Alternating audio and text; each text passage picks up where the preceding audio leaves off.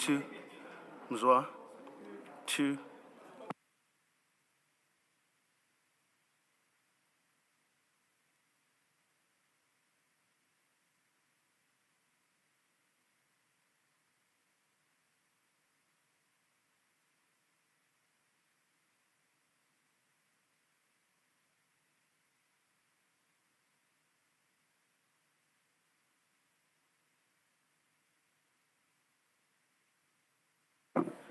Check 1, 2, 1.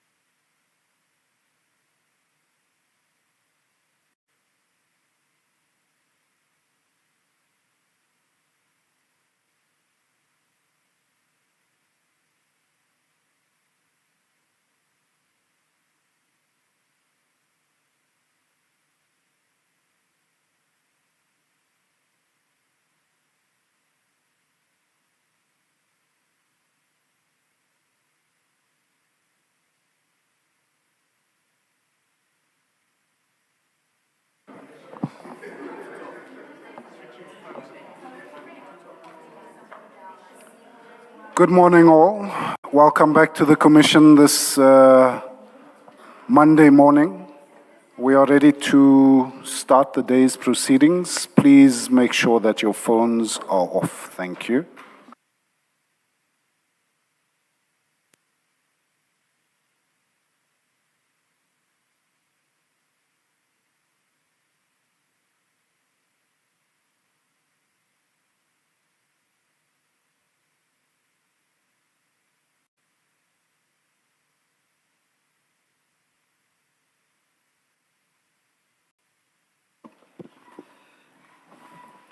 Just want to make sure my phone is off.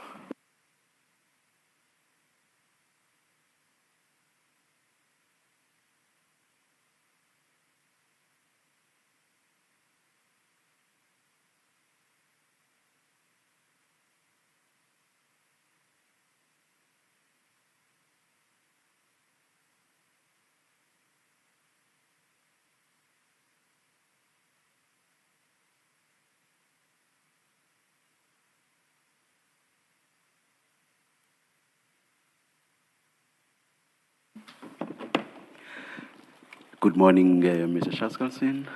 Morning, Chair. Welcome back and good morning, Mr. Ngwato. Good morning, Chair. Good morning, Commissioners.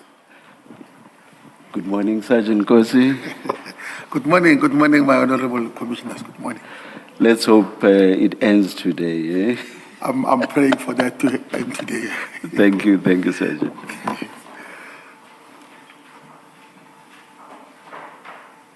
Thank you, Chair. I'm also praying it ends today, Sergeant. Please. No disrespect intended. Sergeant, I want to start today by taking you to a handwritten statement that you gave to the police officers who raided your house in October. And that statement starts on file 3 of the recent statements, of the recent files, and it is at page 1335.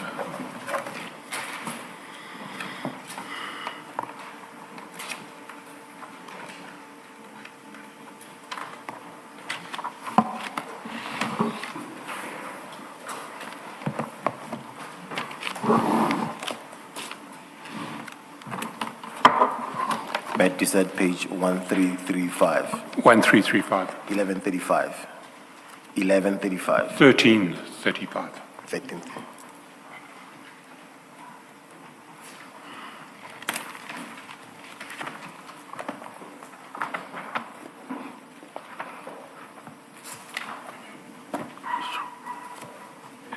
Do you have the statement, Sergeant? That's correct. And Can you just wait? I need to get there.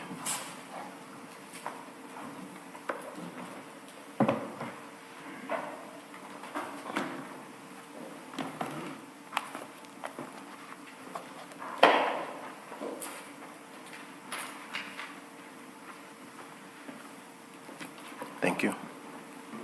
And maybe if we can start at page 1342, can you confirm that it's your signature at the end of the statement on 1342?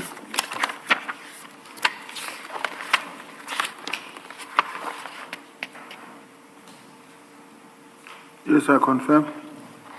And can you tell the Commission the circumstances in which you wrote this statement? Oh, sorry, and is the handwriting your own? That's correct. And can you explain to the Commission the circumstances in which you wrote this statement?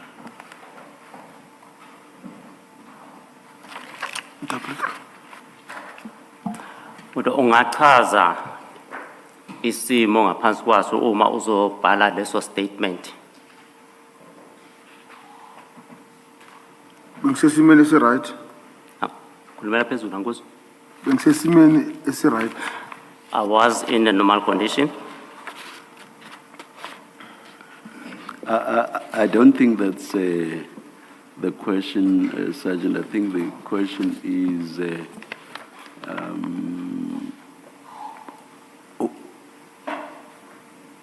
how did you, or rather, what led you to write the statement? I hope I'm understanding correctly, Mr. Shaskasi.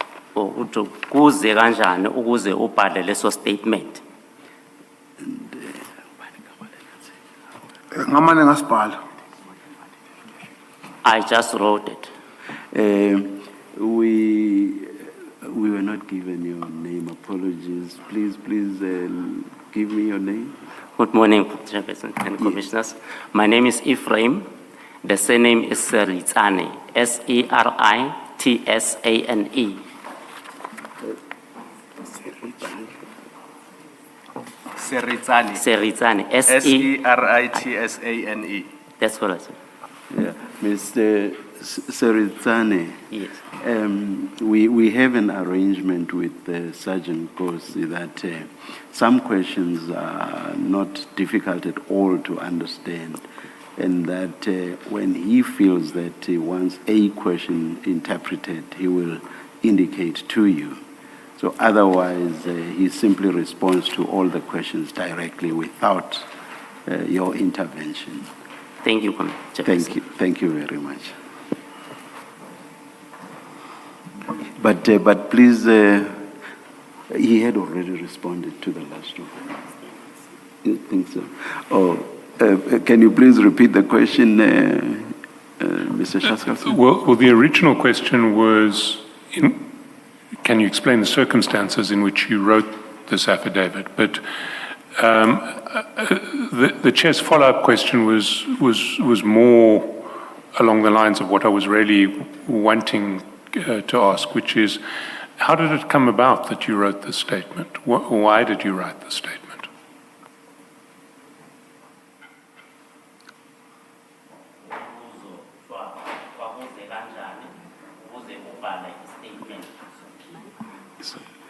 Umbuzo uthi kuze kanjani ukuze ubhale leso statement.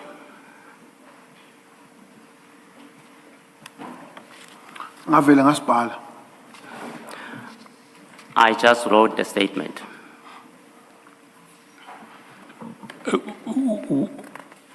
Were you invited to write the statement by the police officers who had raided your home?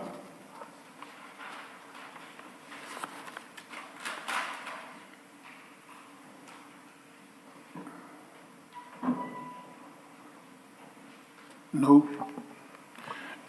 And was it written on the day that they raided your home? That's correct.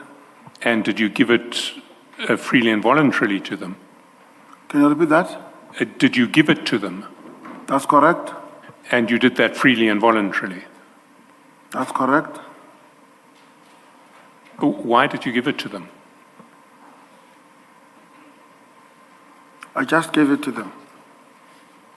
Can I try this? Sergeant Nkosi, what led to you making this statement or this affidavit? That is really the question you are being asked. What led to you writing this affidavit? Okay. It's because of during my raid, they asked me if I What's the had. date? What's the date of your raid? I think it was the 8th of October. 8 October 20? 25. Yes. So during your raid, continue from there? During the raid, they asked me whether if Mr. Matala's Luxor card was in my possession. And then I explained to them that it was not. So I felt like I must write the statement with that effect. So you were not asked to write the statement, you volunteered it? Obviously, I needed to put that down. Yes. I can't say I volunteered. As I'm asked, I need to put that down. I was asked to write it. And so card, just remind us, that's the FNB bank card belonging to Mr. Matlala that you said was found in a speedboat. That's correct. Yes. Mr. Chaskowski. Sergeant, your statement does deal with the Luxo card. It also deals with a series of other issues. Can I ask you to read the statement into the record?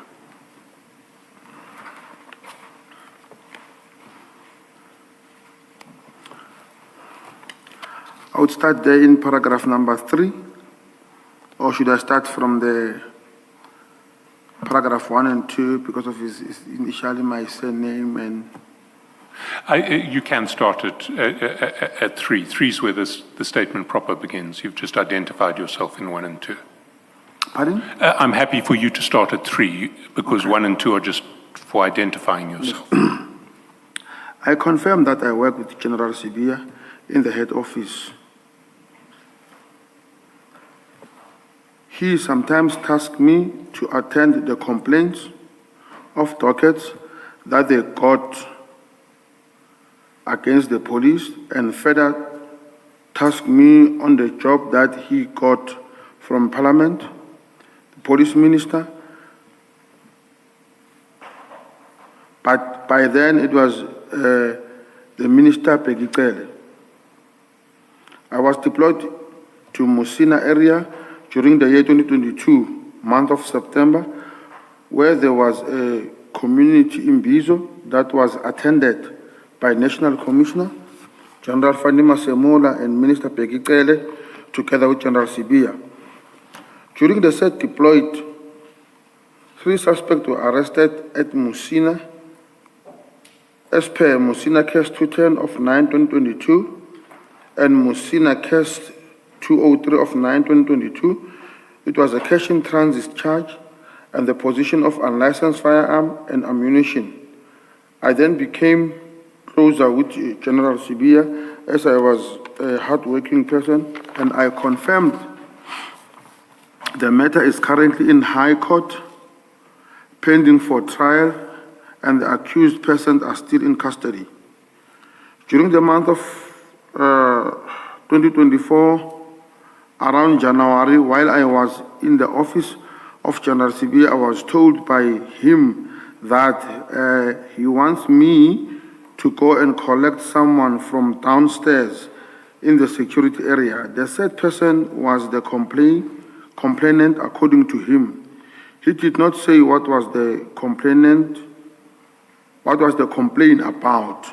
I then went there. On my arrival, I found that it was someone I knew as Mr. Ket Matala, known to me as a businessman in the security industry, and he also ran some few hospital projects according to me. I know Mr. Matala, Ket in bracket, as he used to bike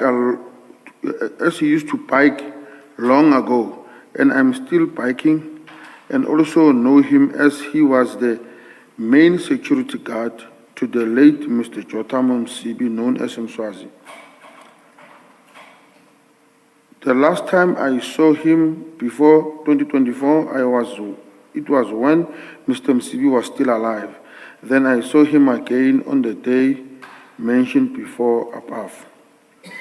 He then took my numbers again because he told me that he misplaced them. I then passed him with my numbers as I still had his own number, even though I never contacted him or he contacted me. I further taken him to General Sibia's office, where I left him at his office. But before that, General Sibia told Ket in my presence that if he can't get hold of him on his cell phone, he might be busy on the state meeting. So Mr. Matala must phone me and would pass the message to him. I then agreed to that, as I did not see any problem, as I know him, referring to Ket as a businessman. I confirmed that time, and again, Ket will phone me or write a message looking for General Sibia, or General Sibia will call me with his phone number looking for Ket. Thinking that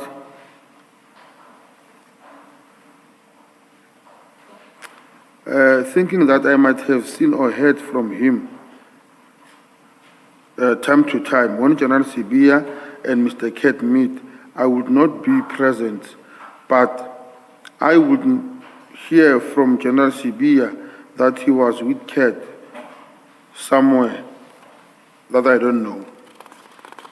Most of the time, Mr. Cat, sometimes when he's looking for General Sibia, he will tell me that I must be loyal in my work because he can make things happen for me in terms of getting me promoted to the higher rank as he got the National Commissioner, Mr. Fannie Nkosi, and the Deputy National Commissioner, Shadrach Sibia.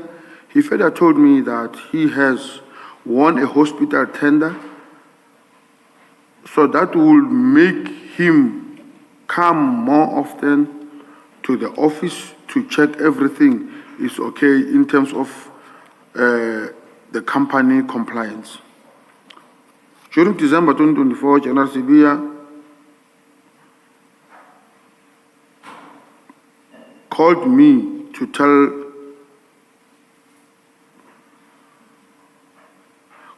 tell me that I must come see him in his office. On my arrival, he told me that I must make a meeting with the General Mkhwanazi of the KZN. He told me that he is worried that him and General Mkhwanazi are not getting along, and this has been happening for a long time. And even Minister Cele knew about it, and he did not do nothing to solve the problem until he went on pension.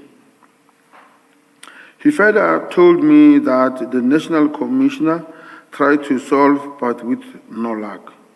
I then contacted Lieutenant General Mkhwanazi to meet him, and he told me that he does not fight with General Sibia, but General Sibia must be the one telling me what is his problem, and further told me that there was an investigation on particular people, but General Sibia's name keep on coming out. So that might be the reason he keeps on wanting to make peace of the meeting with him, now is General Mkhwanazi.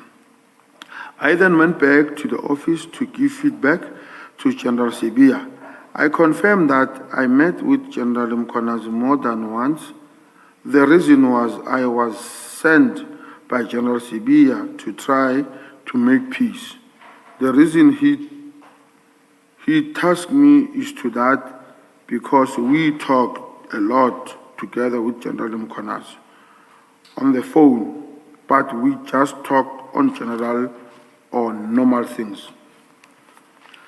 I am not sure if it was December or January 2024 or 2025, I was asked by Stembiso Msibi, the son of Jotamu Msibi, to go and collect the jet ski,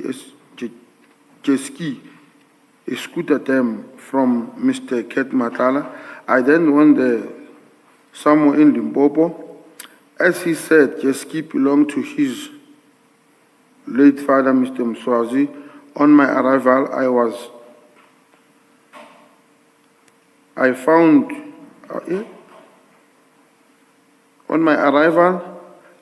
him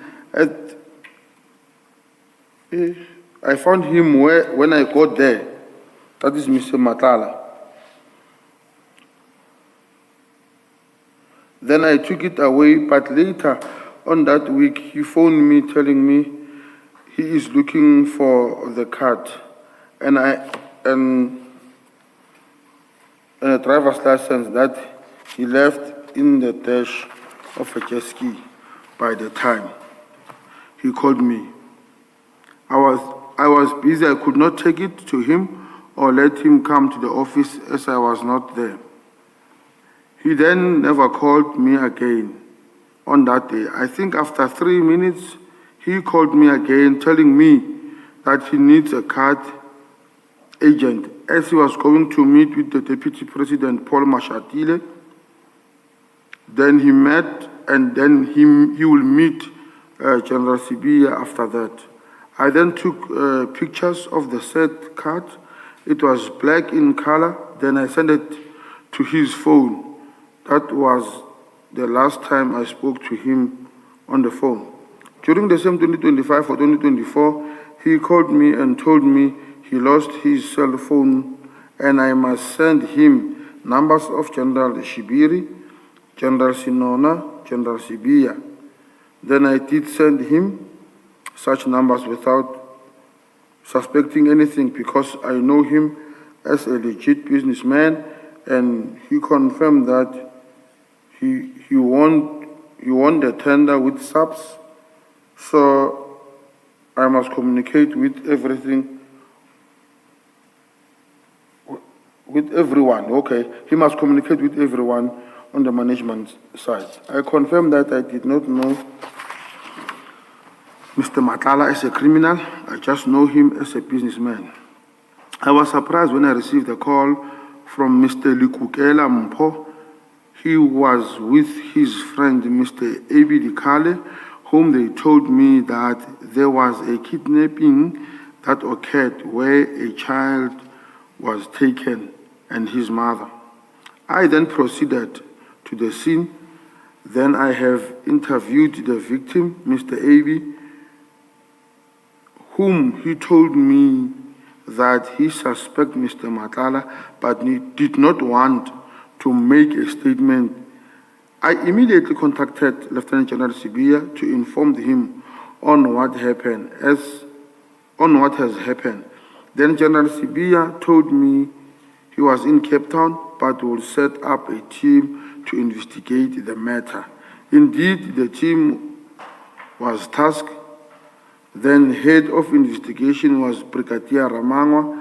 Then the operation was conducted and at Atteridgeville, but the victims were not found. So from that time, the team was busy with the said investigation. When they told me, as I was not part of it, they said it was at advanced stage and arrests are imminent. That is all I can say. And now, Sergeant, are there any parts of the statement that are not correct that you would want to disavow or correct? I can't be sure of that, but by the time I was writing this statement, this is what I remembered. So, and the statement was written on 8 October last year? That's correct. And it might happen that maybe I might have omitted some important things, but not deliberately because of I was lying, or maybe I wanted to shift something. No, it was maybe an honest mistake if I've omitted.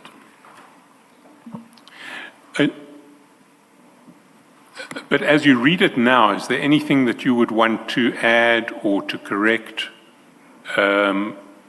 before I start questioning you about specific details in the statement?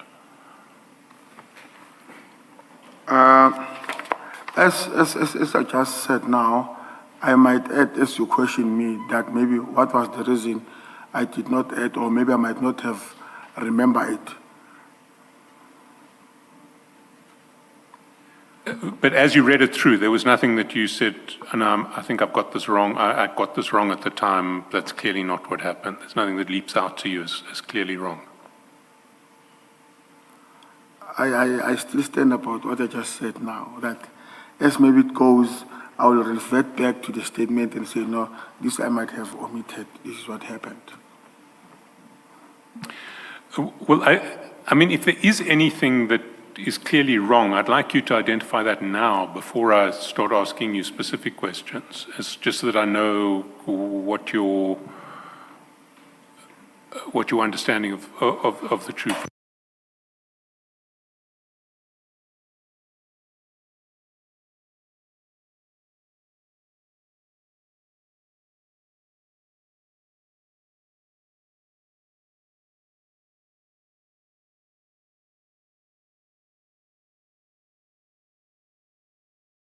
close it as fully so that I must not be seen as someone who's not truthful to the commission.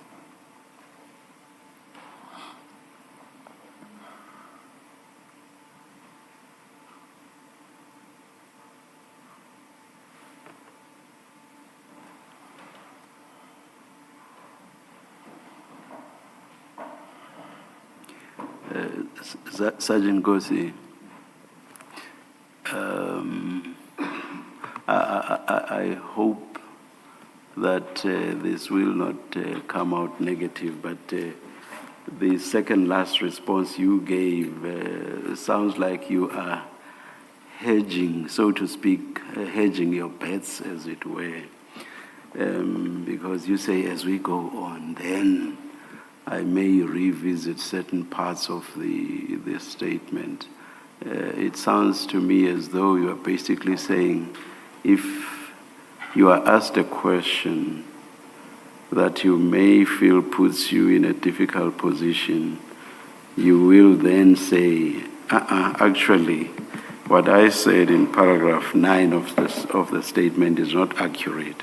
And you will only say that upon being faced with a certain situation arising from a question. Am I correct or am I wrong to understand your response to that second last question? Thank you, Commissioner. I don't know if maybe I would be answering correctly. I'm saying I don't want to say some statements that I wrote here or words are incorrect or are false. I say at that time they were correct. I might have maybe omitted something that I was supposed to write and I did not write it. But for me not to write it, it does not necessarily mean it's a lie or I'm changing a statement. It would be in addition to that what I've wrote here. Okay, you are talking about things that you may not have written. Let's focus on those that you have actually written. Yes. As you read the statement this morning, did you think, paragraph 8 is not conveying the, I'm just giving 8 as an example. Yes. Paragraph 8 is not conveying what actually happened? Or did you, as you read the statement, take the view that everything I have read is actually accurate? I don't like what appears to be sitting on the fence, and you'll then follow wherever it suits wherever it suits you. Exactly. Yes. Exactly.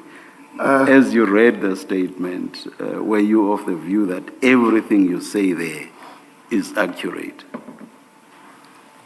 Yes, according to my understanding, I might be subjected to be correction in terms of the dates.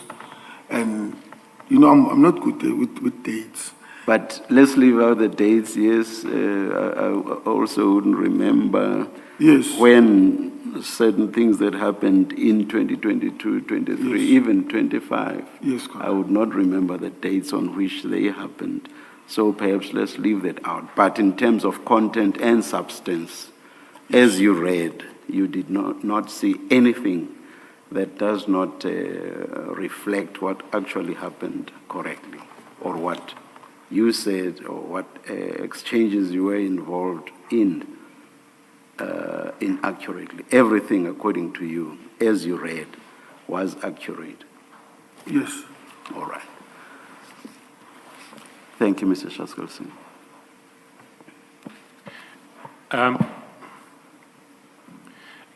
Can I just get clarity on a couple of issues in this statement? The first is at page 1340.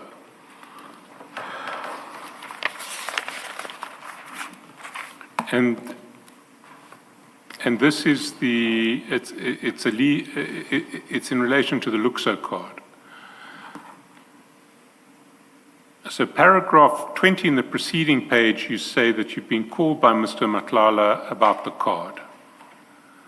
And then 21, you say, at the time he called me, I was busy, so I could not take it to him or let him come to the office as I was not there. And then 22, he never called me again that day. I think after 3 minutes, he called me again, telling me that he needs the card again, urgent, as he was going to meet Deputy President Mashatile, brackets Paul, then meet General Sabia after that. I then took pictures of the said card. It was black in color, then sent it to his phone. That was the last time I spoke to him.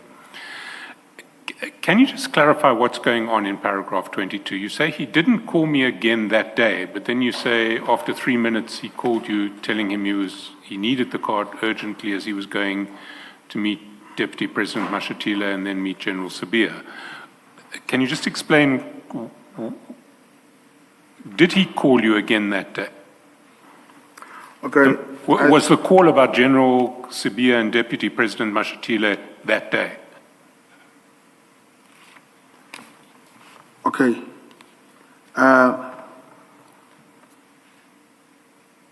If I understood you correctly, you're asking if was the call about the card or the call about Deputy President Mashatile and Sabia? If I'm not mistaken, is how I heard you. Well, the first question is, was the call on the same day he had called you about the card? So let's maybe answer that first, and then we can get to the second question. Okay. Maybe to rectify the statement,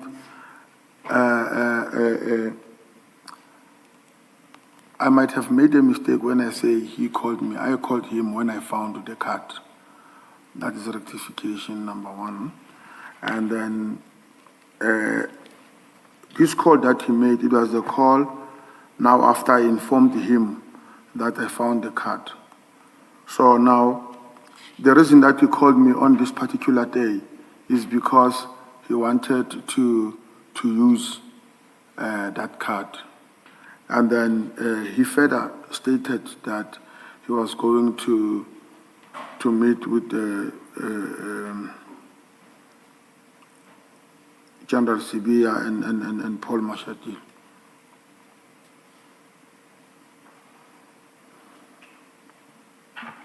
I mean, we'll come back to who called whom, but what your written statement says is he needs the card urgent as he was going to meet Deputy President Mashatile and General Sabia. Was your understanding that he needed the card in relation to his meeting with the Deputy President and General Sabia?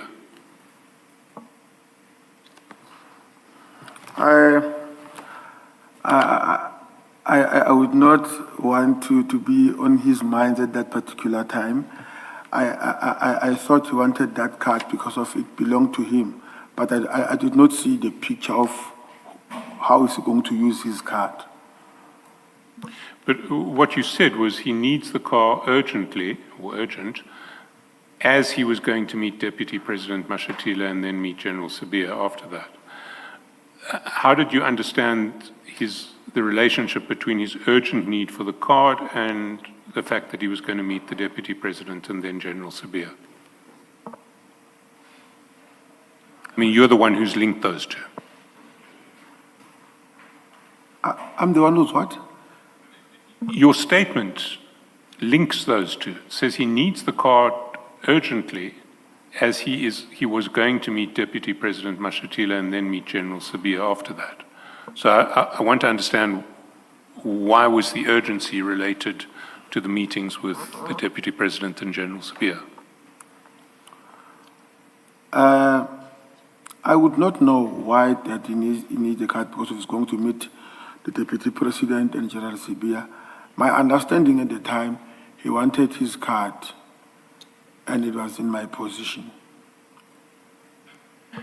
But was he the one who said to you, I need this card urgently as I'm going to meet Deputy President Mashatile and then General Sabia after that? That's were those his words? That's his words.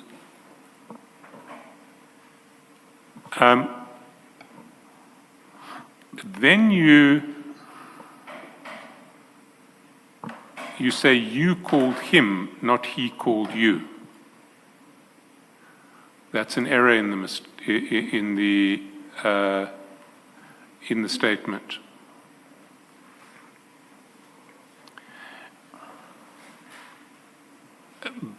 But if we look at the statement,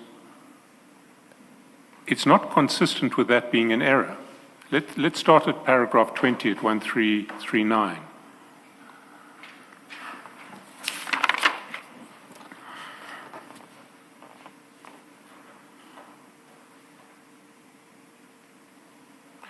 You say, on my arrival, that's at Mr. Matlala's farm, I was found by him at the gate.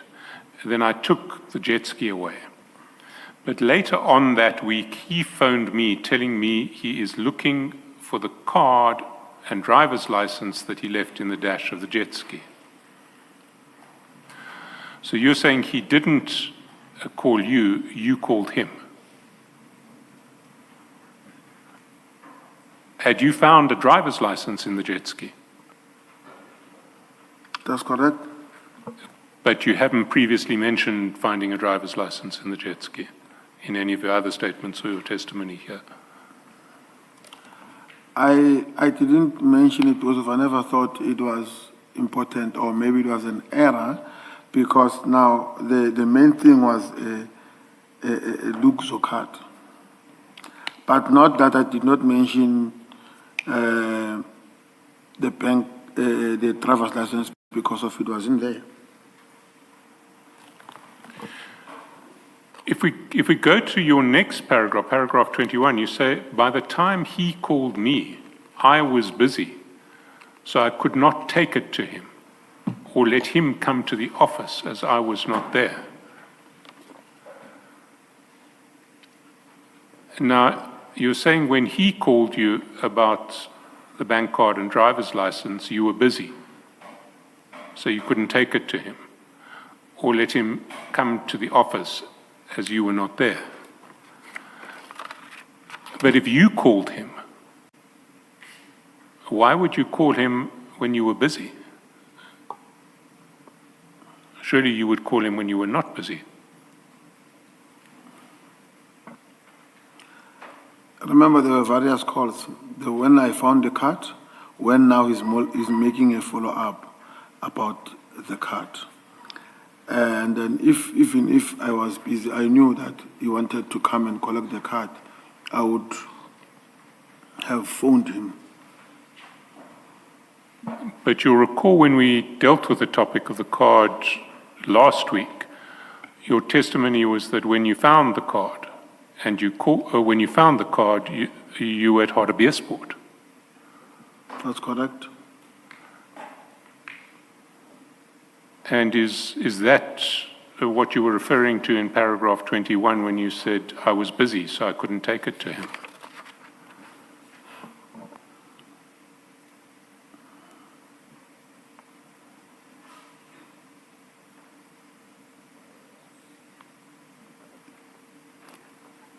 Sergeant Nkosi?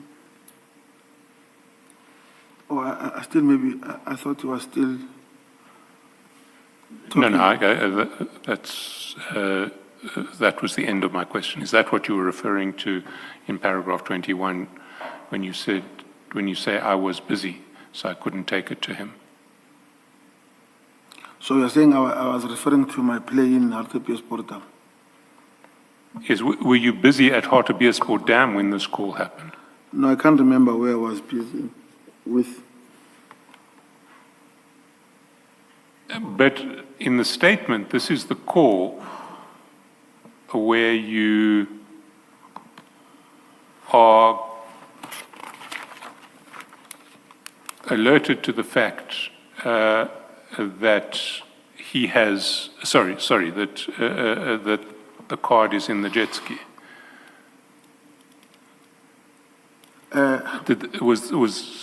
Was there not a call of that nature from Hartbeespoort Dam? Okay. Maybe to clarify, he did not want that card on the very same day when I phoned him that I found the card.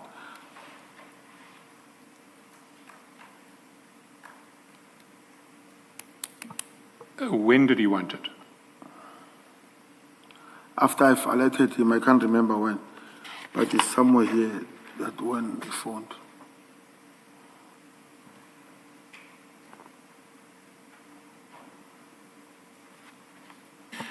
Because you see, there was certainly a point at which he wanted the card urgently, because you mentioned that in paragraph 22, where you say, I think after 3 minutes he called me again, telling me he needs the car urgent as he was going to meet Deputy President Mashatile and then meet General Sabia after that. So when did the urgency arrive on his side?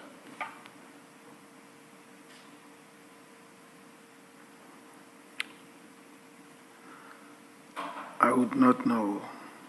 Well, if we read on, so you've just recorded his conversation with you. He called me again telling me he needs the card urgently as he was going to meet Deputy President Mashatile and then meet General Sabia after that.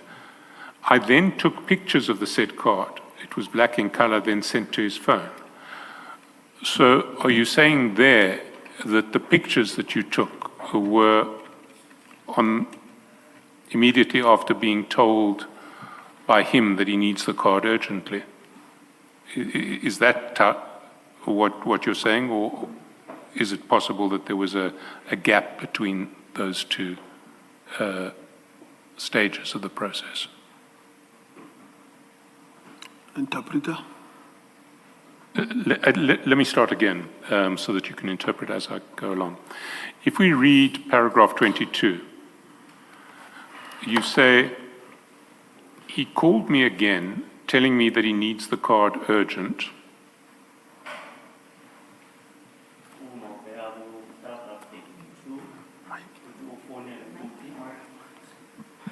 Paragraph 32, we work for Nela 40. 22. 22. Ekutshela ukuthi ke ufuna ikhadi ngokusheshsha my agent. As he was going to meet Deputy President Mashatile, then meet General Sabia after that. Njengoba eyohlangana no Deputy President Mashatile and emva kwaloko eyohlangana no General Sabia. I then took pictures of the said card. It was black in color, then sent to his phone. Wabusuthwebula ikhadi leyo wathatha ifoto yakhona imnyama ngombala wabusuyithumela kuye. Now, are we to understand that it was immediately after he told you that he needed the card urgently that you took the pictures of the card and sent them to his phone? Uthi kusemva ukuthi akufonele athi udinga ikhadi njengoba uthatha isithombe umthumela yona.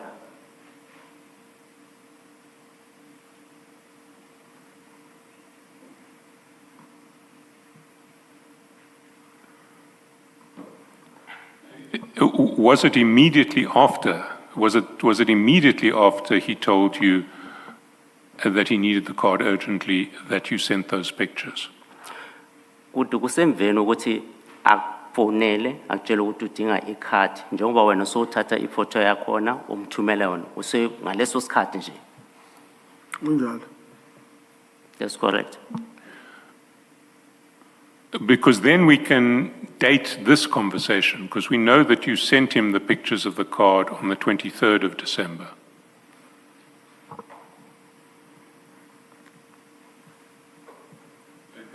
Sorry, interpreter, can you interpret and then I'll go on?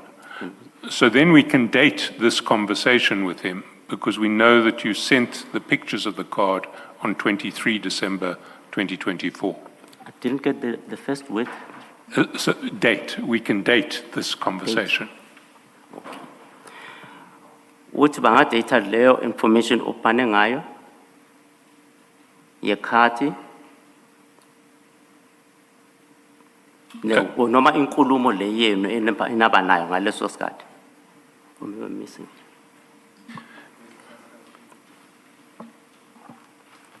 think maybe what you are trying to say is because we have the WhatsApps and we know from the WhatsApps when he sent the photo to Mr. Matlala, we can get the date from there.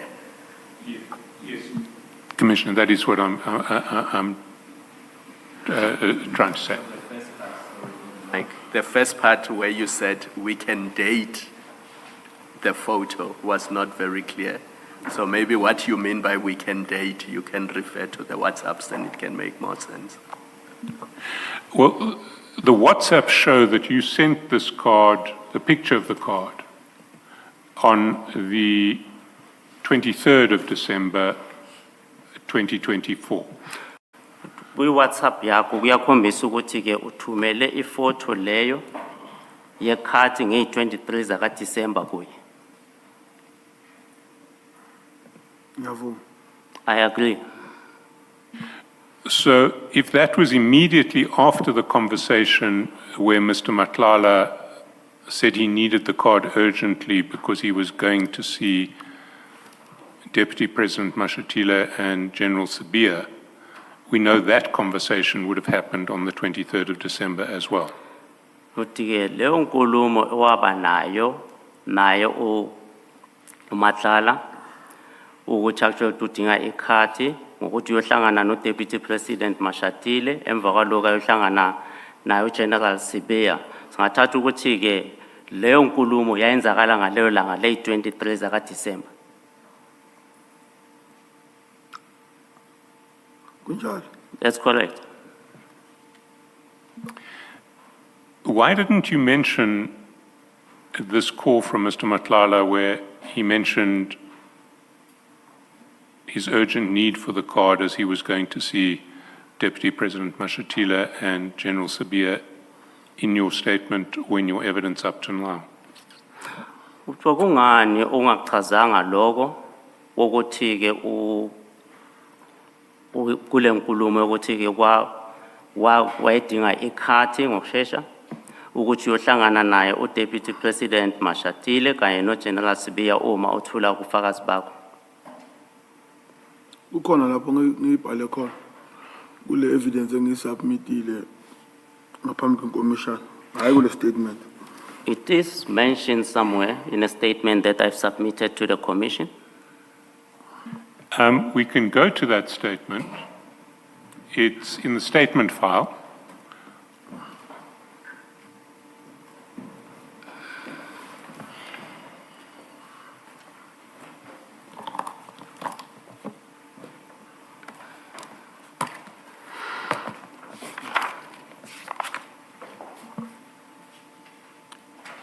And you deal with the card starting at the bottom of page 1, paragraph 5.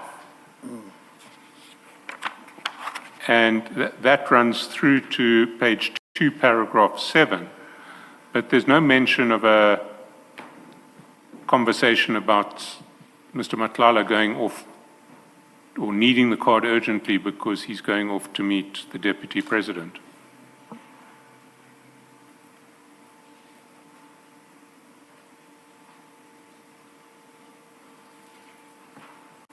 Ngiyayibona? Sorry? Can you? Ngiyayibona. I can see it. So my question is, why did you not mention this? Kungabe kuyi-human error, It could be a human error. kodwa ngisaphinda ngithi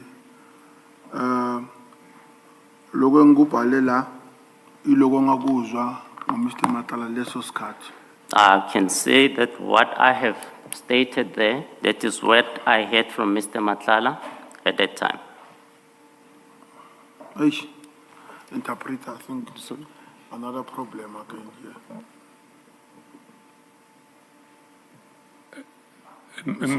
Maybe if you repeat your answer and we can interpret it again. Phinda umbuzo. Phendula impendulo. Kungabe ngingakubhalanga mangibhala lokho engikubhale lapha, kodwa engisakuphinda namanje ngithi lokho engikubhale nalapha iloko kwenzeka leso sikhathi okwakukushiwo Mr. Matlala. I can say what is not on the statement And what is on the statement is what I heard from Mr. Matlala at that time. When you say loku engibhale lapha, ukhuluma nge-statement leso sibhale ngesandla. Kunjalo. So that's what it refers to the statement that I've written, handwritten.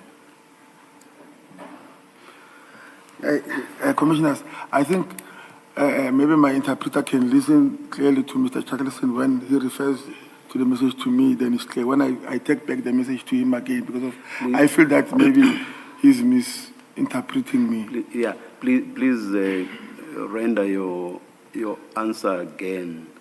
And when you talk about what you've written, so to be sure of the distinction you are drawing, please explain your statements with reference to the one that is handwritten and the one that is typed. And then your answer will be clearer, and I hope that Ms.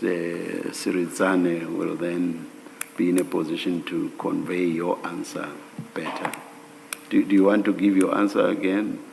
Or do you want the question to be repeated for you to answer again? Yeah, I think it will be fair on my side too. Yes. Get the question again. Yes. Yes, Mr. Shaskalsi. The question is why in the typewritten statement that was the only statement you submitted to the Commission, did you not mention the fact that Mr. Matlala had said he needed the card urgently because he was going to meet with the Deputy President? Kuthiwa kule statement esibhalwe ngesandla. No, the typed statement. Reference by Mr. Shaskalsin is to the typed statement. Sorry, Mr. Chairperson.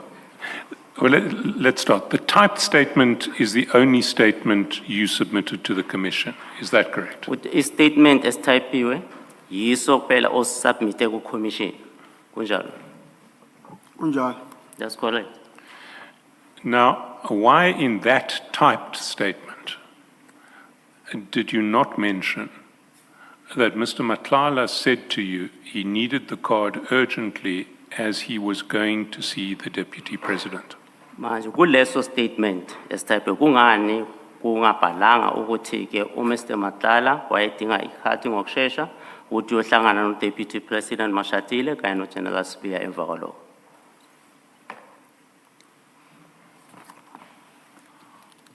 Kungabe kube impazamo embhalweni or ekubhalweni kuyi-type statement ngakubalanga lokho. It could be a mistake on a statement or when the statement is written that I omitted that. Futhi ke engikubhale kule statement engibhale ngaso ngesandla akusho ukuthi siyamanga ngoba lokho angikufakanga la. And again, on the handwritten statement, doesn't mean that it's a lie because I didn't mention that on this statement, On the type statement. on the type statement. So what's in the handwritten statement in this regard is true. Futhi okusestatementini esibhalwe ngesandla kuyiqiniso. Ukuya ngale paragraph. Just the statement that Mr. Matlala told you he needed the card urgently as he was going to meet the Deputy President. Kuthi kule nkulumo yokuthi uMnumzane Matlala ufuna ikhadi ngokuthi uyohlangana no Deputy President. Kunjalo. That's correct. Now, why would you forget to mention something like that in your statement to the Commission? Kungani ukhohlwe lokho ukufaka kule statement osubmitile ku commission? Uma nomunye umuntu awayenza amaphutha kungabe ngikhohliwe ngaleso sikhathi maybe ngokufake ngenhliziyo kanti ngokumbhalo ngokufakanga. Everybody can make a mistake in writing, and maybe I thought I have written it just by where I was thinking, and I did not put it in. It wasn't just in the statement, it was also when I questioned you in relation to the card and your conversations with Mr. Matlala relating to the card in the hearing. You didn't mention it there either. Is there a reason? Akusinje estatementini lese noma estatementini kungekho unangale nkathi ubuzwa imibuzo azange ukusho lokho kokuthi ke umnumzana Matlala wayefuna ikhati njengoba ayohlangana nayo deputy president.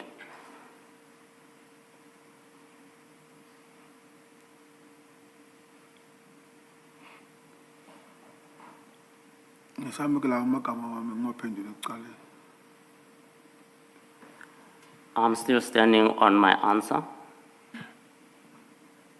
You answered that it is the truth, but you just made a mistake in not mentioning it. Amazwi akho ukuthi kuyiqiniso kodwa ukhohle ukukhulu ukukumenshina lokho. Kunjalo. That's correct.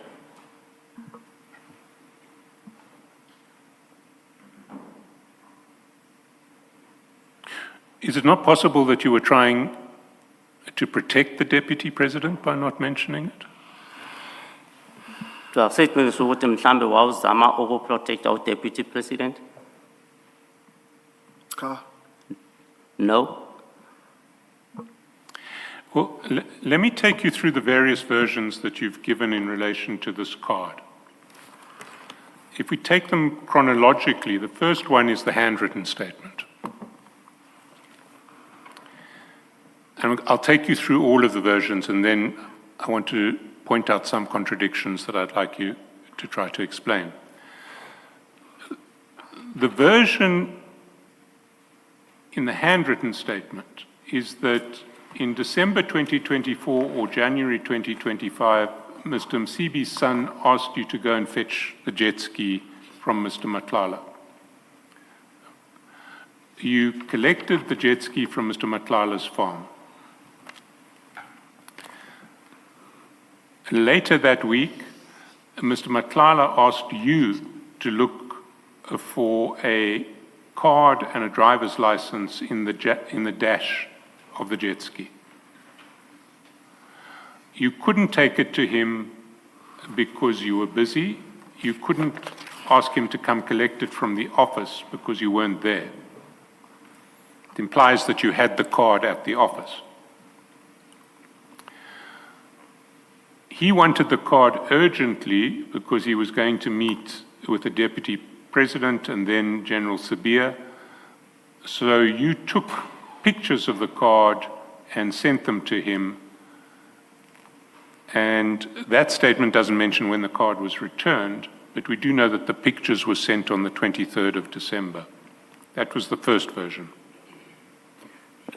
Sergeant Nkosi, you confirm everything that Mr. Shaskalsina just said. I do confirm my... Thank you. The second version was in the statement that you gave to the Commission. In that statement, you didn't mention collecting the jet ski from Mr. Matlala's farm. You didn't mention a call from Mr. Matlala. You didn't mention Mr. Matlala saying he needs the card urgently because he's going to meet the Deputy President and then General Sabia. What you did say is at paragraph 5,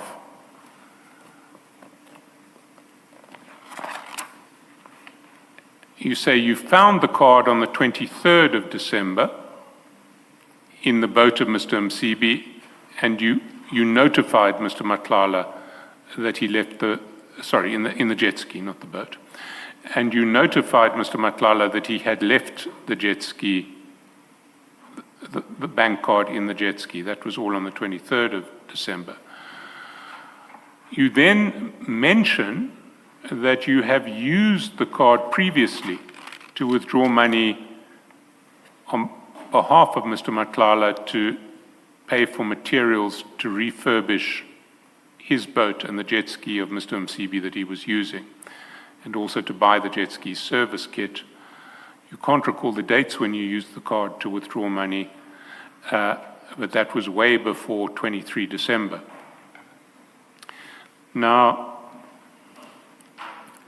Do you confirm this too, Sergeant Nkosi, and this relates to the typed statement that you've submitted to the I confirm, Commissioner. Thank you. and you also referred then to 2 WhatsApps from Mr. Matlala on the 5th and 21st of January, referring to plastic, which you said was a reference to the card. That was in paragraph 7 of your statement.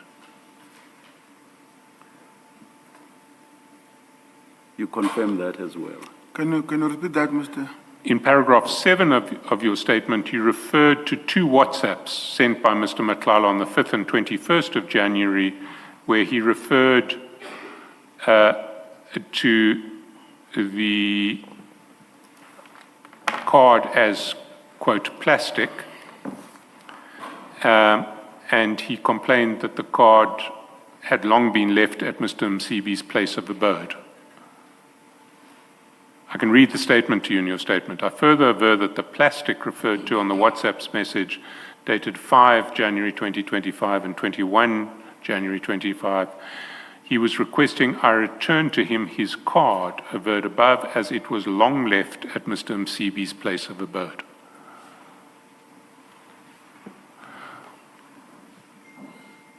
You see that? Yes, I see. Now, there was no mention of these WhatsApps in your written statement. There was no mention in your written statement of your... By written, you mean handwritten? Handwritten statement. There was no mention of the fact that you had made withdrawals on the card to fix the boat and the jet ski. And there was no mention in the written statement that the card had long been at Mr. Msibi's place of abode.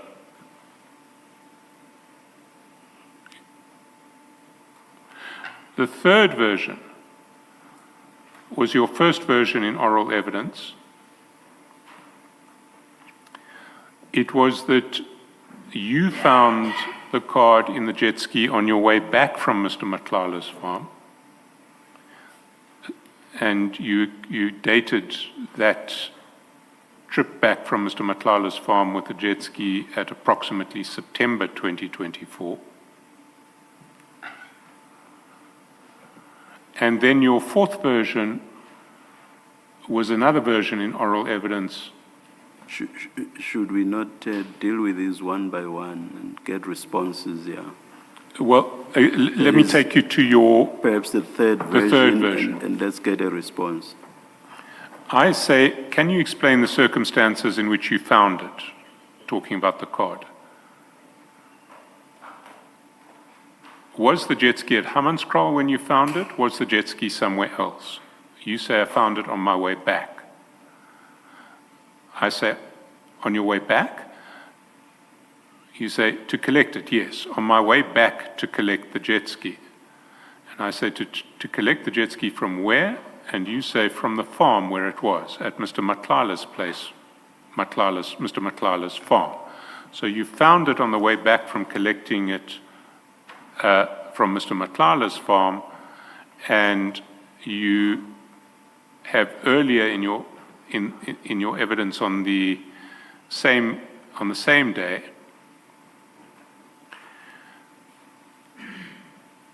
confirmed that you collected the jet ski in around September 2024. You recall all of that? I recall. But when I took you up on that issue in oral evidence, you immediately changed your version, and then you said, actually I found it at Hartbeespoort Dam. I found the card at Hartbeespoort Dam when I'd taken the jet ski to Hartbeespoort Dam. and that came later. I said, where were you when you found the card inside the jet ski? And you say, I was in the dam. Which dam? Hartbeespoort Dam. So there are a whole range of issues on which you've given fundamentally contradictory evidence in relation to this card. I disagree. Well, the first issue is, did you find the card in September, or did you find the card in December? You've said, on some occasions you've said it was when you were fetching the jet ski or shortly thereafter, which would have been September.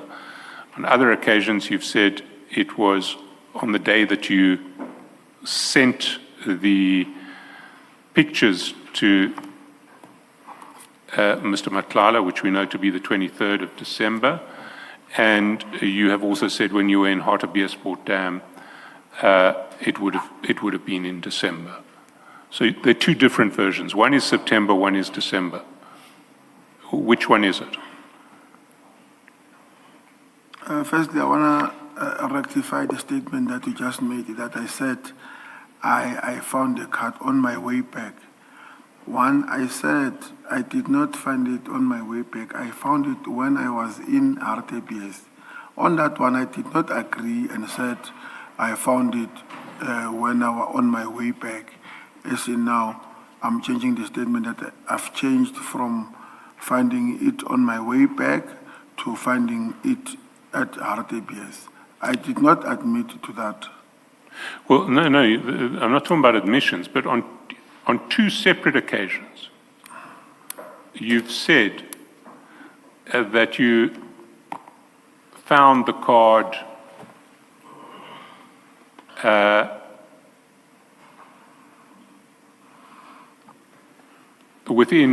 either on your way back from Mr. Matlala's farm in September or later that week. So the handwritten statement says it was later that week. It says, on my arrival, I was found by Mr. Matlala at the gate, then I took the card away, but later on that week he phoned me, telling me he's looking for the card. So the version in the handwritten statement is it was within a week of fetching the jet ski from Mr. Matlala's farm, which we know was approximately September. That wasn't the only point at which you said that it was in September. Your first answer in oral evidence when I asked when you found the card was you found it on your way back from collecting the jet ski from Mr. Matlala's place, which we know was in approximately September. So on two separate occasions you've said September. On two other occasions you've corrected that, or tried to correct it and say December. That's the first contradiction. The second contradiction is how you found the card, whether you found it independently or whether you found it because you were called by Mr. Matlala. So in the handwritten statement, it was Mr. Matlala who alerts you to the existence of the card. And the handwritten statement not only says that, but then puts up a version which is only consistent with your being alerted to the existence of the card by Mr. Matlala. So if you look at page 1339,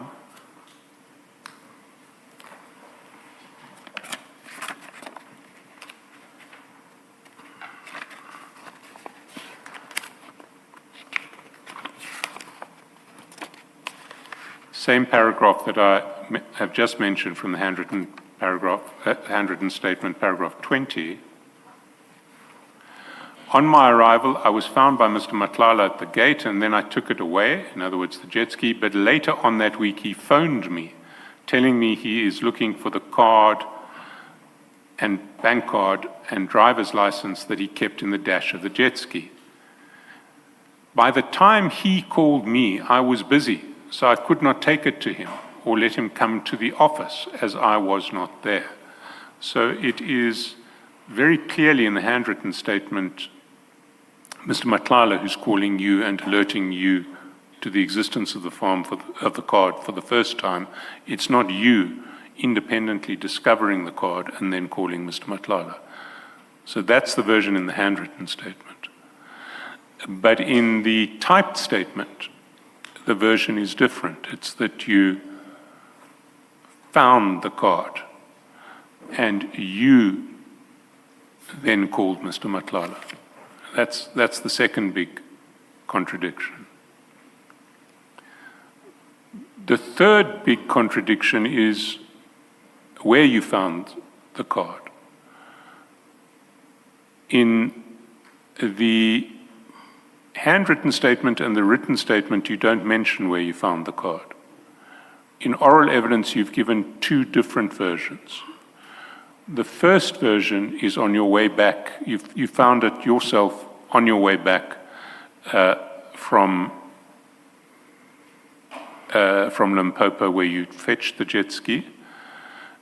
The second version was you found it when you opened the dash at Hartebeespoort Dam looking for the key of the jet ski when you were going to use it for the first time after you had returned it. So those are two contradictory versions. It's a third contradiction in your story of the card. Do you want him to comment? Well, ultimately, I'm going to ask you to comment on all three contradictions. I've already asked you to comment on the failure to mention Mr. Matlala's linking of his urgency to recover the card with his visit to the Deputy President. So let's take those contradictions one by one. The first contradiction is when you found the card. Was it September or was it December? December. Why then did you twice give a version that could only be consistent with having found the card in September? That the card was found within a week of either on your way back from returning from Mr. Matlala's farm or later in that same week. Why do we get those two versions from you, one in your handwritten statement, one in your oral evidence? As I've stated that it might have been a human error. But it's an error that is repeated. It's not a once-off error. It's an error that's repeated. It first appears in the handwritten statement, and then it repeats itself in the oral evidence.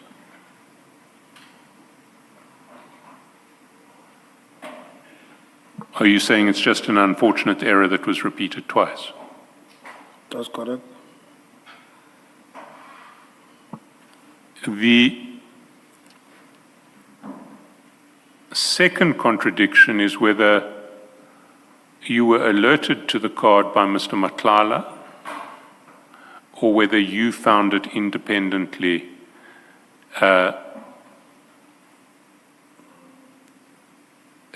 yourself. In your handwritten statement, you say that Mr. Matlala called you and said, I'm looking for my card and my driver's license that I keep in the dash. In your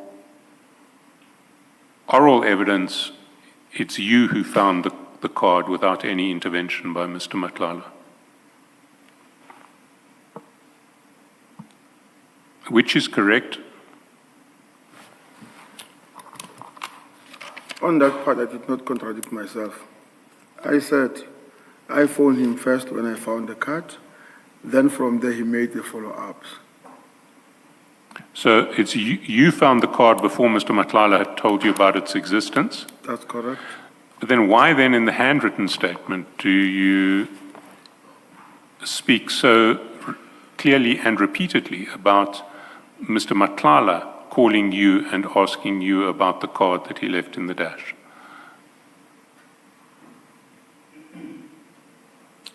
It was a follow-up call from Mr. Matala. I have phoned him first to let him know that I found the cards. But that's not what you say in your statement. You say that Mr. Matlala phoned me, telling me he is looking for the card and driver's license that he left in the dash of the jet skis. He wouldn't say he's looking for it if he knew that you'd already found it and had told him where it is. As I said, that it might have been a human error on my side. So that's a second error in this handwritten statement. The third error, or the third contradiction, is where you found the card. You have given a version in the handwritten statement. Well, you gave a version in oral evidence that you found the card on your way back from Mr. Matlala's farm, and then you changed that evidence and you said, no, well, actually it was when I took the jet ski to Hartebeespoort Dam for the first time after I had returned it to Mr. Msibi's house. Which one was correct? I did not say it. You said it. I was rectifying you that I did not find it on my way back. I found it when I was in Hartebees. I'm not the one who said I found it. You are the one who said that. No, Sergeant, it was you. No, it was not me. No, I've got a transcript of your evidence. I said, was the jet ski at Hammanskraal when you found it? Was the jet ski somewhere else? Your answer was, I found it on my way back. I say, sorry, on your way back? You say, to collect it. Yes, on my way back to collect the jet ski. I say, to collect the jet ski from where? And you say, from the farm where it was at Mr. Matlala's place.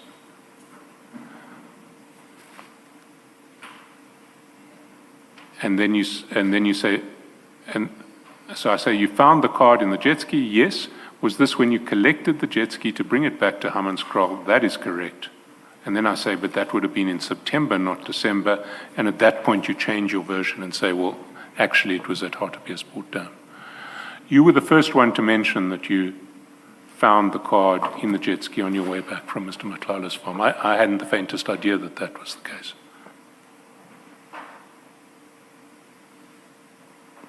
That is not what I've said. Well, the record will speak for itself in that regard. And if needs be, we can play back the recording to you. You were the first one to raise that you had found the jet ski on your way back from collecting, sorry, you had found the card on your way back from collecting the jet ski from Mr. Matlala's farm.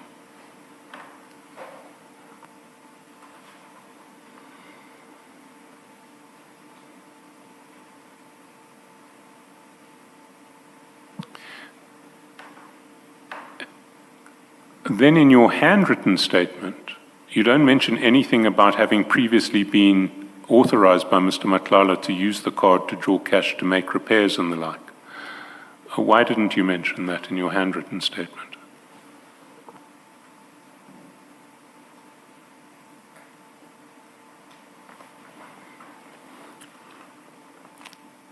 I don't know why I have not mentioned that. But I remember going back to that statement that I've said that I might have mistakenly thought that I wrote it here, but it was all in my mind. You see, I have my own theory about what that card was about. My theory is that that card was given to you by Mr. Matlala as a means of allowing you to draw cash from Mr. Matlala's accounts. In other words, essentially to pay a bribe either to you or to General Sabia, through you. and that the reason for all of these contradictions is that you're trying to work out a version that would plausibly explain your possession of the card in innocent terms. Or what's your answer to that?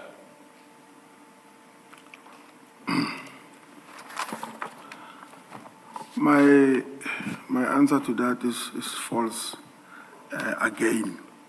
One, Mr. Matala had no reason to pay the so-called bribe to me via card. One, to elaborate on that, I did not have anything or means to make nor to push Mr. Matala to pay bribe on me. I was not investigating him. I did not do him anything or any favors. The only thing that I did, it was only these jet skis and the boats. Two, I don't know what kind of bribe will be enough for General Sibia to be out on a card, according to say it was a bribe from Mr. Matala to General Sibia via me. If it was a bribe, I don't think that maybe I would be so dumb to let a paper trail follow me if it was a bribe. Because of automatically, if it was going to be investigated, I was going to be caught that indeed it was a bribe for General Sibia. So I totally disagree with your statement. Well, let's take your last explanation. If we assume that the impalas that Mr. Matlala delivered to General Sibia were a bribe, that was a bribe that was delivered through arrangements that were made through you. Is that not correct? If we assume that it was a bribe, just make that assumption. I would not even comment on the bribe issue. No. But the impalas that Mr. Matlala arranged to be delivered to General Sibia's home are impalas in respect of which the delivery arrangements were made through you. Mr. Matlala sent you messages, you forwarded them on to General Sibia, you had calls with General Sibia, you came back to Mr. Matlala, and that's how the delivery was done. No contact between Mr. Matlala and General Sibia, but contact between Mr. Matlala and you and General Sibia. You recall that? I recall that. Now, and we saw in relation to Tshwane this modus operandi of people not wanting to be seen talking to each other or doing transactions with each other, with intermediating their communications through you. We saw that repeatedly with the CFO and General Dlamini. You recall that? I distance myself from that statement you made that people don't want to be seen communicating with others, and then they communicate through me. No. Well, I want to put it to you that that's what we saw in Tshwane. You can dispute it, but I'm going to put it to you. Are you just disputing it? Yes, I'm disputing it. You see, it seems to me that this is another example of that modus operandi, that if Mr. Matlala and General Sibia don't want to be seen communicating with each other, and communicating with each other in relation to money that Mr. Matlala will pay to General Sibia, they would probably have made arrangements to structure their dealings with each other through you. What's your answer to that? No, that is your version, not mine. Well, let's see let's go to the bank transactions on that card. And if we go to page 1325,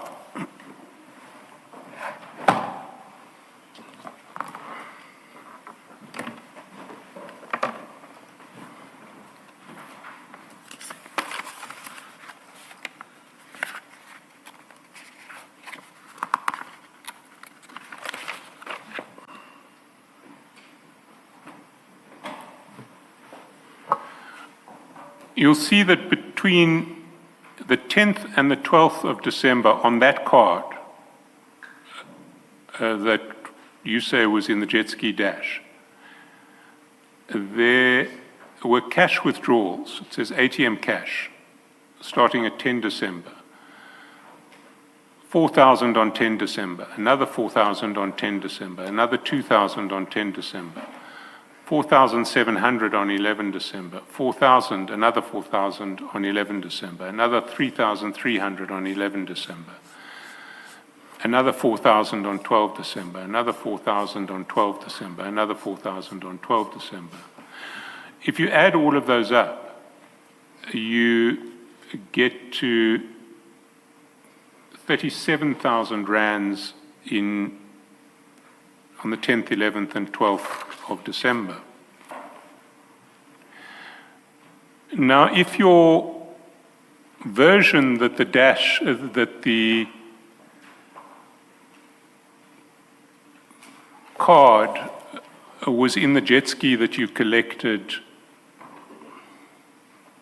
from Mr. Matlala's farm in September is correct, we know that you had the card in your possession on 23 December when you took a picture of it. So that card was either sitting in the jet ski for 3 months before something strange happened and somebody managed to withdraw cash on it on 10, 11, 12 December, 37,000. Or, and I put it to you that this is much more likely, you had it in your possession not just on the 23rd of December, but over that entire period when you collected, since you collected the jet ski in September. And so that those withdrawals would have to have been done by you. What's your answer to that? No. So how do you explain these withdrawals on the card on 10, 11, 12 December? Who would have had access to that card on 10, 11, 12 December? I would not know. Well, you must know, because you had the card in your hand on the 23rd of December. Are you saying that you didn't have it? When are you saying it first came into your possession? Okay. On that particular day that I had the card with me in December, it was not the first time coming across the card. But in December, the card was on the jet ski. And I also confirmed that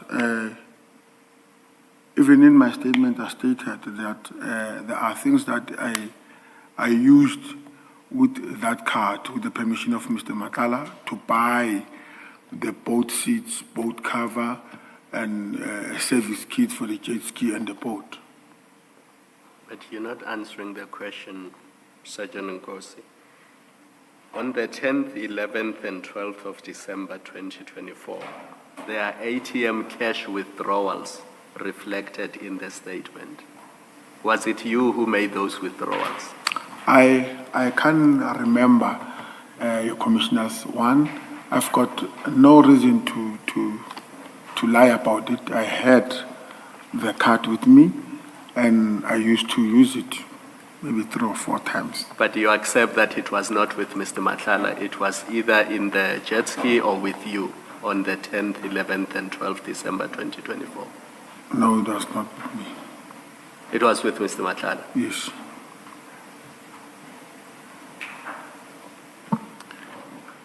But how could it be in Mr. Matlala's possession on the 10th, 11th, and 12th December if your consistent version across all of your explanations is that the card was found in the dash of the jet ski? You'd collected the jet ski, returned it to Mr. Msibi's house in September. So if that's where the card was, how could Mr. Matlala have used the card to make withdrawals from 10 to 12 December?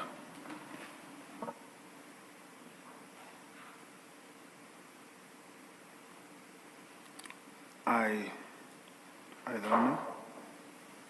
You don't know? Yes, I don't know. You see, I don't think it, I put it to you that it is extremely improbable, if not impossible, for Mr. Matlala to have used a card that was in the dash of the jet ski when you collected it in September, and that he was still looking for in December. How on earth could he have used that card to make withdrawals from 10 to 12 December?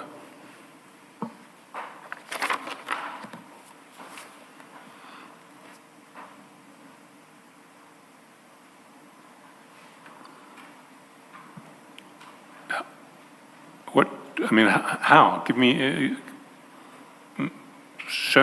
give me a suggestion that suggests that this would be possible. How would it have happened? But if you see there, according to me, on the 10th, the 12th, there was money withdrawn, there was money, there was orders made on the 13th, 14th December, mini statement withdraw from the card, and it was done through, he said, VM Matlala. So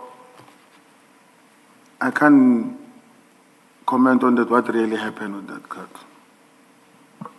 No, I mean, one does see FNB app transfers from VM. Now that I can understand. Mr. Matlala will have an app on his phone that will enable him to access money in the account to transfer or to make payments. But ATM cash withdrawals, you need the card. Yes. And those are the ones that I'm interested in. Those are the ones that happen at a time when I don't see how Mr. Matlala could have been in possession of the card.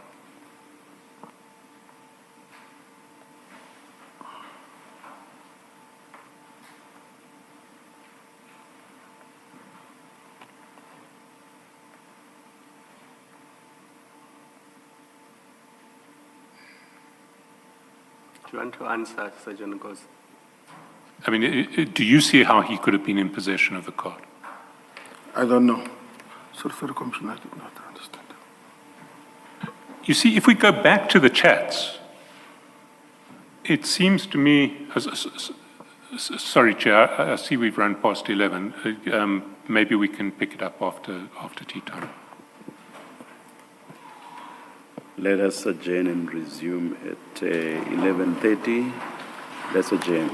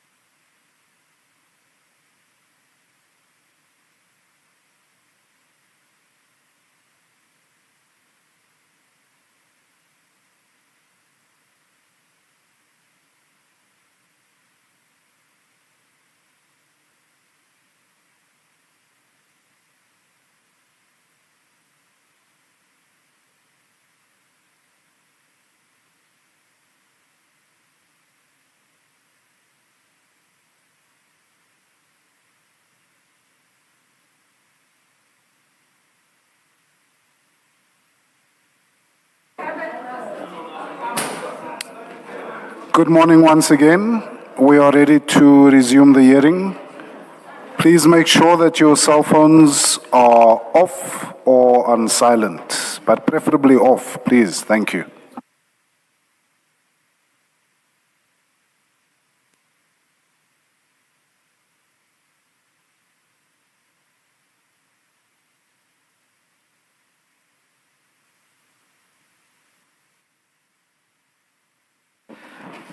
Before you start, Mr.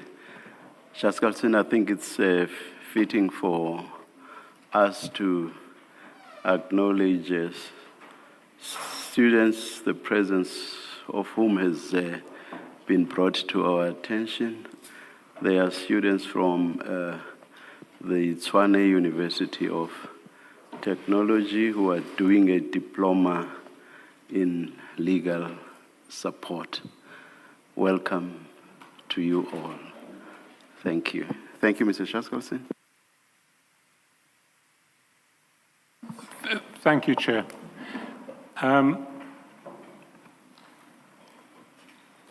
Sergeant,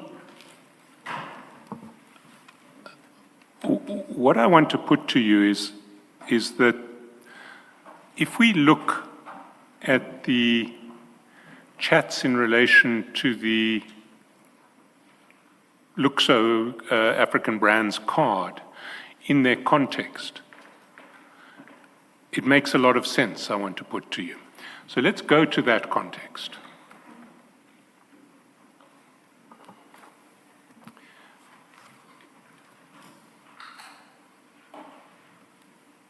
The request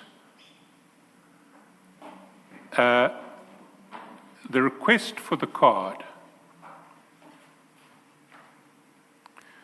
is initiated by Mr. Matlala.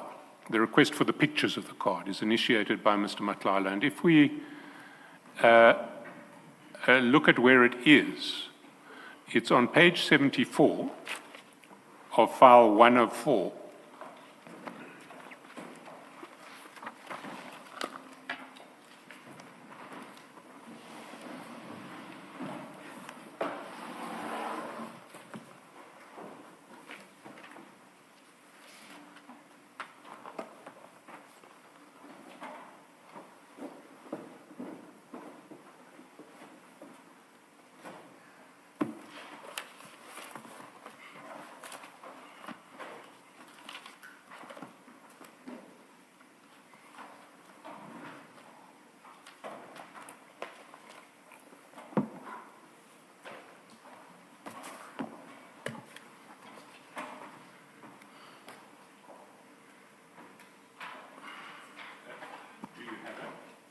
Do you have it? Yes. And you'll see that that chat is the first chat at 18:11 on the 23rd of December, Mr. Matlala, in his first communication to you of the day, says, "Can you please send picture of the card back and front?" You see that? Yes. There's no previous communication either from him or from you on the 23rd of December, and this comes at 6 p.m., 6:11:03 p.m. Yes. So at 6:11:03 p.m., when he sends this message to you, you both know what card you're talking about. That's correct. So there has to have been an earlier occasion where, if this card was left in the jet ski, where you had explained that you'd found the card. It would have to have happened earlier. Certainly by 23 December, everyone knows what card you're talking about. There are then some further exchanges, and later down on the passage, on page 75, you send the pictures.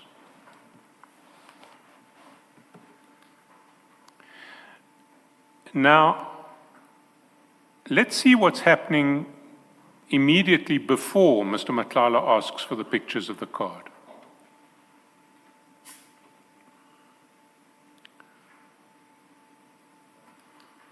And for that, we have to go back up to page 73.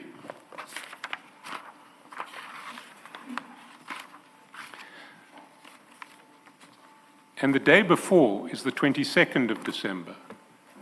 And there you'll see on page 73 are your exchanges with Mr. Madlanga in relation to the fact that he has mentioned General Sibiya in his affidavits in the High Court proceedings. You remember we dealt with this at length back in February. So for the whole of the 22nd of December, Mr. Madlanga is trying to make things better with General Sibiya through you in relation to the fact that he has mentioned General Sibiya in affidavits which are now public. And a journalist is asking about the relationship between Mr. Madlanga and General Sibiya. You recall that? I recall that. That takes the whole of the day of the 22nd of December. It culminates in that a WhatsApp at 7 minutes past 7 in the evening, chat number 3 on page 74. And we went through this at length previously, where Mr. Madlanga sends you, for forwarding to General Sibiya, a copy of his correspondence, of his WhatsApps to his lawyers, trying to get them to qualify what was said in the affidavit so that it won't implicate General Sibiya in a relationship with him. And he sends that WhatsApp at 19:07:21 with a message saying, please show him, and you have shown that. You then forward the WhatsApp to General Sibiya. We've been through all of this at length previously. His very next communication to you after that is, can you please send picture of the card back and front? And I want to put to you that what's happening here is that Mr. Madlanga is feeling vulnerable in his relationship with General Sibiya and yourself because he has caused difficulty for General Sibiya by publicly disclosing part of that relationship. And in order to recover some power in that relationship, he has said to you, send pictures of that card back and front, because he is wanting leverage over you. He is wanting to have a picture of you holding his credit card so that he has some leverage over you. That I put to you is what is going on in these chats. What is your response to that? I would not know what he was thinking at that time. Well, that wasn't your version earlier in relation to why he wanted a picture of the card. Why did he want a picture of the card? Of you holding the card? According to me, maybe he wanted to replace it or do something, but he wanted me to send that picture. He doesn't need you to send him a picture of the card if he wants to replace it. He can go onto his FNB app that we know that he uses, and he can get full details of the card from his FNB app. Why would he want a picture of you holding the card and a picture that comes from your WhatsApp?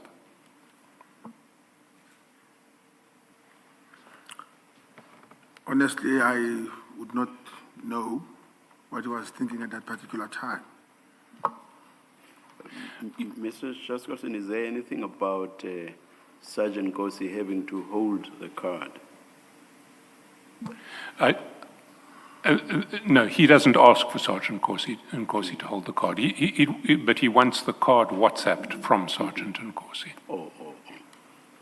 Also, the focus is, Yeah.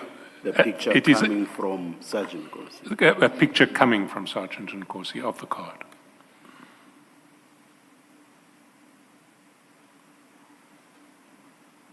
You see, the only reason that I can think of him wanting a WhatsApp of the card coming from you is for him to have some leverage over you. I can't think of any other reason why he would want a picture of the card. He can get the card details on his bank app if that's what he's interested in. Can you think of any reason why he would want the card on a WhatsApp from you, or a picture of the card on the WhatsApp from you? I would not think of anything other than the one that I gave you. There's one. Sorry, can I just say, Sergeant, that what doesn't make sense to me is Mr. Matala is head of security of Mr. Msibi. Yes. The jet ski belongs to Mr. Msibi, and you say you took it back to Mr. Msibi's property. Why it is that Mr. Matala would want you, who is not employed at Mr. Msibi, to be the one that deals with this card that he left in the jet ski. If he did leave it in the jet ski, why he's not one going out there to get it himself? Maybe he's too busy. Why he's not asking somebody else who's where the jet ski is and therefore where the card is to go get it for him and deliver it to him. I don't understand why he would involve you in it.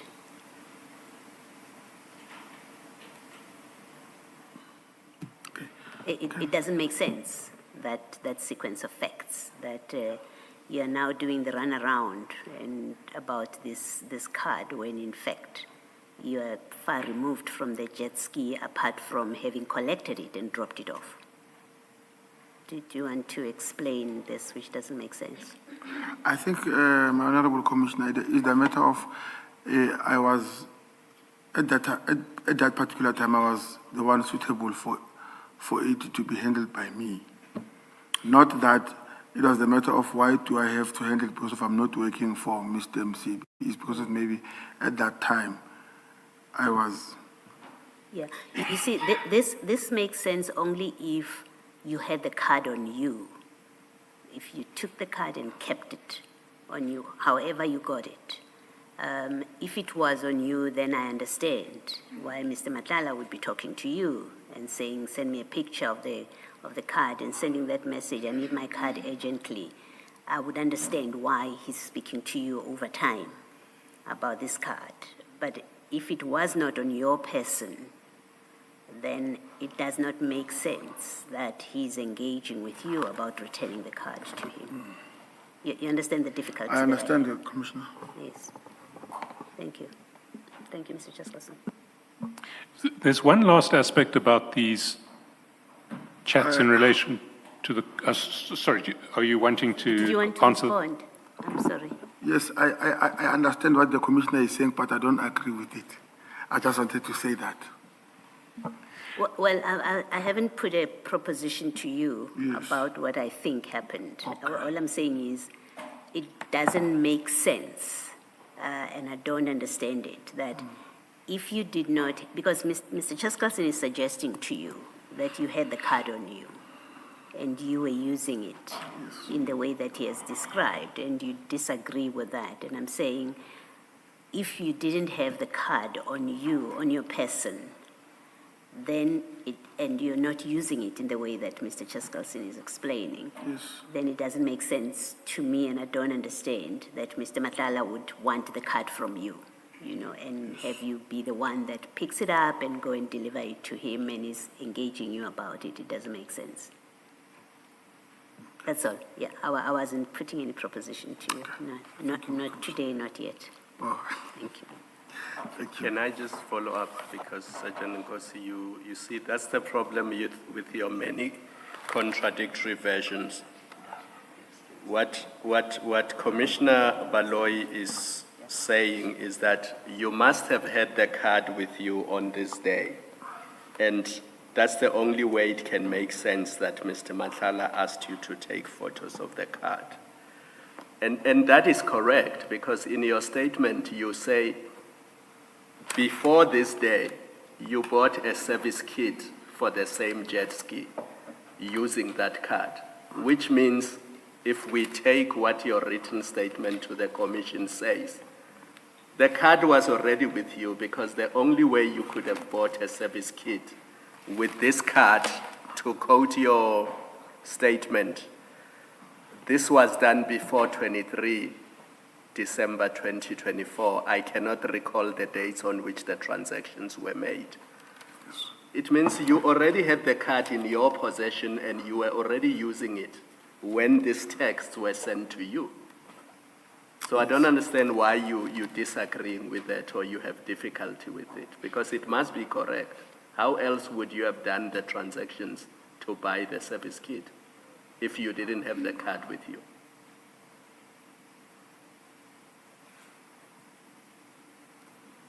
Maybe these dates are. But there is no way that I could have bought the service kit without that card. So you must have had it with you. Yeah, I think so. And that's Commissioner Baloyi's point. Okay.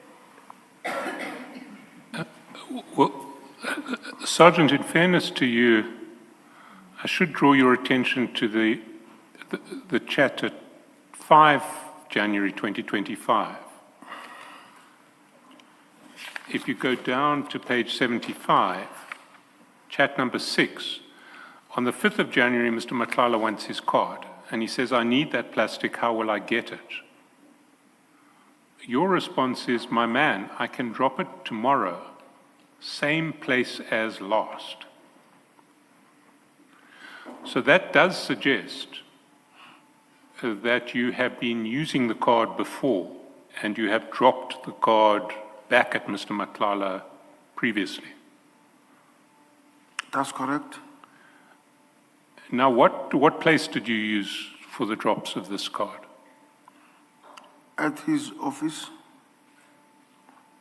Okay, maybe I did not hear well.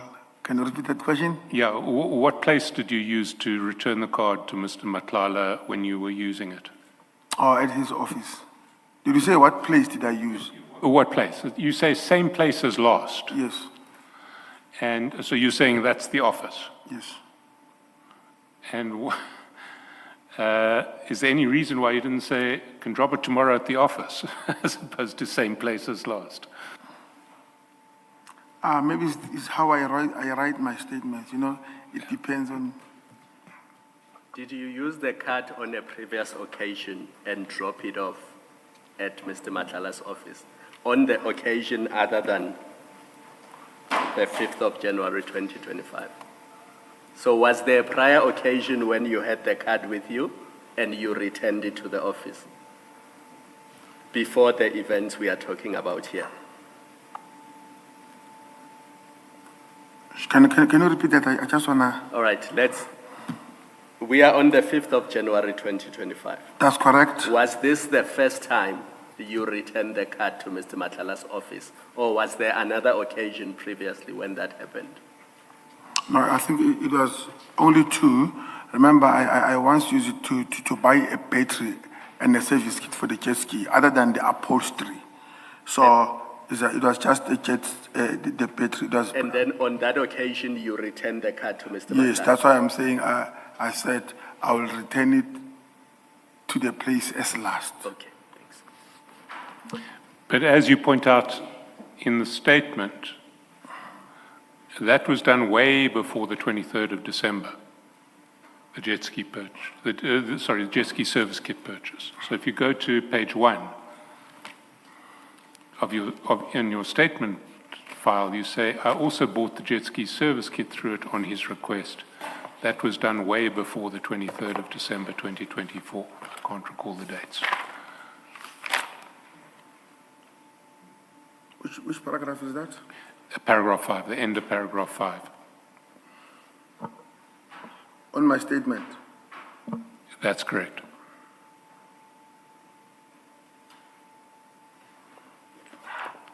The statement that I've sent to, okay.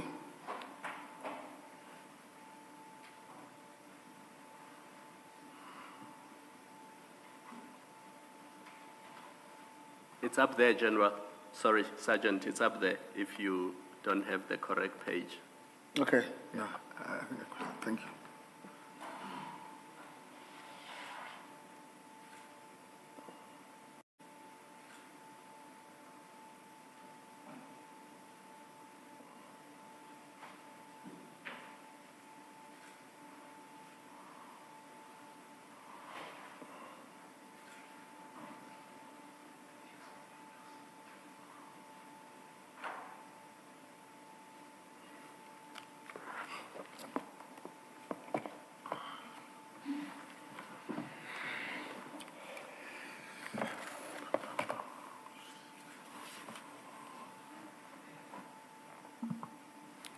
But that was way before 23 December 2024. So we can assume it was before those cash withdrawals on 10 to 12 December 2024, can we not?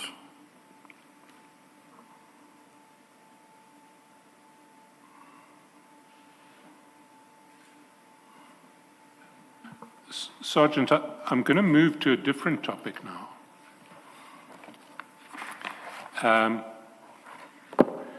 And this is the...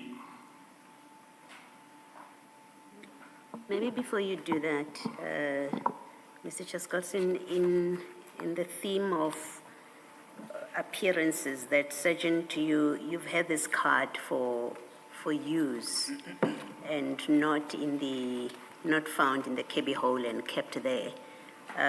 If you look at page, if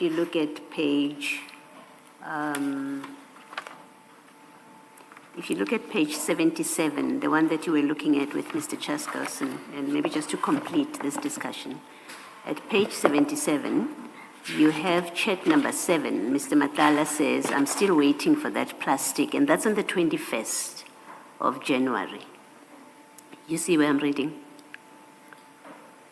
Page 77, the very last chat, number 7. Yes, I see it. He says, I'm still waiting for that plastic. I can send someone to you if you can't come to my office. That's what he offers. And then you answer the same day. You said, I'll come tomorrow, which is the 22nd. I'll come tomorrow. Sorry for the inconvenience. That's on page 78. Now, that chat is again on the 21st of January in 2025. Now, if you go to that file 3, that has the bank statement, and you go to page 1328, I'm happy to start there. At page 1238, you have various expenses there that indicate someone had the card. So you see halfway, not halfway, 3/4 through, or a quarter through to that statement, on the 10th of January, there's a purchase at Sasol, mid-ridge, for quite a substantial amount. And then you go on the 11th, there's a purchase at Habanero, Menlin, and then you've got another purchase on the 13th at Tasha's, and so on and so on. So that's the 13th, and that page, as you would see, ends on the 21st of January, the list of items. But the point I'm making is you have these purchases on the card, on the 10th, the 11th, and the 13th, which suggests that, and then you've got again on the 16th at Sasol, twice at Sasol, and quite a significant amount of money, which suggests that, and then you've got another one at Koi on the 20th, which suggests that whoever was in possession of the card in that period was using it to pay. You see what I'm I see it. pointing? Yes, and so it's consistent with the proposal or the suggestion from Mr. Chaskalson that you had the card for use. He suggested to you what it was used for, but we see from this that in the time that the card was still in your possession, you were in fact using it. You accept that's what the statement indicates or suggests? I accept what I see on the statement, Yes. but I don't accept that I'm the one who was using it. Okay.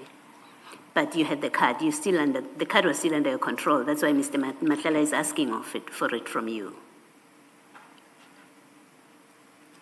On the 21st, he says, I'm still waiting, and then you say, I'll bring it tomorrow, which means it's under your control at that point.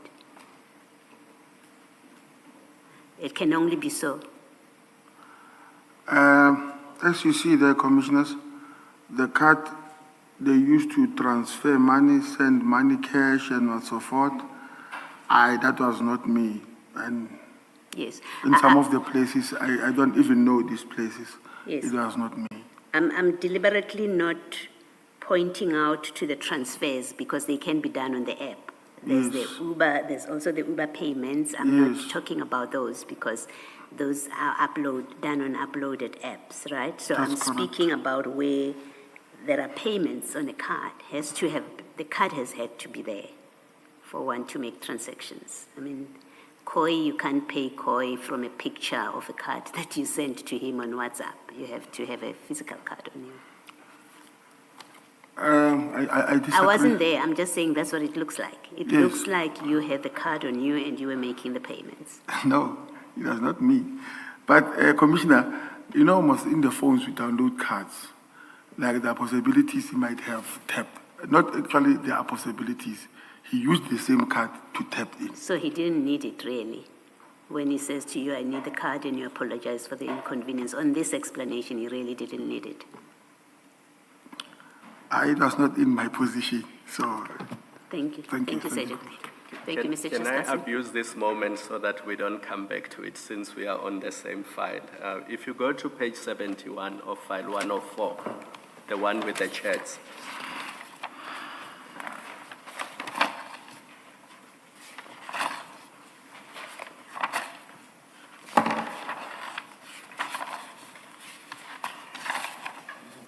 Are you there, Sergeant? that's correct. So starting from chat 7, you will see that Mr. Matlala says to you, they're at my house with guys from the special task force beating my wife and kids. Do you see that? That's correct. And then he gives you the address in chat 8. Do you Yes. see that?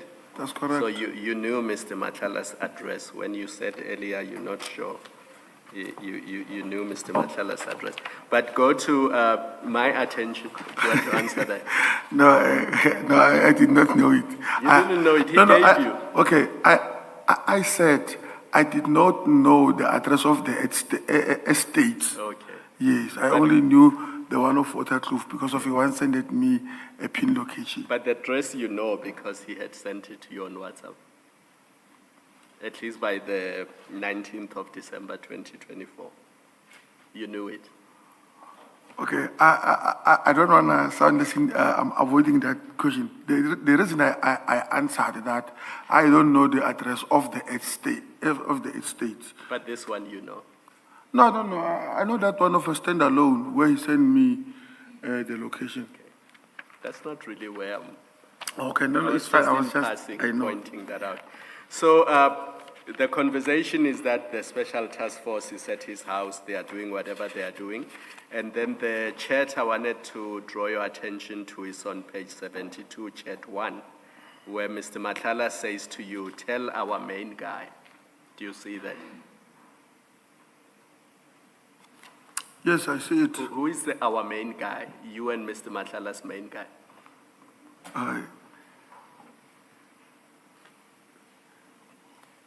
Maybe I assume maybe he was referring to General CBA. You have to stop assuming. You must have known when he said to you, tell our main guy who he's referring to, because if you were not sure, you would have said, I don't want to make assumptions. Tell me who you're talking about. The fact that you didn't do that suggests to me that you knew very clearly who he was referring to.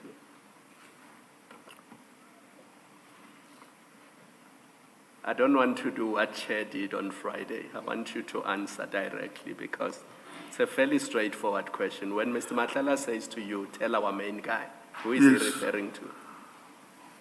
Yeah, I don't want to use might and assume. No, because I of- don't, that's exactly yes. what I don't want you to do. I don't want you to guess. I don't want you to say maybe. Because if you were not sure, you would have said to Mr. Matlala, who are you talking about? But Okay. here you don't do that, which means you must have known Yeah, who he was because of referring to. myself and Mr. Matala usually talk about, or with General Sibia, I assume it was General Sibia. Yes.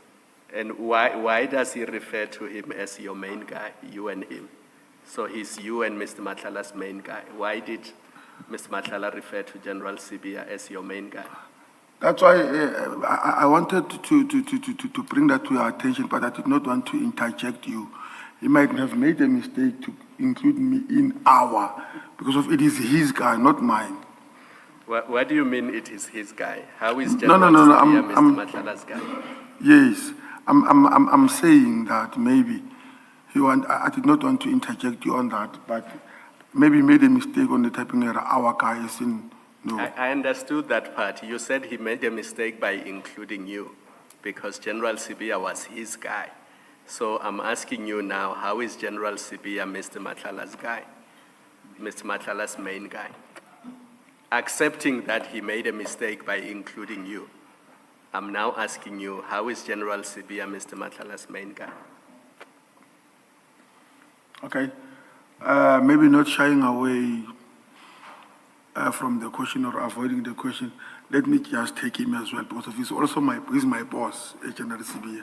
He's my guy and his guy. That means 50-50. It's our guy.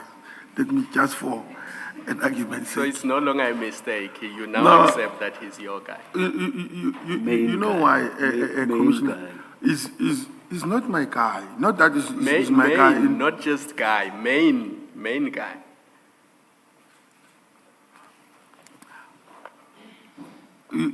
I don't want. I don't want to say something that will at the end of the day I will contradict myself. But I don't know what Mr. Matala meant when he say our guy. I'm just talking now. I'm raising this to you because of we are talking. So not that. you don't know now sitting here, but at the time you knew exactly what he meant when he said, tell our main guy that the police are at my house and they are beating my wife and kids.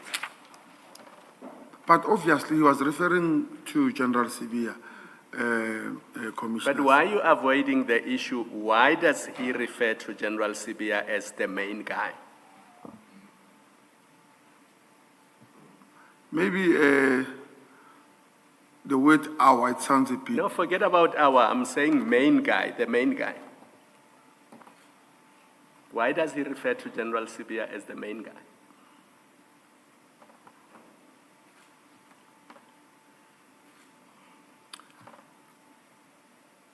Maybe because of his rank. No, but he's not the main guy at SAPS. We know General Masemula is the main guy.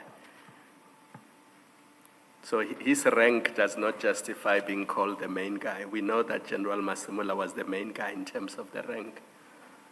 Why specifically General Sibia? Why does Matlala say General Sibia is the main guy? Forget our, his, or yours, just the main guy. I don't know. Okay, you don't know. Why does General Sibia why does Mr. Matlala want you to tell Mr. Sibia, General Sibia, that the police are at his house? I took it because when we're now briefed by General Sibia, it was when you can't get off hold of me, Nkosi will pass the message whenever he sees me. Vice versa. So it was on those bases. I understand that part. But why does he want you to tell General Sibia? Why not Brigadier Ramangwa? Why not General Shibiri? Why does he want you to tell General Sibia that the police are at his house?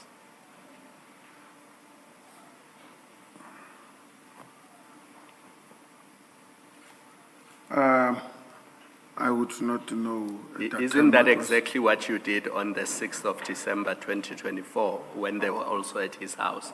that you immediately called General Sibia to tell him that the police are at Mr. Matlala's house? No.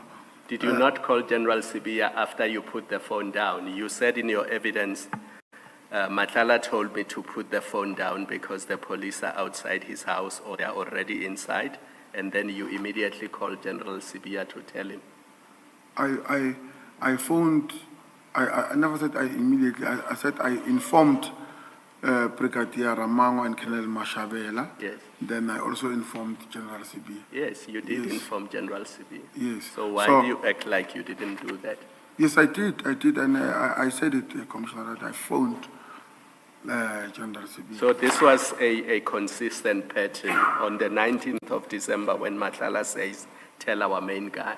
That's a consistent pattern that when the police are at his house, you tell General CB about it. I did not take it that way, that it is a consistency, because on that first occasion, it was an operation, or it was an investigation. So on this one, they are not the same, according to And what were you telling General Sibia to do? What was the purpose of telling General Sibia about this operation? It was just to inform him of what Mr. Matala has told me. So that he can do what? To be honest with you, Commissioner, I don't know. Okay. Thank you, Mr. Chaskoso.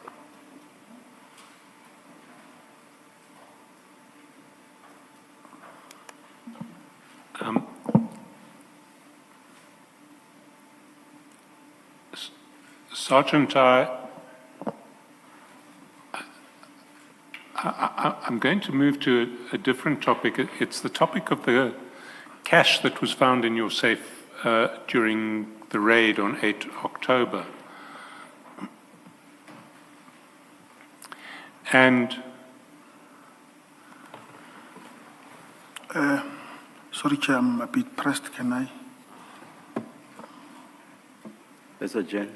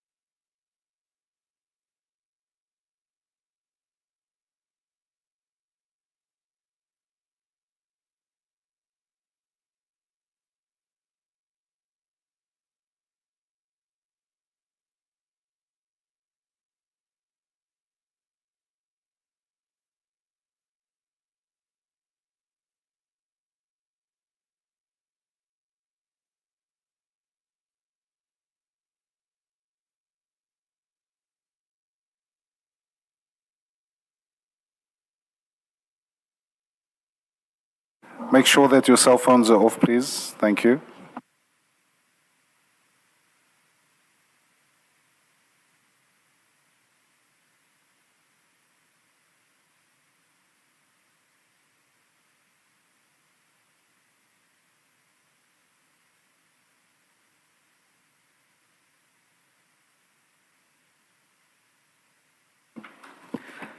This was the shortest, only 36 minutes before you asked to go again.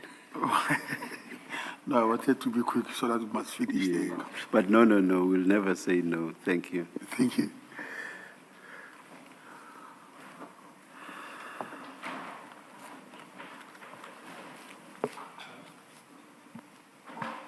Sergeant, on the 8th of October, when there was a search of your house, the police officers found 385,000 rands, 175 rands in cash in a safe in your house. Is that correct? That's correct. And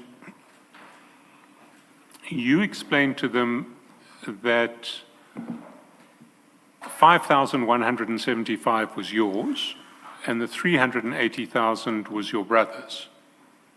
Is that correct? That's correct. And the 385,000 was the purchase price that had been paid, well, was most of the purchase price that had been paid to your brother for the sale of a truck. 380,000 in cash was paid to your brother. There was an extra 20,000 outstanding. That's correct. That's correct.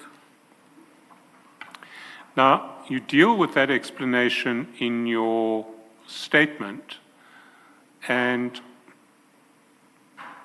you attach a range of annexures. So on page 4, you refer to these annexures of the statement. So you say,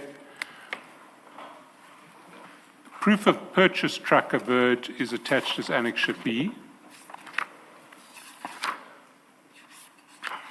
Photos of the truck sold are attached as annexure D.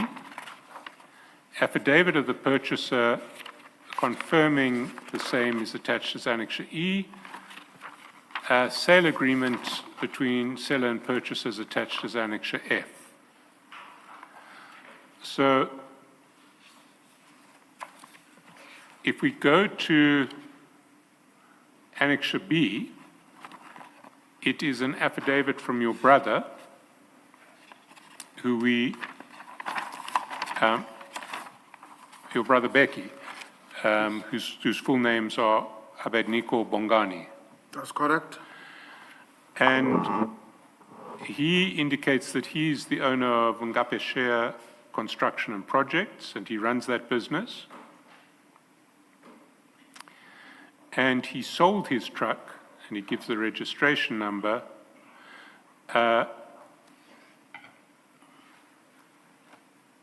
He says, I previously sold my truck to a man with registration, and he gives the registration number to Mr. Ngwato on behalf of the above-mentioned entity to Witten Ngapeshia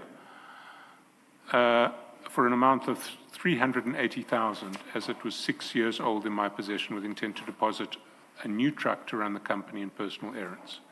He says that the previous registration number of the truck was DWJ 906MP. So his affidavit says that he sold the truck for a price of 380,000.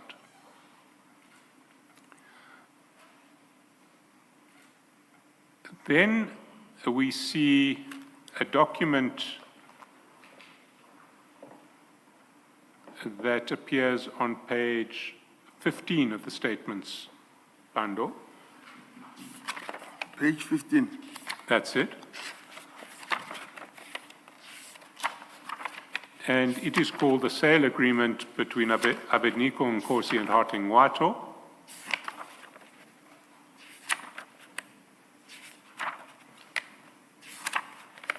And it says, I, Abednego Bongani Nkosi, selling my truck, make man TGA 26.480 with registration number, with the amount of 400,000 to Mr. Hartling Wato with the ID. He only paid the sum of 380,000 and promises to pay the balance of 20,000 in no time. Now, that document called the sale agreement is signed by your brother on the 7th of October 2025 and by the purchaser, Mr. Ngwato, on the 19th of December. So that document, certainly not in the form in which it is currently attached to your affidavit, that document couldn't have existed when your affidavit was commissioned, because that affidavit was commissioned on the 16th of December. You see, if you go back to page 4.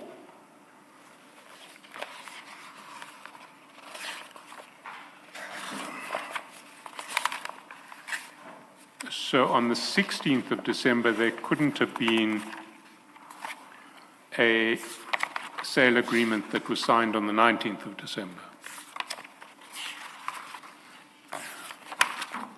Was there any sale agreement in existence on the 16th of December?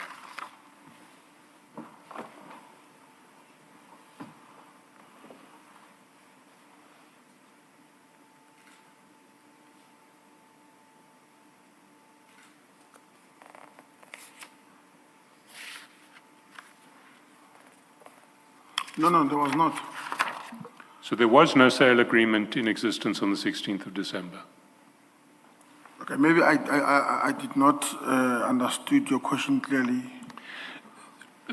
The sale agreement that you've attached as Annexure F is if you go down to page 15 of that bundle, you'll see it's a document that's signed by the buyer. Yes. On the 19th of December. Now, when you sent your affidavit, it didn't have the annexures. The affidavit was signed on the 16th of December. And you'll see on page 4 that the affidavit was signed on the 16th of December. So that document that we see at page 15 couldn't have existed when your affidavit was signed. It only came into existence 3 days later when it was signed on the 19th. Interpreter? Sorry? No, I want the interpreter to interpret. So, okay, let me start again. If we go to page 15,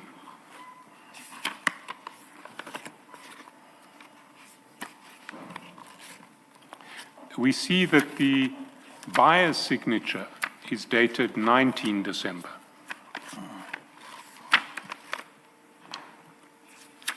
Utoku page 50, umuntu wayethenga i-truck leyo, i-date yakhona ibhalwe ngeyi-19 zaka-December. I-date asayine ngayo.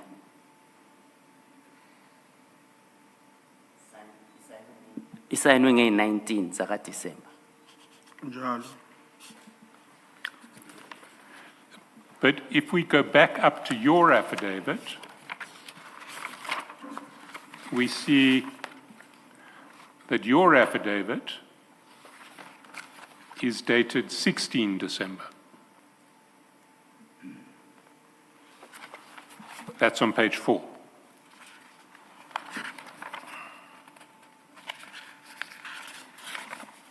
Mr.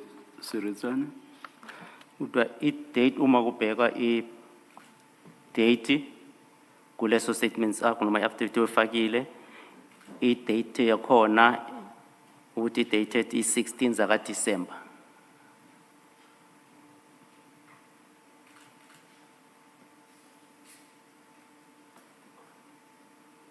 Ngiyayibona? I see it. Now, if you look at paragraph 17 of your affidavit,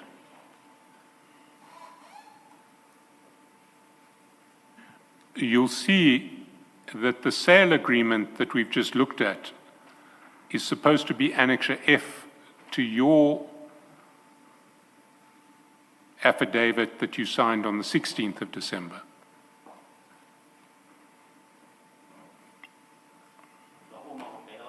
Ubheka kule affidavit yakho ku paragraph 17 ye-affidavit ukuthi i-sale agreement leyo ifakile ku annexure F.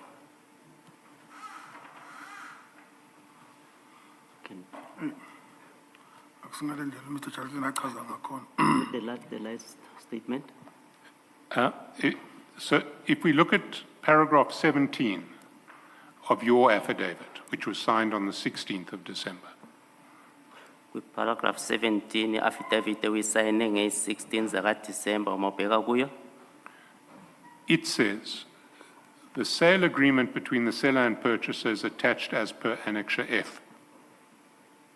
Kuthiwa isivumelwano sokuthengiselana phakathi komthengisi nomthengi ibhalwe i-date yakhona i-agreement njengeyi-19 zaka December. 17. No, Sorry. please repeat the question. It says, the sale agreement between seller and purchaser is attached as per Annexure F. Mr. Skelton, I think the problem is there are 5 items there, or 6 items. So Sergeant Nkosi is struggling to find the item you are referring to. It's the second last item in paragraph 17. So that's what you are being referred to. Okay. Yes. Yeah, You see it now? now I see it. Yeah. Now, when we received the affidavit, it didn't have annexures.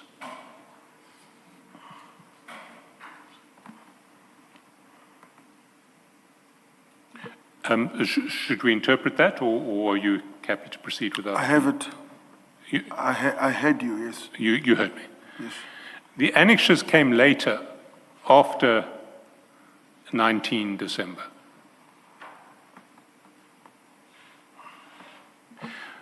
Your response, Sergeant Nkosi? Okay. Do you agree? You agree that the annexures came later? The annexures referred to in paragraph 17. Do you agree that they came later? That is later than the affidavit itself? Yes, I agree, because if I remember getting the letter with that effect, that they are outstanding.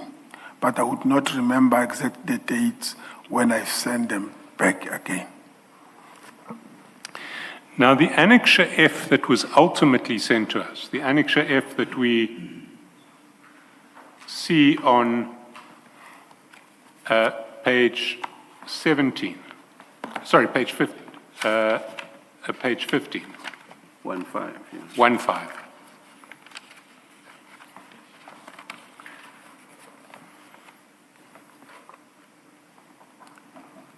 That annexure couldn't have existed when you signed your affidavit on the 16th of December because it was only finalized on the 19th of December. You see that? Interpreter?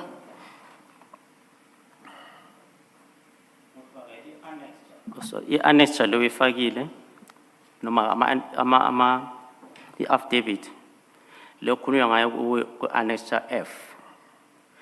Bongeke ukuthi ke ikhona futhi uyifake emuva hayi ngale date leyo noma uyibhalwe ngaleyo date leyo ukhuluma ngayo 16 zaka December. Mr. Shaskelson, are you referring to the physical document or are you referring to a valid and binding sale agreement? No, the physical document. Not, physical no, there may have been another sale agreement. I'm going to get to that later. Ukhuluma ngesivumelwano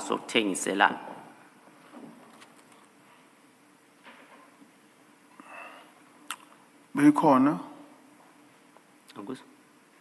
Beyikhona? Bukhona. Since I was there, It was there. it was there. But it's dated 19 December. So the signature of Mr. Ngwato is dated 19 December. So are you saying that that signature dated 19 December was there on 16 December? Kuthiwa Nomzana uNgwato isignature yakhe ikhuluma ukuthi dated nge-19 zaka December. Manje wena kule statement saka 16 uchaza ukuthi ke leso affidavit yakhona beyikhona ngaleyo date 16. Cha. I-19 akuna ukuthi zingeza before i-15. Angizwa? I-19 akuna ukuthi zingeza before i-16. There's no way that the 19th could come before the 16th. That's what I thought too. So this document that we see, the document at Annexure F, it didn't exist when your affidavit was signed. Le document okukhulunywa ngayo kwi-Annexure F beyingekho ngaleso sikhathi wena wenza i-statement i-affidavit yakho nge-16 zaka December. Beyikhona kodwa beyingasayinwanga. It was there, but it was not signed. I see. So it was there, but not unsigned. Had you seen it? Ukuthi beyikhona kodwa beyingasayinwanga uye wayibona na? Mangifaka imininingwane yonke bekade ifuneka bengifake konke. When I submitted all the documents that were required, I included everything.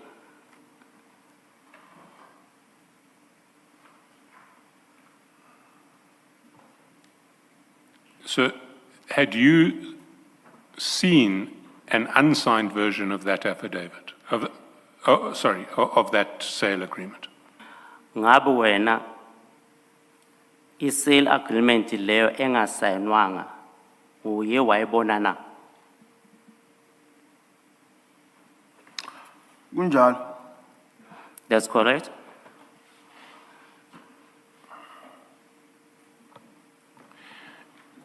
If we go to page 7,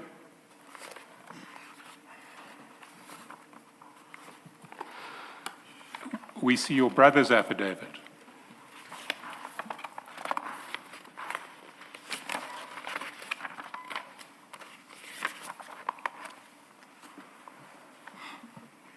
You see it? Kunjalo. I see it. He says that he sold his truck for an amount of 380,000. You see that? Uthi wadayisa i-truck yakhe for imali engango 380,000 rand. Uyayibona lapho? Kunjalo. That's correct. He says nothing about 400,000. Akukho la khuluma khona ngo 400,000 rand. Kunjalo. That's correct. And his affidavit is commissioned on the 19th of December, we see on page 8, also by Mr. Ngwato.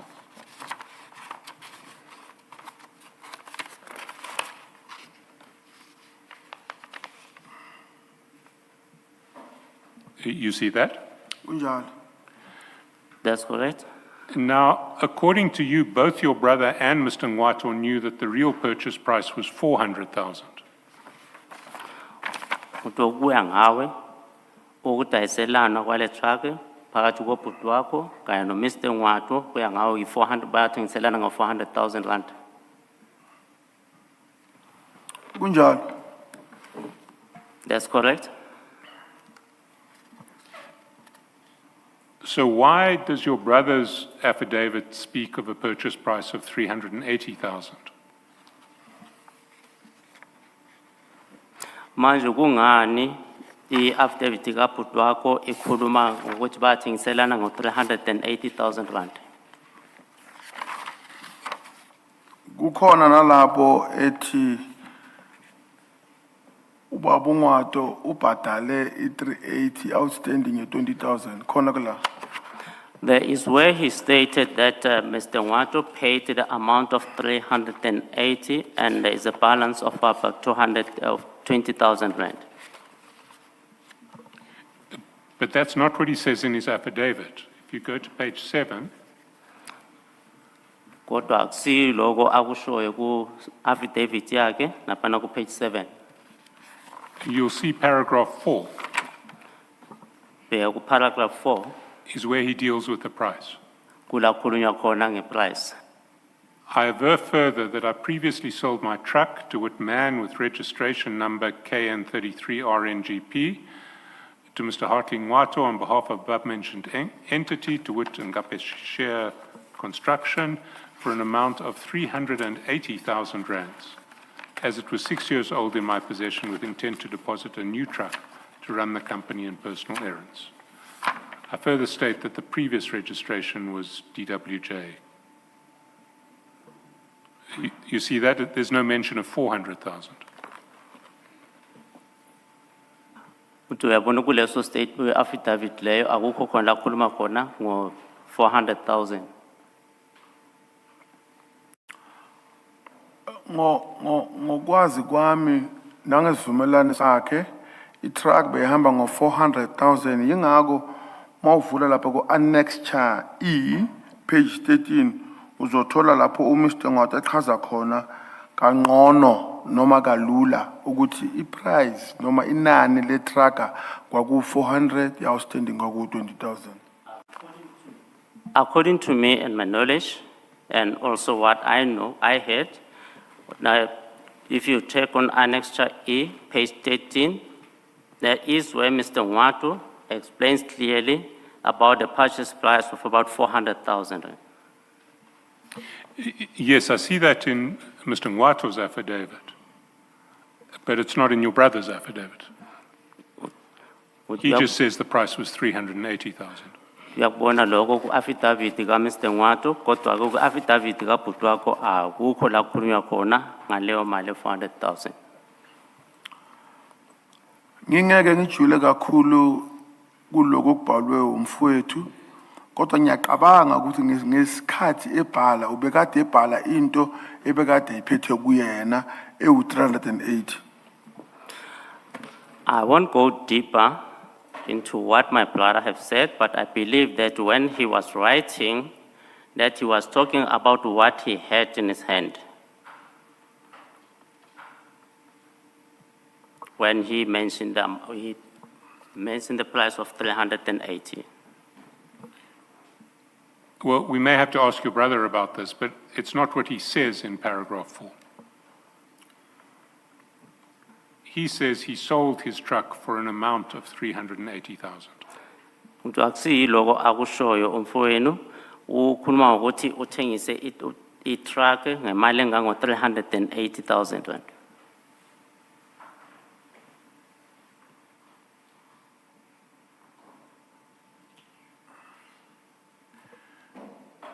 Now, if the agreement of sale that we see on page 15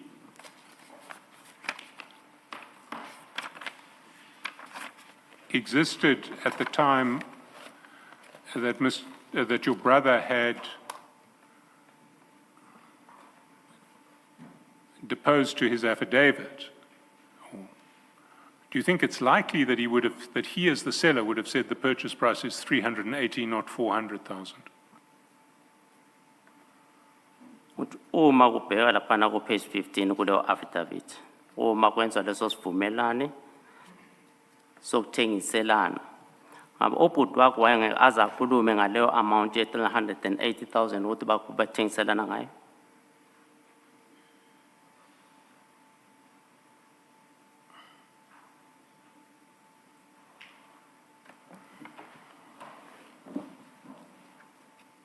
Ngicela uphinde futhi leyo mbuzo ngifuna ukuzwa ukuthi ngothola nje kahle. Mr. Nkosi requests that the question be repeated. Mr. Charlson? If the agreement of sale providing for a 400,000 purchase price existed at the time that your brother deposed to his affidavit, do you think it is likely that he, the seller who was entitled to the price, would he have mentioned the price as 380,000, not 400,000? Kuthiwa ngalesikhathi ubhuti wakho asayina i-affidavit yakhe yokuthengiselana, ucabanga ukuthi-ke bekungeke yena ubhalwe i-amount leyo 400,000 rand ukuthi bathengiselane ngayo? God, you can, you wanted to say something, Chair, or maybe. Please respond. You are already beginning to. Oh, maybe I wanted to make it one package, but let me separate them.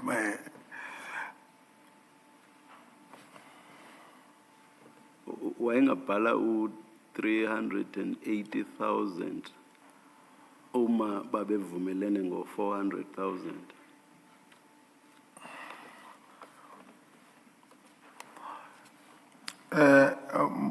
Mawubheka lapha ku annexure F, it is vumelano sokuthengiselana, uyichazile ukuthi uthengisa nge-400,000 and then kubhadalwa u-380 kuzosala u-20,000.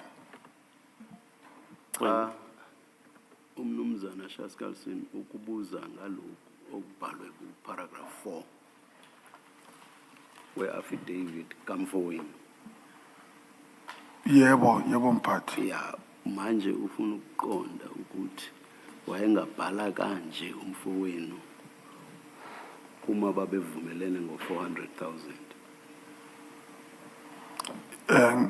Bese ngumphendulile kulokho ngithi maybe kungabe umfowethu ubhale lokhu ebekade kuphethe leso sikhathi esandleni, kodwa kuyabuya futhi ku F uyachaza kalula ukuba itracker ithengiswe ngo-400,000 kodwa kwakhokhwa u-380. On what he said or he mentioned was that the truck was sold at, or the agreement was about 308, and he didn't mention the 400,000, and there is an indication on F where it is stated, indicated that the truck was sold at 380, and the balance of 20,000 rand was outstanding. I see that in F, but it's not in your brother's affidavit. Ukuthi kuyabonakala laphana ku annexure F, kodwa ke ku affidavit kabhuti wakho ayikho.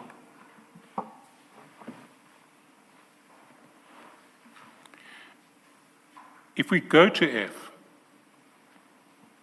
which is put forward as the agreement of sale, it's a sale agreement between your brother and Mr. Ngwato, who is an attorney. Is that not right? Ukuthi uma babheka lapho ku sivumelwano sokuthengiselana siphakathi komfowenu kanye no Mr. Ngwato ukumeli. Kunjalo. That's correct.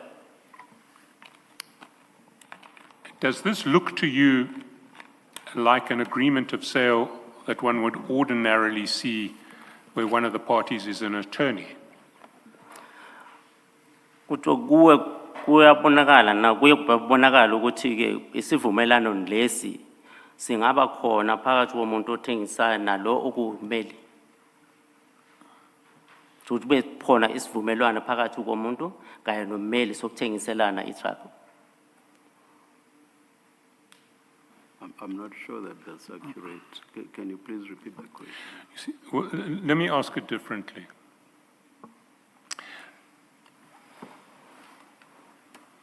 Attorneys are used to drafting agreements of sale, are they not? Ukuthi abameli bayebona bazidraftele ama-agreement. Bajwayele ukudraftela ama-agreement. Ama-agreement wokuthengiselana. Ukuthengiselana. Kunjalo? That's correct. And what provisions one needs to put into an agreement of sale to protect their clients? Kuyini okufanele kufakwe lapho ku-agreement yokuthengiselana? Bajwayele nokufaka imininingwane ekufanele ukuthi ifakwe ukuprotecta ngesizulu ukuthini? Ukuvikela. Ukuvikela ama-client wabo. Ukuvikela amalungelo ama-client wabo.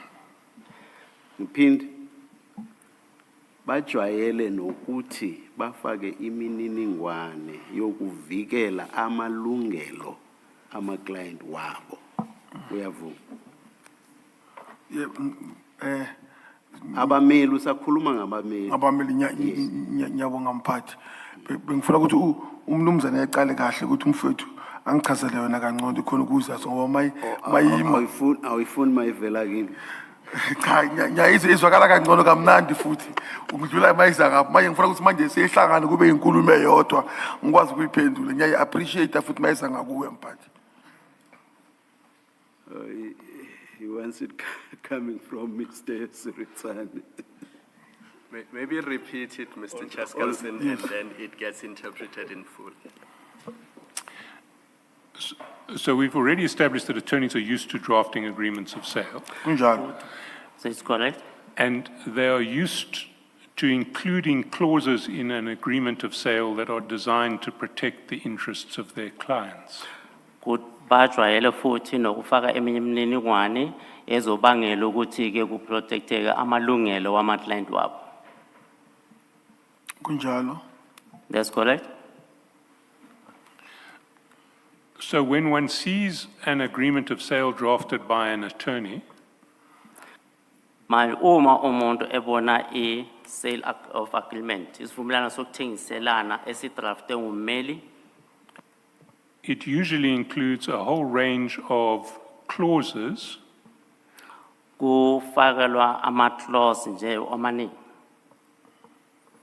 that are designed to protect a client's interests lawo ke awenzela ukuthi kuvikelwe amalungelo womthengi noma i-client yabo, and may not, and their meaning may not be immediately apparent to a layperson. the meaning. Their meaning may not be immediately apparent to a legally untrained person. Ukuthi okubhalwe lapho lokhu kuthiwa kuvikela amalungelo wama-client wabo. Ukuzwisisa angeke umuntu ongazi ngomthetho akwazi lokho. Have you seen an agreement of sale drafted by an attorney? Uke wayibona i-sale of agreement ebhalwe ngummeli, edraftwe ngummeli? Cha. No. You see, this agreement of sale looks like a document that is really your brother simply confirming that he sold the truck. Uma ubuka le affidavit ibukeka sengathi ubhuti wakho obhala nje ukuthi i-agreement ukuthi ke bathi uthengiselana i-truck. It doesn't have dates for payments of the balance of the purchase price. Ayichazi imininingwane yama-date ukuthi ke i-sale price. It doesn't have provisions dealing with any, Ayisho lutho ukuthi bathengiselene nini bazobhatalana nini. Uyavuma ibheke.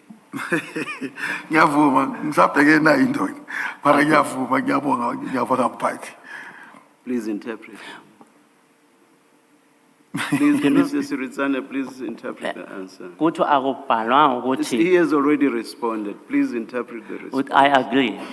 Sorry.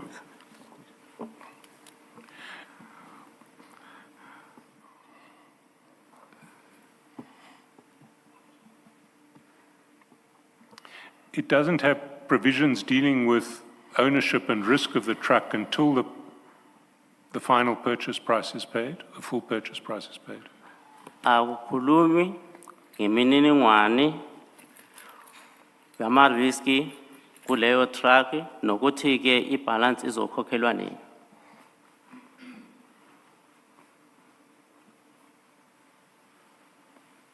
Do you agree, Mr. Sergeant Nkosi? Uyavumelana lokho? Engifuna ukuthola kahle ukuthi umnumzana uCharleston uyangibuza noma uyangitshela ngikwazi ukuthi ngiphendule kuliphi uhlangothi.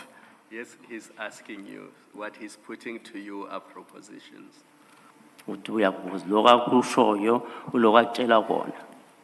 And he wants to know if you agree. Uthi uzawuthi nangabe uyavumelana nakho. Ngiyavuma kwelinye uhlangothi kodwa angeke ngaphawula ukuya kuphi ngalesivumelwano sale agreement. I partly agree, but I won't go into details on the sale of the agreement of sales.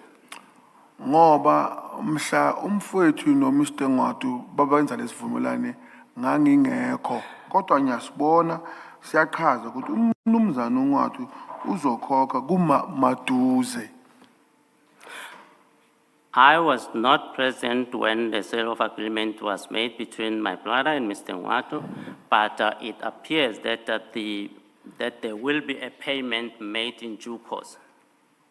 Futhi kuyahluka kwabantu ababili abenza isivumelwano kuya ngokuthembana kwabo ukuthi kukhona imigomo ekumele ifakwe lapho noma ingafakwa kodwa angiko phawula ngakuyo ngoba. And it also differs from the people that are engaged in an agreement of sale, whether they include the clauses that indicate when are they going to pay each other or not, and that it depends on the trustworthy of people.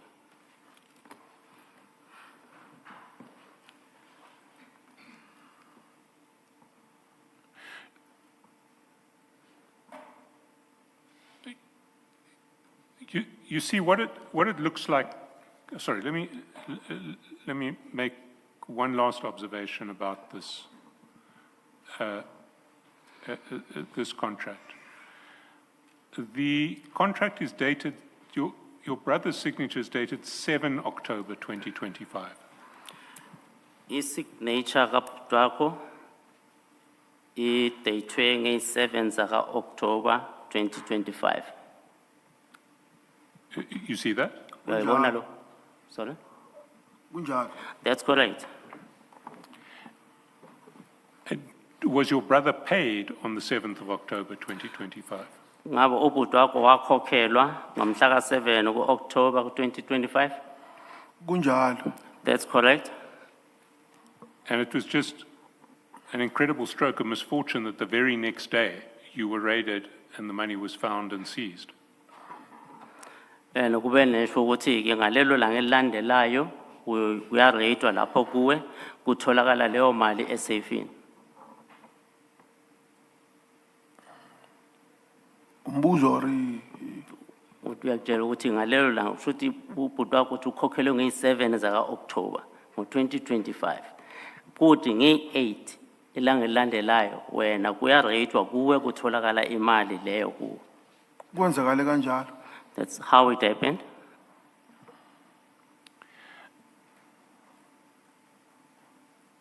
Because what this looks to me from the outside is an attempt to explain the presence of 380,000 rands in cash in your safe. Uma umuntu ubheka from ngaphandle ukuthi impendulo ukuthi ke ukuzama ukuvikela ukutholakala kwaleyo mali endaweni yakho. There are so many anomalies. Anomalies. Mr. Skelton, I'm worried that the way you put it, when it gets translated, the witness will concede what you are saying. When you say an attempt, you mean a contrived attempt? Well, I don't want to say it's a contrived attempt because I don't know whether, I can't say there was no sale of a truck. But it does seem to me that the documentation that was put together was documentation put together for the purpose of explaining this cash. The documents as opposed to the sale itself. Because the documents have so many anomalies in them, inconsistencies in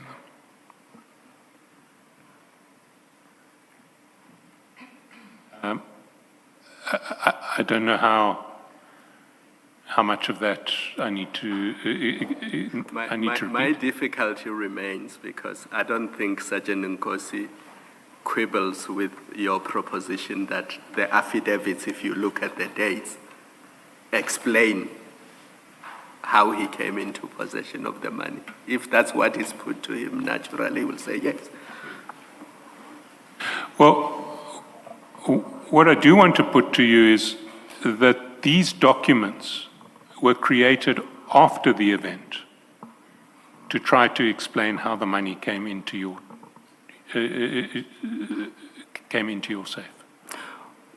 Udokutshela ke ukuthi ke lama document lawa awafakwa ayenzwa ngesizathu sokuthi kuzama ukuphendula indlela leyo ukuthi ke ukuthi imali leyo itholakale kuwe.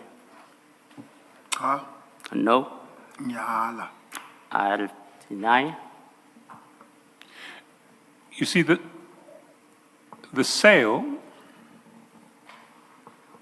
doesn't look like a sale that was put together by an attorney.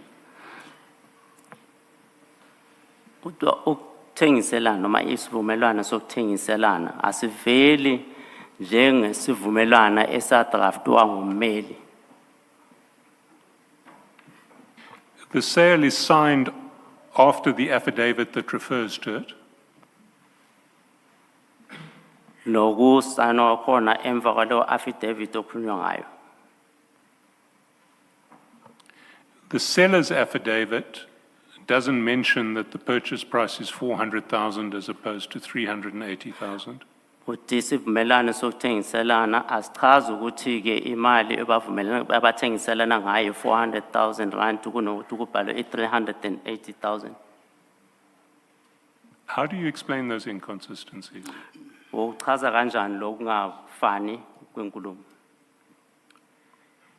Maybe isivumelano sakhe umholi wendaba asikusho lokho. Kodwa lesi sikimi manje page 15 annexure F siyachaza ukuthi imali kwaku 400 ibalance kuzoba 20,000. Mr. Chairperson, please repeat the question. The interpretation was not accurate. It did not focus on the affidavit of the seller, which I understood your question to relate to. The seller's affidavit, not the agreement, but the seller's affidavit. I-affidavit lebavumelana ngayo ukuthi bayathengiselana iyo bakhuluma ngayo. Sorry, no, the affidavit. Please repeat, Mr. Chairperson. The seller's affidavit. Mr. Chairperson, we're going to run into this problem. The brother's affidavit. Okay. Your brother's affidavit. I-affidavit kamfowenu. I think maybe we must maybe replace the interpreter because I don't want to be misinterpreted. At the end of the day, I say something that I don't mean, and I'll fight with my honorable commissioners. I don't know if I'm correct, Commissioner.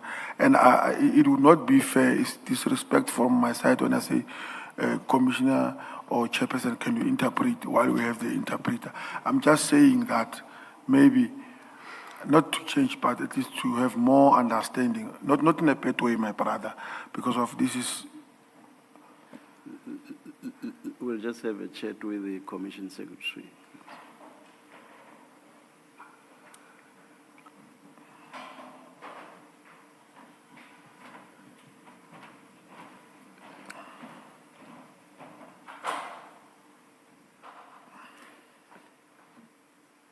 Let's continue, Mr. Chaskalsin, until 1 o'clock. Sergeant Nkosi, asizame kushaya i-lunch hour. Sizame nje kancane sibone ukuthi kuqhubeka kanjani. No problem, man. Yes, Thank you, yes, thank you. yes. The Commission Secretary says that she's going to see if we can get a replacement over the lunch hour. Yes, Mr. Chaskalsin. Your brother's affidavit doesn't mention a purchase price of 400,000. It mentions only 380,000. Kuthiwa ku-affidavit kabhuti wakho ayikhulumi nge-purchase price ye-400,000 rand. Kodwa ikhuluma ngo-380,000.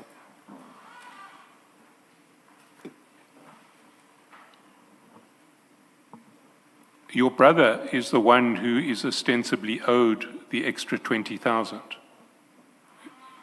Your brother would be owed the extra 20,000.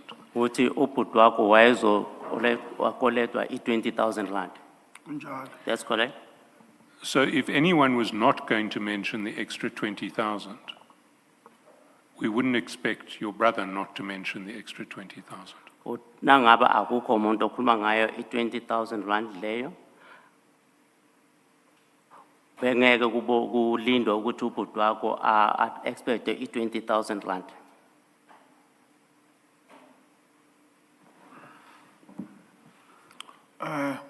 Can you repeat that, Mr. Chas?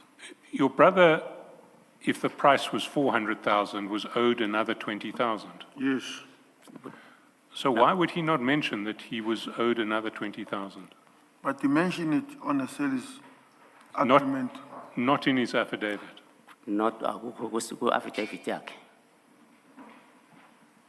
Yes, I saw that. So what I'm putting to you is that these documents have the appearance of documents that were put together in a hurry to try to explain the 380,000 rands, and are not documents that existed at the time.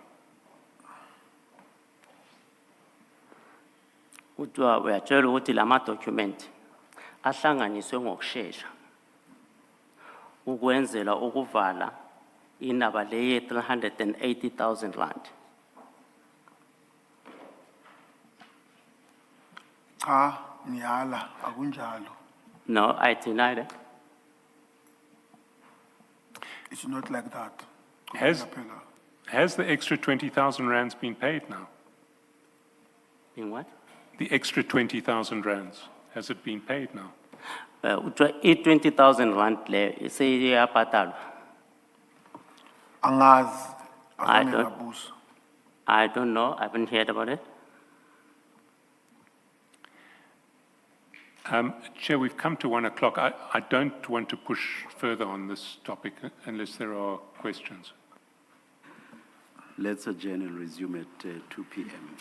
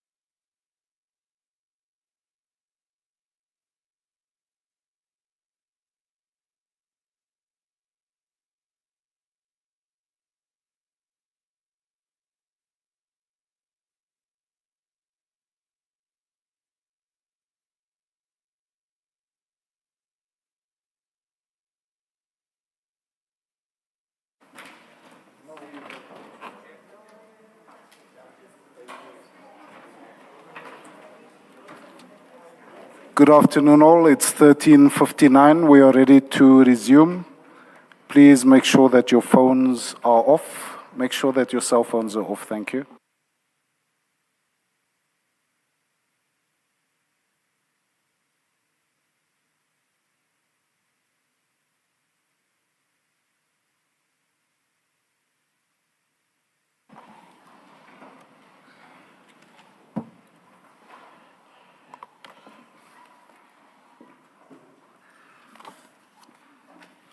Good afternoon, Ms. Tole, and welcome.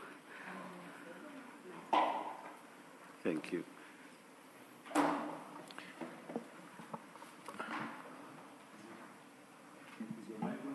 Yeah, it is on. I see it is. Thank you, thank you. Thank you. Discuss are you moving off this which you were discussing? All right, let me maybe then raise my own concerns before you do that. Sergeant, in that affidavit, I just want to raise my concerns about the documents that you were discussing with Mr. Chaskalson, and I raise them again to say that because they make the transaction questionable for me, your explanation for this money. Now, if you look, maybe let's start at that statement bundle, the one of, I think it's one of file 1, that statement bundle. Okay. And then let me ask first. Utuma abheka ke umqulu wamaphepha uzobuza kuqala lokho kulandelayo. Mr. Tole, what we do to save time is that you only interpret when Sergeant Nkosi requests you to. All those questions where he understands, has no problem, he just answers directly. I understand, without thank the you. interpreter. Yeah, yeah. So you'll wait for his indication. Okay. Thank you. So this is in the theme of anomalies on these documents, and therefore that make the explanation for the money that was found on you to be questionable.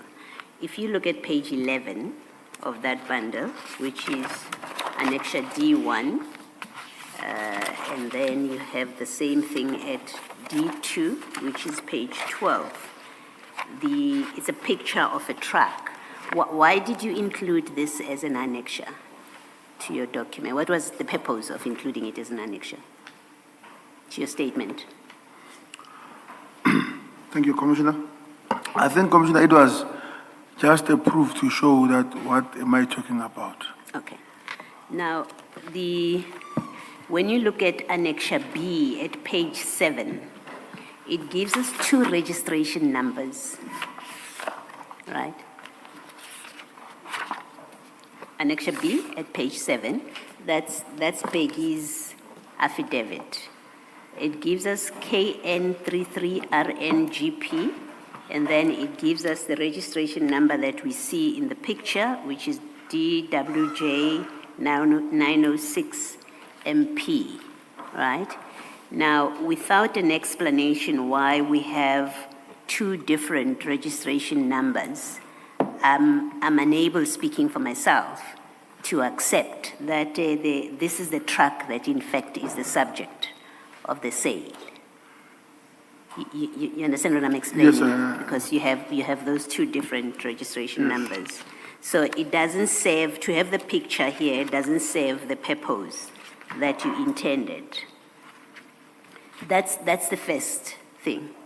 The second thing, which is an anomaly, again, if you look at page 7, that same page 7, which is Peggy's affidavit, and then this time you look at page 13, which is the affidavit of Mr. Mwatu.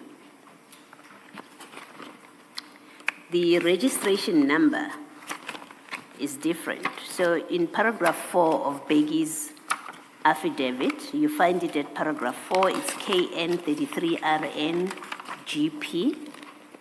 And then when you go to, no, that one is correct. So let me leave that point. In fact, it's in the agreement itself. If you can just turn to the agreement. at page 15. The agreement is at page 15, Annexure F. The registration number is a different registration number. Okay, so that's the other difference. It may well be that it's a typo, but there's no explanation that it's a typo. It's different. And then go back to page... You do see the difference, eh? I do. One I'll starts explain, with yes. all right. Okay, maybe then, as I point out something and you want to explain, you say you can explain it, just so that things don't get lost. Let me allow you to explain. Indicate to me when you want to intervene at that point or to interject. You say you want to explain these differences in registration numbers. Yes, that's correct. Okay, go ahead. Okay. I think here in page 7, paragraph number 4, maybe my brother here wanted it to be clear that what is the current registration number of the said vehicle and of which one was the previous. So he put it on those bases just to make it clearer.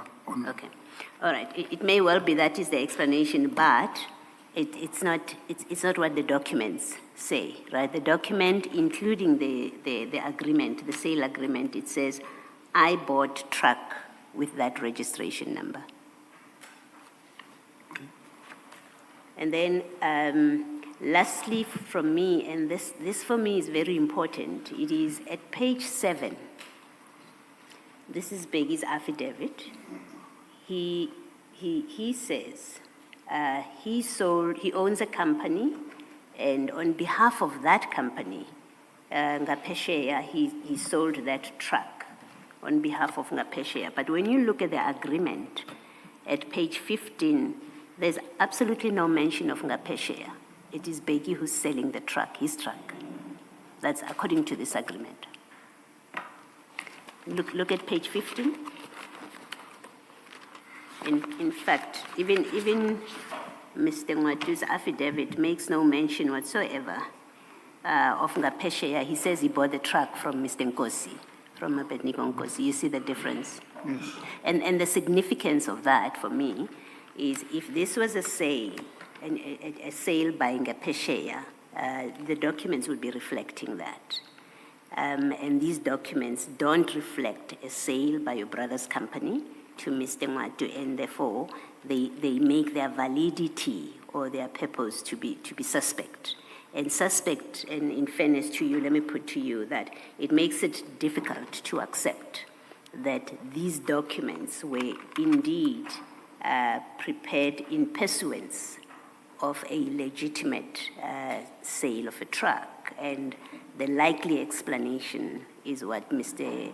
Cheskalson put to you, that they seem to have been a creation to explain why you had the 380, you say 85, why you had the money in your safe or in your possession, as you say, because these documents, the collective of them, just doesn't make sense. Do you want to comment? Yes. Commissioners, Ngapesheya is owned by Peggy. So when he said he's selling it on behalf of the company, I believe he meant that it was used by the company Ngapesheya. As he's the sole director of that company, going forward, that is how he expressed himself on the one who's making that particular agreement or that particular sale. Thank you. Thanks, Sergeant. Thank you. Sergeant Nkosi, did you ever ask from your brother why he had been paid in cash? Why Mr. Ngwato had paid him in cash? Not necessarily that maybe it was a point of concern from me. He just brought the money to me, and then when I asked him, he said, no, it was a sale from Mr. Ngwato. But honestly, I did not see any problem with that. You are a police officer, you know about money laundering. Should you not have inquired? Did such a huge sum of money in cash not have raised alarm bells in your head? 380,000 rand, that's a lot of money in cash.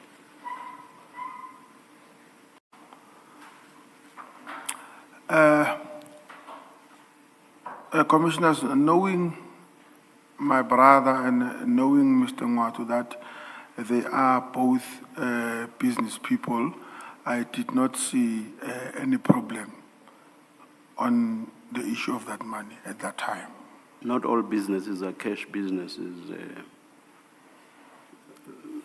Can you explain why you would not have thought of why the money was in cash?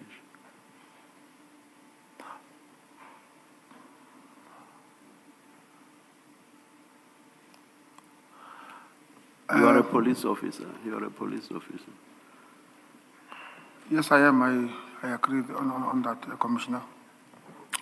Not maybe to get into details about Mr. Ngwatu's business. One thing that I know that he ran auctions in terms of the animals. He ran pubs. He ran boat clubs. So to me, it was not a shock when my brother came with that sum of money, because knowing what kind of businesses, some that have been conducted by Mr. Ngwatu. All right, all right. I guess that's an explanation. Thank you. Sorry. Did you ever come upon a receipt of proof of payment of this money from Mr. Ngwatu to your brother?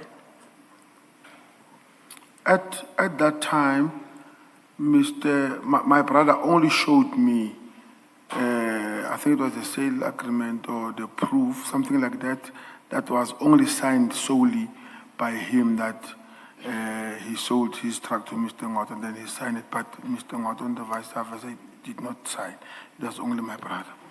And when you deposed to your statement, why did it not occur to you to request proof that this is money that was paid indeed in relation to the truck? Because you are putting evidence before us to explain the money.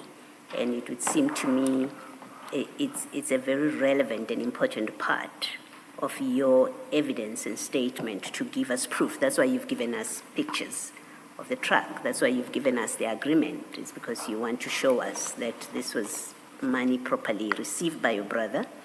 And the most obvious for me would have been a receipt, even if it's a handwritten receipt, that shows that your brother received this amount from Mr. Ngwatu.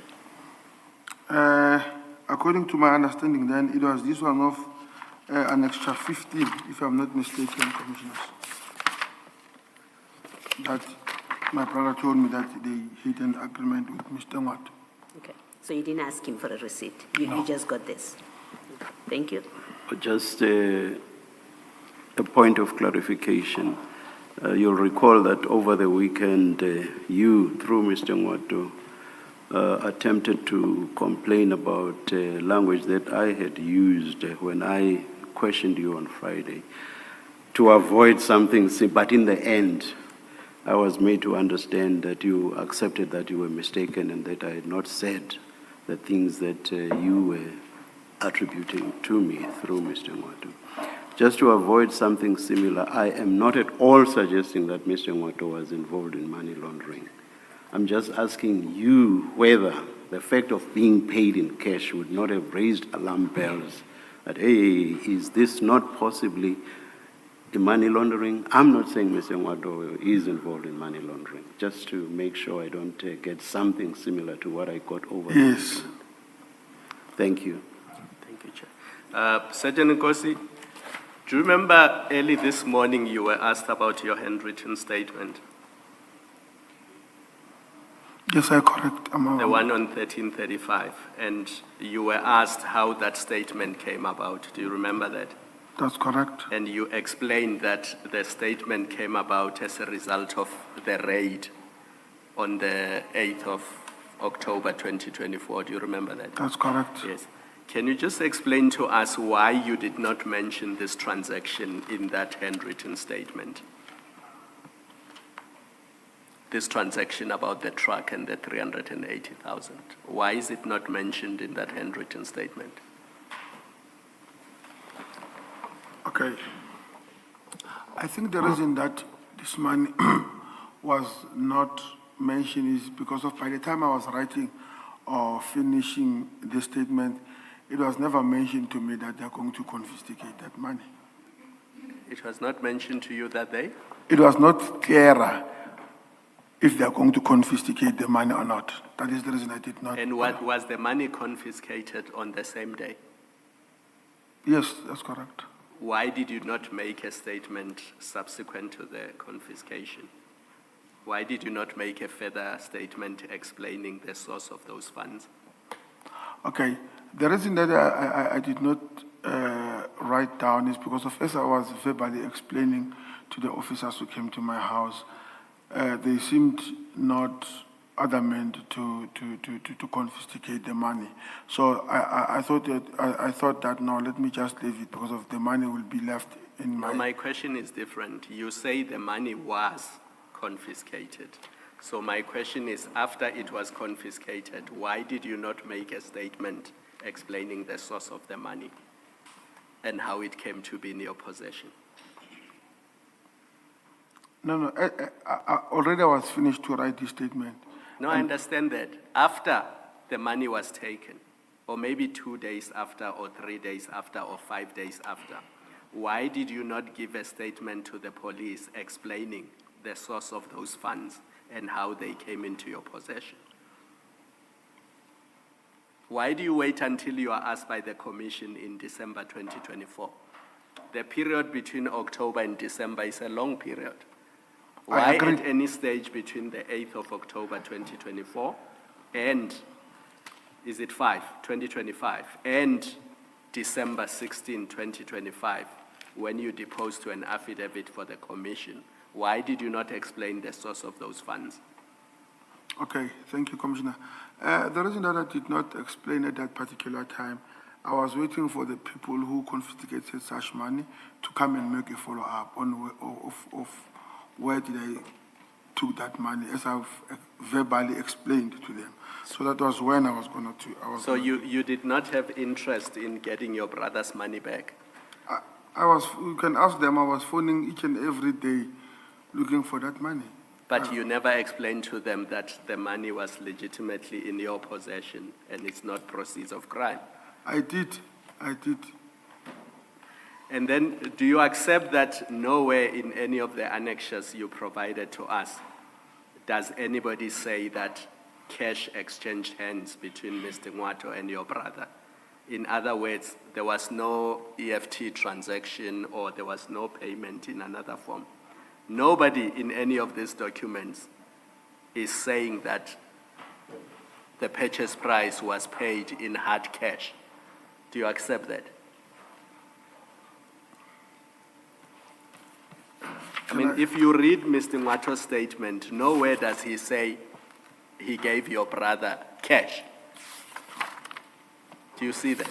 But let me just go back a bit in the statement maybe to check with my brother's statement.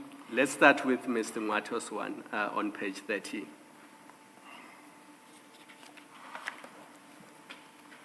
At paragraph 4. What he does is he mentions the sale price, but he does not say, I gave Abednego cash. Do you see that? Yes, but in my brother's statement, Yes. Annex B, page 7, it states that he gave me cash. Where does he say that? Paragraph 5.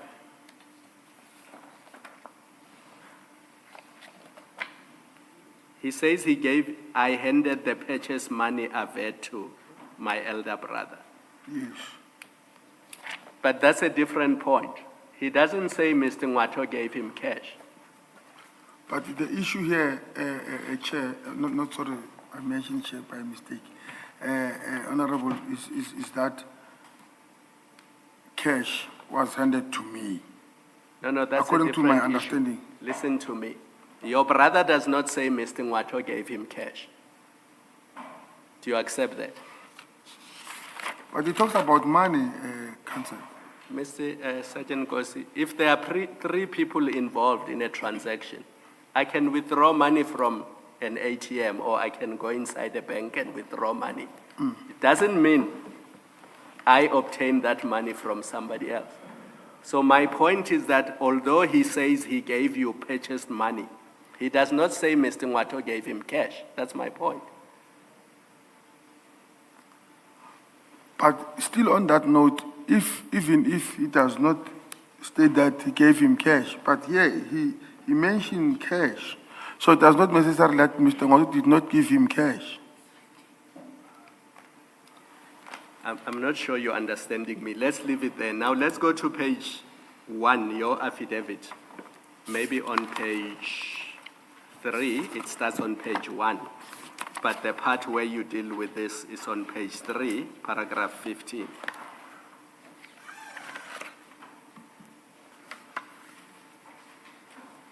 You also do not say in that paragraph that you were given physical cash,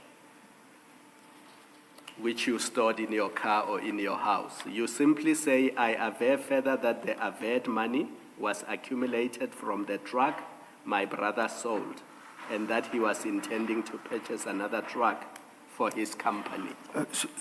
Sorry, Commissioner, is paragraph what? Paragraph 15 on page 3 of the same bundle.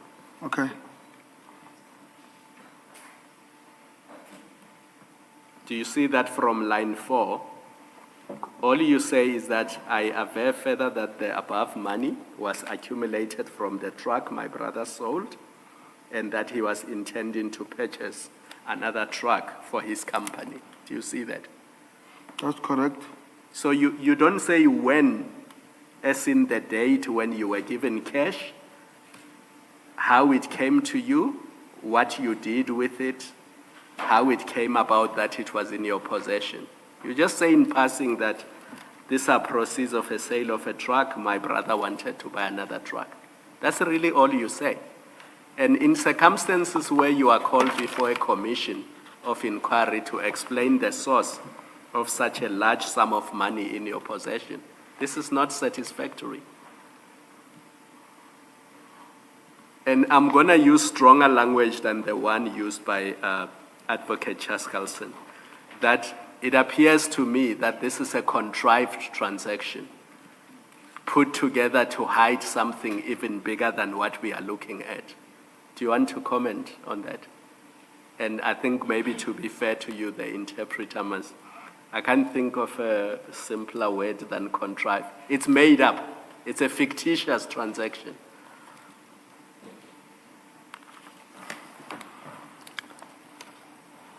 Do you want to comment?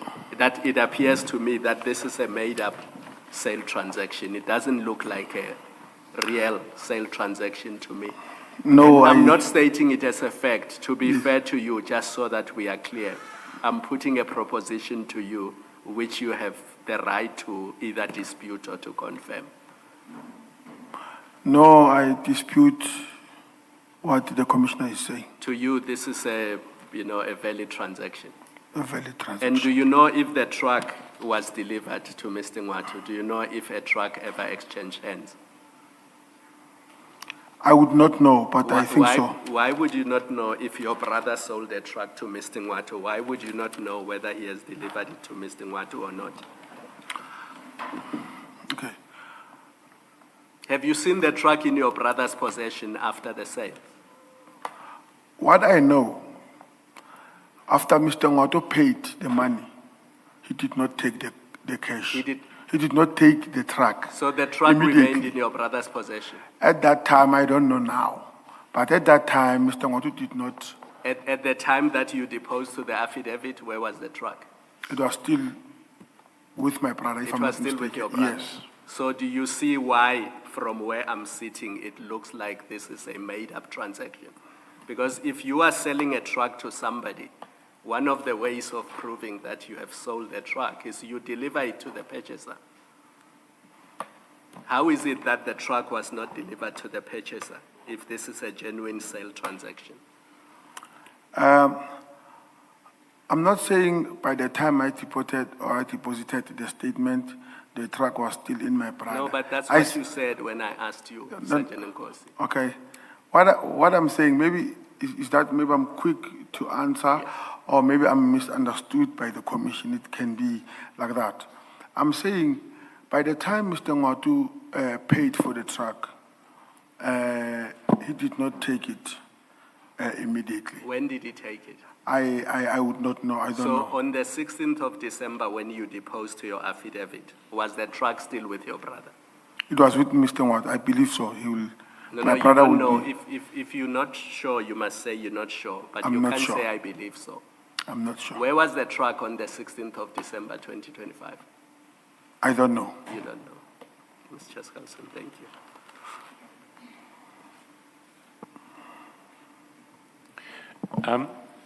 Sergeant, very briefly, you may recall that last week, Monday, I asked you about Natasha SABC, who gave you a phone number for Mr. Kaula. And I put it to you that you had paid for the information, paid money for the information. You initially said no, and then I said, I invited you to go back and look at your WhatsApps with Natasha SABC and to check. Can I take you to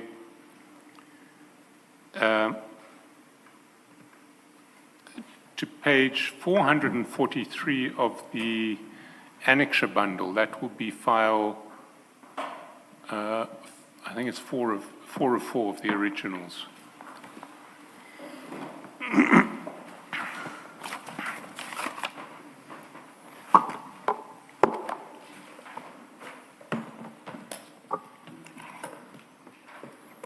Page? 443.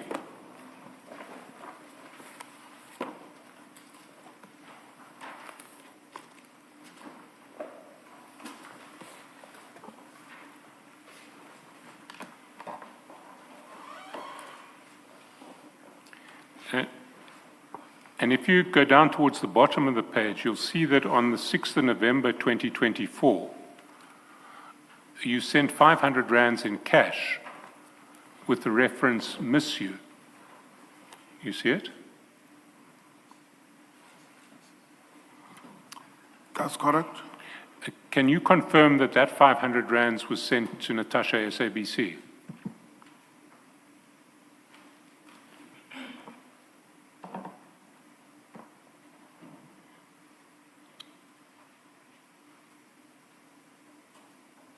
And maybe to assist you, can I ask, did you go back and look at your chats with Natasha SABC? Because if you did, you'd find the reference to that payment on the same day, the 6th of November 2024. Sorry, Sergeant Nkosi, I did not hear. Did you say you do see the transaction or not? Yes, I see the 500 here. Oh, all right. Thank you. Can you confirm that that was a payment to Natasha SABC? Here in my account, it does not show. Maybe if I can see the. Did you go back to your chats? Because you said you would. I sort of invited you to go back to the chats and check. I mean, I can get the chats circulated to the commission. I can take you through the chats and show you if you would like. No, it's fine. So you will confirm that that was the payment to Natasha SABC? Okay. Firstly, I would like to rectify the statement that I said I did not pay Natasha. I said I don't quite remember. I think the record says something else, but let's go forward, not backwards. Yes. So what do you say now? Did you make the payment? No, if I think so. Do you want to see the chats? I mean, I don't know if you have gone back to the chats.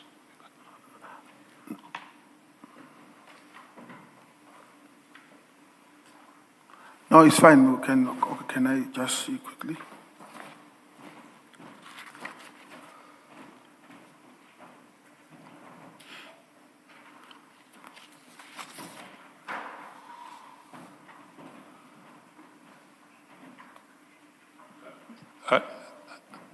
Are you happy to confirm that that was a payment made to Natasha SABC? I mean, if we're going to go through the chats, we'll have to paginate them, give them a number, and I'm not sure if it's necessary.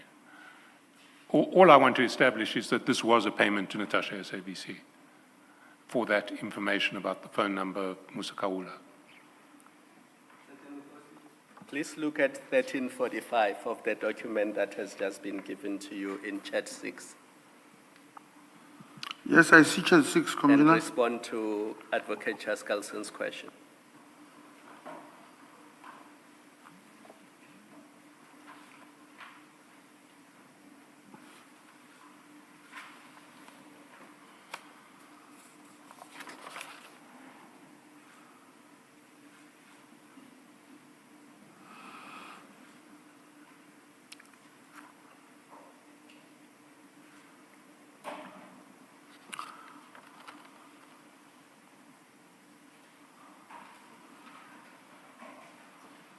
I mean, if we are going to look at the chats, can I take you through where they begin? Okay, no. No, or do you want to be taken through the chats? No. I thought I was giving you a way out, Sergeant Nkosi. Yes, no, I did. If you don't accept my offer, Advocate Chaskalson will take you through all the chats. Yes. What's your response now? Looking at what appears at page 1345, do you now accept that you did pay Ms. Natasha? It just says Natasha SABC presenter here. Do you accept that you paid her 500 rand? Maybe I can just, I accept. Yeah. And Sergeant Nkosi, if you look at 1345 and you cross-reference it with the bank statement, the dates correspond. It's 6 November 2024.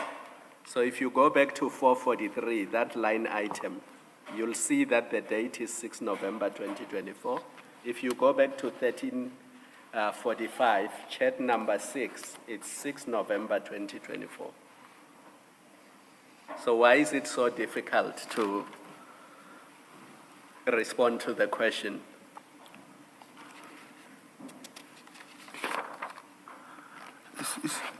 It's not that difficult to respond to the question. It's just that this page is new to myself, so I was trying to, digest it nicely. But now that you have seen it, do you accept that you paid Natasha 500 rand?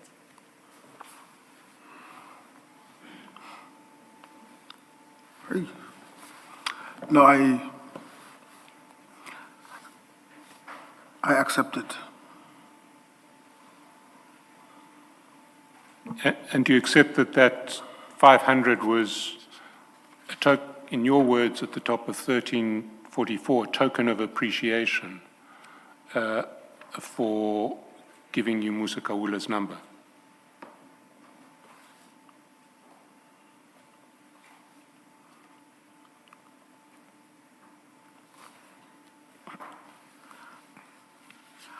I think I was going to be in a better position to answer that if you gave me this before, but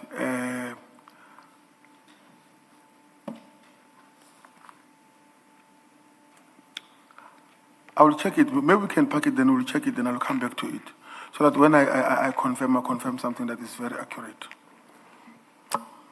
Had you not offered to go back to your chats, though? Or maybe offered is the wrong verb, but had you not said you would go back to your chats with Natasha?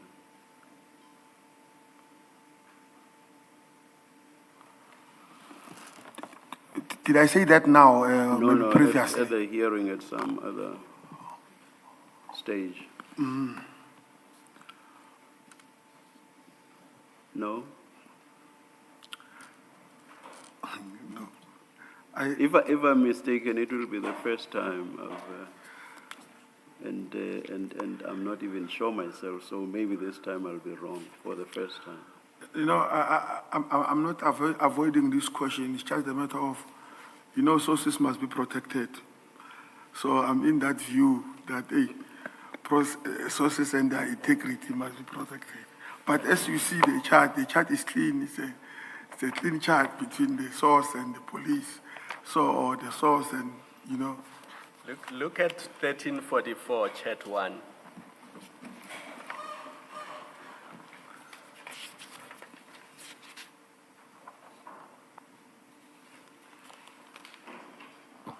Can I even take you further back? Because it really starts at 1343, chat 6.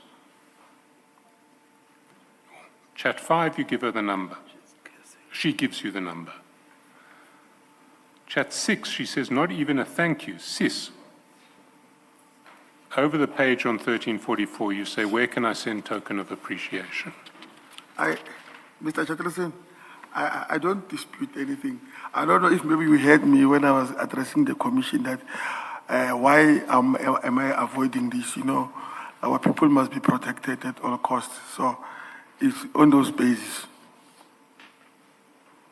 Sergeant, can we conclude this for now at least by you admitting or accepting that the chat 6 at page 1345, it looks like you made a payment, you still want to go and confirm and you'll come back, but you accept that on this chat it looks like you may have made a payment. Just in case you don't come back. I think Mr. Moto wants to say something. Yes, Mr. Ngwata. Sure. Thanks, Commissioner. Just want to remind the Commission that at the time he said he doesn't remember. And Mr. Chaka says, I can also refer you to your charts, and the charts were not made available.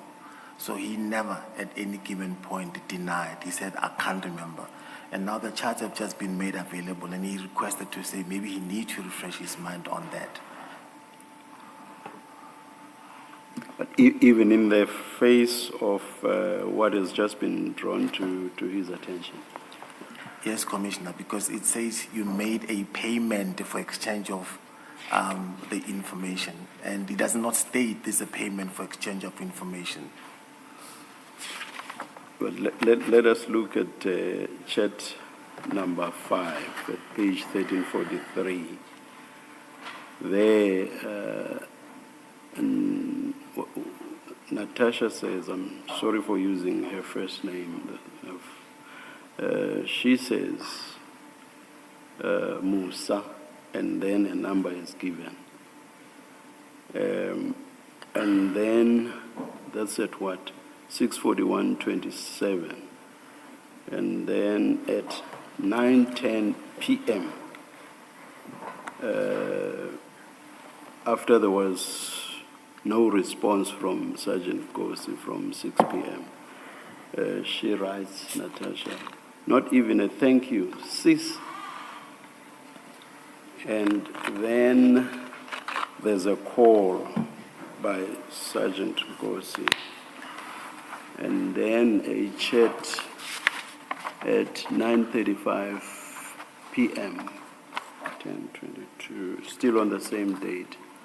And Sergeant Nkosi says, where can I send token of appreciation?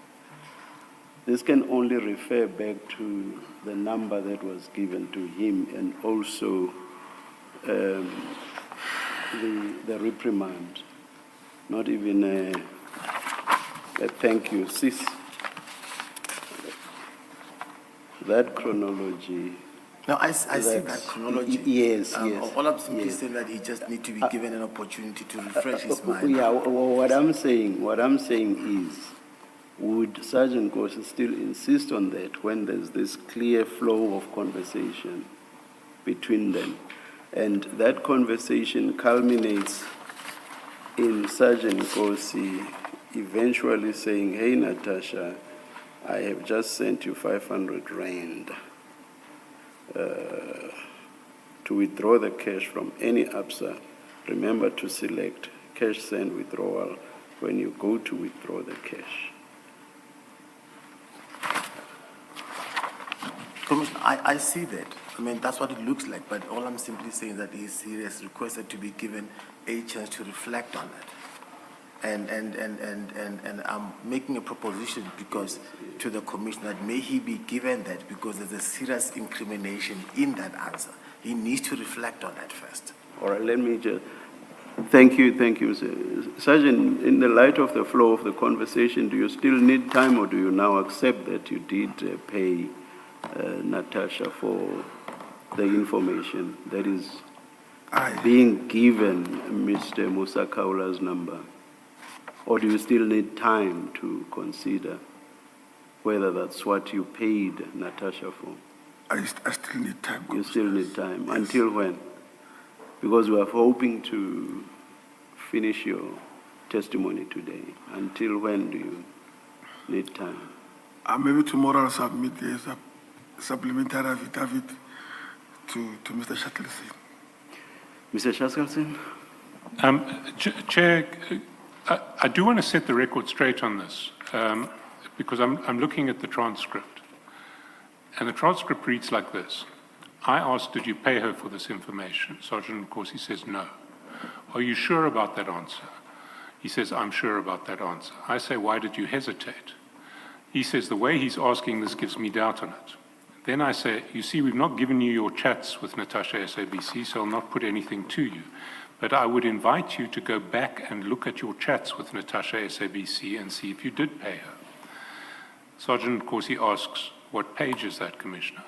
And I repeat, I don't want to confront you with materials we haven't given you, but I would invite you to look at your chats with Natasha SABC presenter to see if you did pay her for this information or not, and we can maybe go there tomorrow. Now, that was a week ago. So if Sergeant Nkosi didn't go back to his chats, that was his choice. I don't want us to have to come back tomorrow morning just on this issue, which is really a minor issue. But why don't we leave it on the basis that if Sergeant Nkosi disputes it, he can furnish a statement that we will get tomorrow or by the end of the week, and then we can arrange another time. Especially not in the light of what you have just read, which, by the way, Sergeant Nkosi confirms what I suggested to you. So remember, I said I've never been wrong with regard to what was said here. So once again, I was not. But you made me doubt myself this time around. So I'm not going to give you any further time. You were given time to look at your chats. You chose not to do so. But I will not stop you if you want to put in an affidavit or a supplementary statement. I will not bar you from doing that. But, Commissioner? Yes. I wasn't suggesting any other day. I think a 2 minutes, 5 minutes stand down will suffice. I don't think... Maybe when the sergeant asks for one of those comfort breaks. Correct. I wouldn't suggest any other day. That would be a waste of time. I was just simply saying he just needs to reflect on it and what the possible implications of that. Yeah. But the point I will make, and quite firmly, is that he has himself to blame for not having gone back to his chats when that was said so on the previous occasion. Noted, Commissioner. Thank you. Sorry, Advocate Chesterton, just give me the date of the transcript. It's the 16th of March, pages 66 and 67. Yes, Mr. Shaskelsson. I'm going to another topic now, and it relates to the video of you at Mr. Molefi's house. And you'll recall there's a video of you, there are two videos that have been played in this commission of you at Mr. Molefi's house on the 27th of November 2024. The one is of you entering the property, getting out of your vehicle without any bag, and the other is of your returning to your vehicle with a bag, and in the company of Mr. Molefi. I don't know if you want us to play those videos now, or, we presumably at some stage we will play them, but do you remember them? Can I ask you some questions before we play, or do you want to see them again? I do remember them. So you deal with these, with the events of that day in your statement at page 3 of the statement bundle, paragraph 12.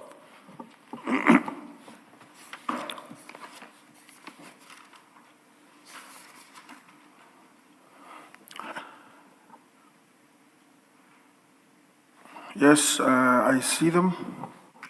And you talk about going to the Krugersdorp Magistrates Court, and then you say, paragraph 12, the public prosecutor then decided not to issue a requisition prior consulting with other witnesses in the matter. So on my way back from court, I passed via Mr. Katiso Molefe's place of abode and collected bikes, gloves, helmet, shield, and T-shirt, which were to be returned to Harley Davidson as they were smaller or could not fit him. I collected the same as I was on my way home. I did not go to him specifically for that, but it was just a pass-by, and took same to Harley Davidson. The further reason why I took same is that he is my mentee on bike riding and I am his mentor. And then at the end of your statement,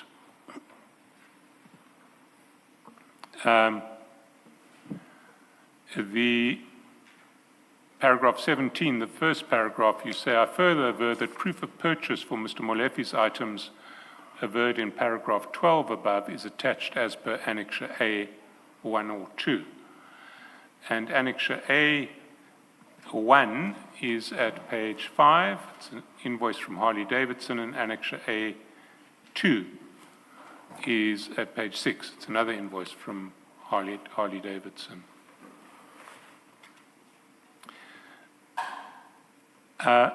Let me start with Annexure A1.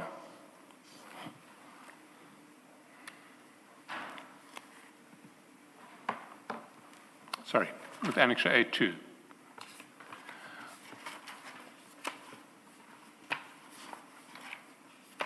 You'll see that the date of that invoice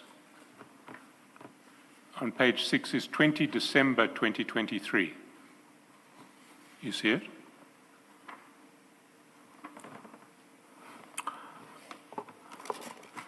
You're talking about Annexure A2. Page 6, yes. Yes. You do see the date. Pardon, Commissioner? You do see the date on the invoice.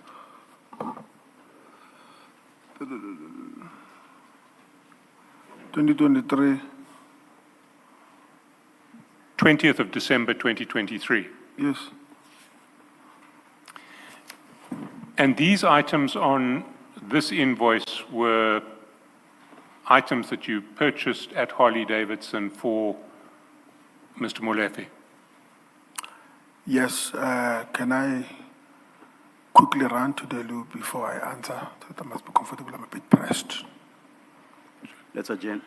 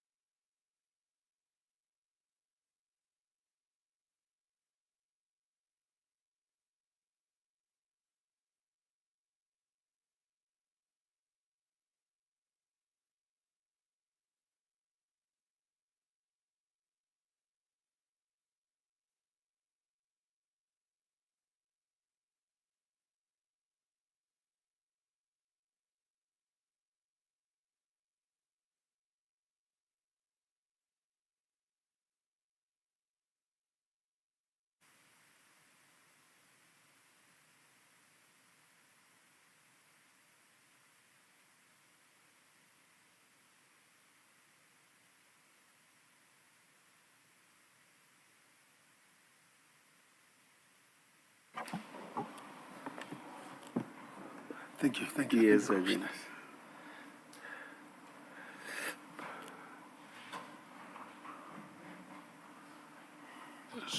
So my question is, were the items on the invoice annexure A2 on page 6, were those items that you bought for Mr. Molefe?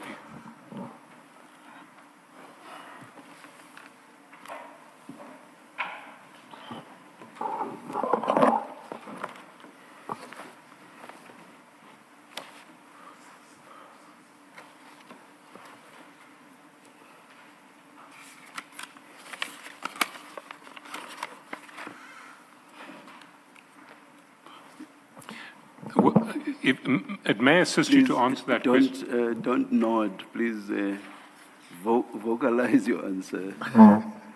Okay. Yes, I confirm. So if you go to page 517, or it will be file 2 of 4, 517.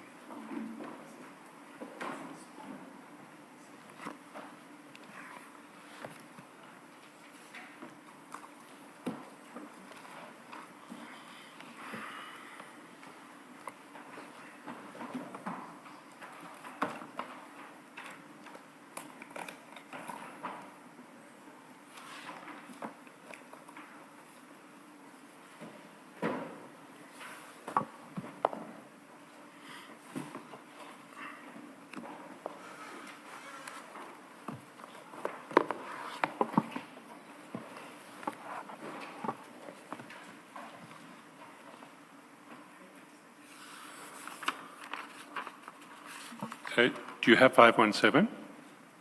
517, I see.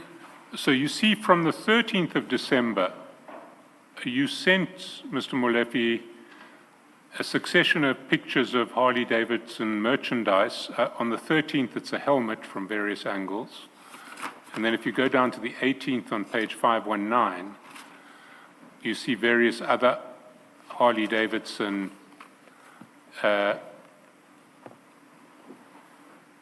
products, all the way down to 521.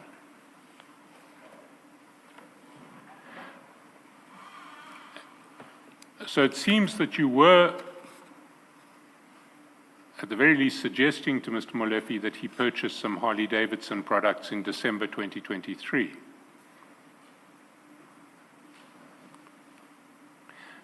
But my question to you is essentially twofold, which is,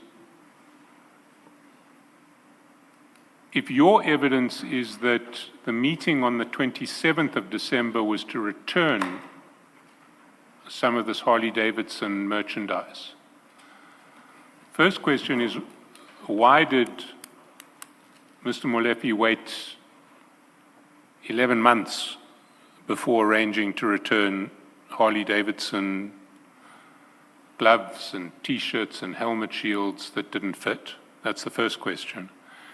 And the second question is, why did you think that Harley Davidson would accept a return after 11 months?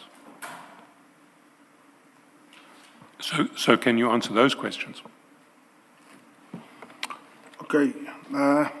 Firstly, I think Mr. Molefe only realized when he was supposed to wear those particular apparels after 11 months. Two, I would know that Harley Davidson will replace those things because of I am the regular customer, and they know me. Even when I bought those things, I explained to them that there are possibilities that they may not fit, but the problem is, if those people who are supposed to receive them don't fit them now, I would not know when I are going to be returned, if at all they are small or they are big. So are you suggesting that it took Mr. Molefe 11 months to try on any of this equipment? That's correct. You've been Mr. Molefe's mentor on the bike. When did you start mentoring him? When he started to buy those bikes? when he started to buy those bikes. That's correct. Well, the first picture that we have of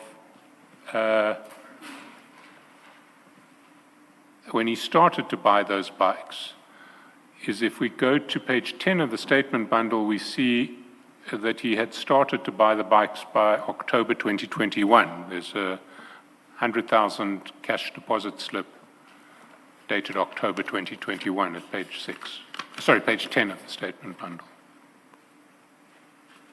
So you were mentoring him from 2021, and he was riding from October 2021 at least. Is that correct? When I started to pay for the bikes, they were not yet in South Africa, they were still in Canada. So it took plus minus a year or a year and a half. So I would say between 2022 at the latest and 23 at the beginning. But before Mr. Molife's bike arrived in South Africa, he was practicing with the one of Mr. Msibi. So, did Mr. Molefe, was the first bike that Mr. Molefe ever rode one of those Can-Am three-wheelers? According to me, yes.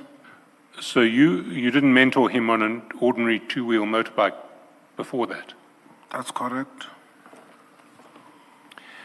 But on your own estimation, the first bike that he would have ridden would have been late 2022, early 2023. Is that right? I'm not sure if I'm getting your question.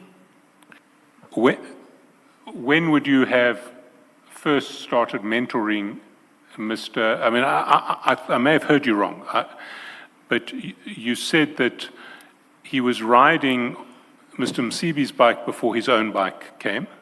Is that correct? That's correct. I was helping him with that, yes. And I thought you said that would have been late 2022, early 2023. That's correct.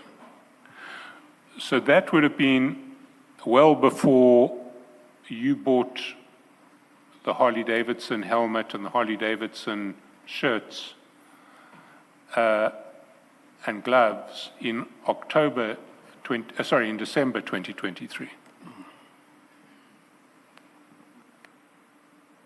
Is that, you accept that? Interpreter? That would have been well before you bought the Harley-Davidson helmet and the Harley-Davidson gloves and the Harley-Davidson shirts that you bought for him in December 2023.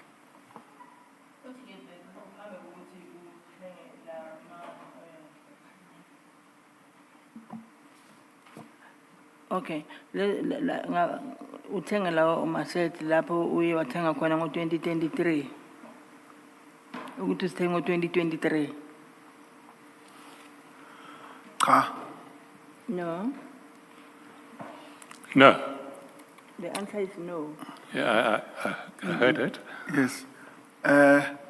Mr. Molefe, Mr. Molefe, makasaqala ukubhadela imali yakhe yokuqala yebike. okay, when he started to pay his first amount of money for the bike, Nami on the other side bengicala ukwenza i-collection ye-apparel yakhe. okay, and me on the other side, I was starting to make a connection. Yani? Impahla zakhe zesithuthu. Okay, impahla zesithuthu, bike. The riding gear. Oh, Kunjalo. riding gear, thank you. But when did Mr. Molefe start riding under your mentorship?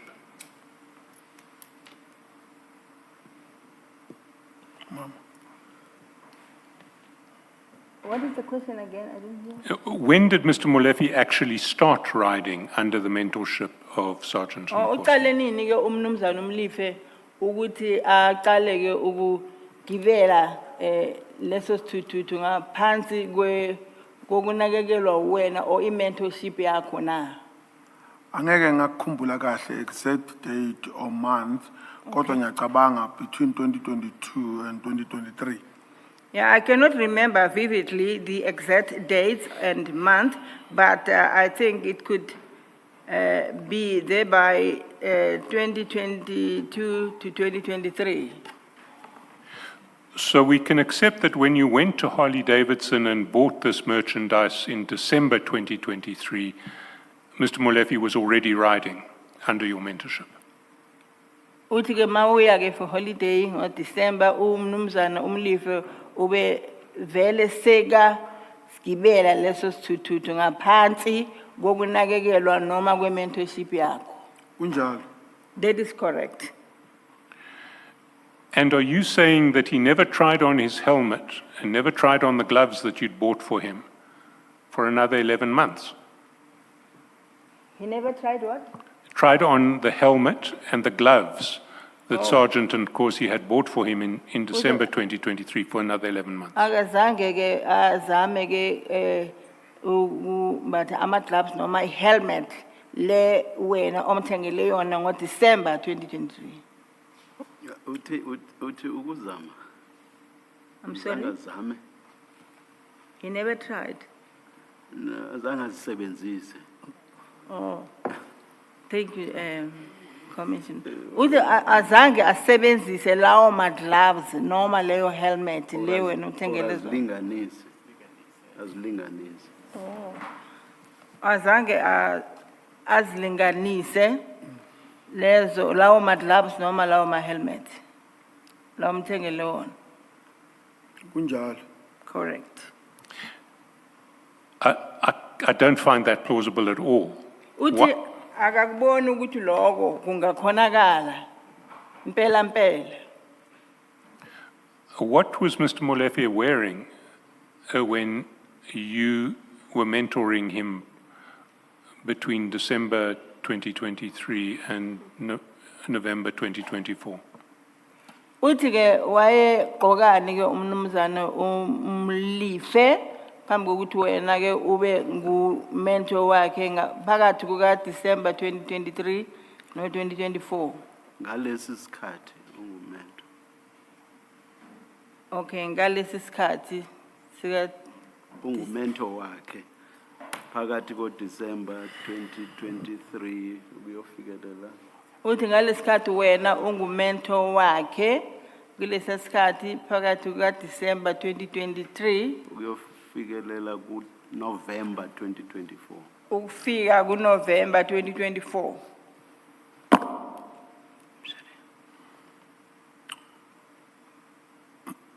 Umnumzana Molefe bekangana sigqoko sesithuthu esisodwa. Mnumzana Molefe did not have only one helmet for the bike. Ukukhumbula kwami izigqoko engizithengile zakamnumzana Molefe zintathu. Okay, if I remember, the helmets that I purchased for Mr. Molefe were 3. Konke umnumzana Molefe bekashayela ngakwisithuthu. Amahindlava amade namahindlava amafishane. Okay, all that he used for the riding of the bike, Mr. Molefe, were the long hand gloves and as well as the short hand gloves. Kufana nelumba yakhona bekune summer bekune winter. As well as the Riding lumber, jacket. he had the one for summer and the other one for the winter.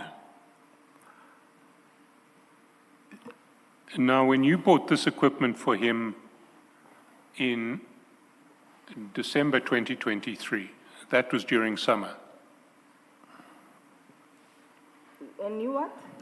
When you bought the equipment Mawuthenga ke lezo zinto, on page 6 for him in December 2023, lezi ezilana ke ekhasini lesi 6 page 6 ngo December 2023. that was summer. And bekusehlobo. Njalo. Correct. Was the equipment summer equipment or winter equipment? Uthi ke bekuyize buhlobo noma zobusika na. It was just a normal riding jacket. Beku? It's normal, amatlavu nje, angasho lutho. Okay, those were just normal gloves, which didn't mean anything. Angasymbolize ukubanda, angasymbolize ukushisa. They did not, yeah, they did not symbolize either when it is cold or when it is warm. And when you delivered this equipment in December 2023, did Mr. Molefe not try it on in your presence? Uthi ke ngenkathi ke lezo zinto uzisa noma uzideliver ngoDecember 2023 umnumzana uMlifa akazange azilinganise nawe ukhona. Cha. No.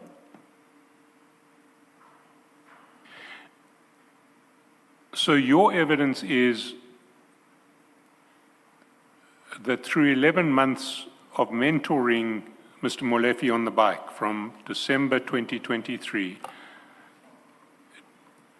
to November 2024, he didn't use any of the equipment you bought for him? Uthi ke ngalesikhathi wena wawumentorisha ukusukela ngalesikhathi akhuluma ngaso advocate akazange alinganise lezo zinto umthengele zona. Njalo. Bekasagcoka lezi ezinye. Okay, that is indeed so because he was still wearing the other ones. I see. And at some stage around November 2024, he tried on the new equipment.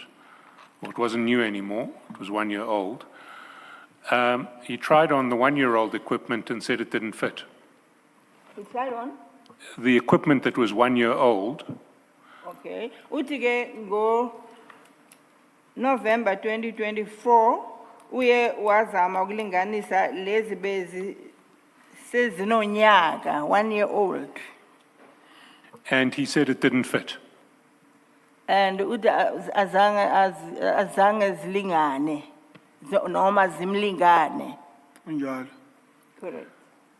When did he tell you that it didn't fit and that he didn't want it? Ukutshela nini ke ukuthi azimlingane nanokuthi mhlamba akasasidingi. Angisakhumbuli kahle kodwa bekumalanga or maviki. Yeah, I do not remember vividly, but it was after some days or some weeks. No. It must have, well, some days or weeks after what? Uthi kodwa ke bekumalanga noma amaviki emva kwani. Uthi after what? Emva kokuthi kwenzekeni noma emva kwani. Before, after sekazigcokile wangitshela leso sikhathi leso angisakhumbuli exact ukuthi After he had used them, he told me, but I no longer remember vividly or clearly as to it was after how long or what time. How long did you wait after being told by Mr. Molefe that this equipment didn't fit? How long did you wait before coming to his house to collect it? Yeah. Ulinde isikhathi esingakanani ke ngaphambi kokuthi umnumzana uMlife eze kuwe azokwazisa ukuthi lezi zinto qha azemlingani. Kube emva kwesikhathi esingakanani? That is another problem.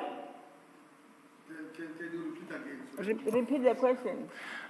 So you can't remember exactly when Mr. Molefe told you that the equipment didn't fit. You said it was sort of days or weeks, you couldn't remember when. Okay. Okay? Awusakhumbuli ukuthi umnumzana uMlife usho nini kuwe ukuthi azimlingani na? Uthe wena bekusemva kweinsuku noma emva kwamasonto amaviki. Kodwa awusakhumbuli kahle ukuthi bekunini.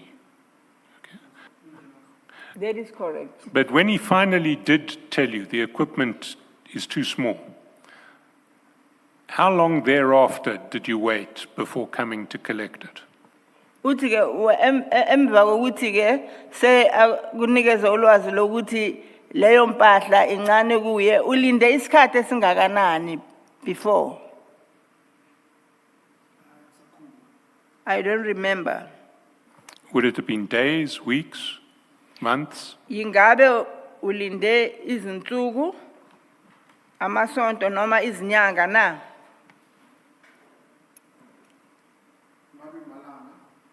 Days. So he would have told you that the equipment doesn't fit a few days before you went round to collect the equipment on the 27th of November 2024. Uthi ke uzoba akutshele emva kweinsuku ngale zinto ukuthi azimlingani ngaphambi kokuthi wena uye uyozilanda before you collect them nge-27 zika November 2024. Correct. And then you collected this equipment and took it back to Harley Davidson to return it, to return it. Is that what you did? Uthi ke okwenzile ukuthi uye wazilanda lezi zinto ukuthi uzibisele, to return it. Noma uziphindisele. Yes, the intention for me to go and fetch them was to return them. Yes, but did you go and return them? I'm sorry? Did you actually go to Harley Davidson afterwards to return this equipment?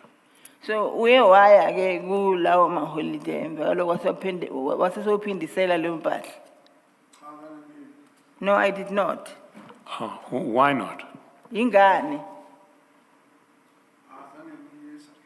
I did not go.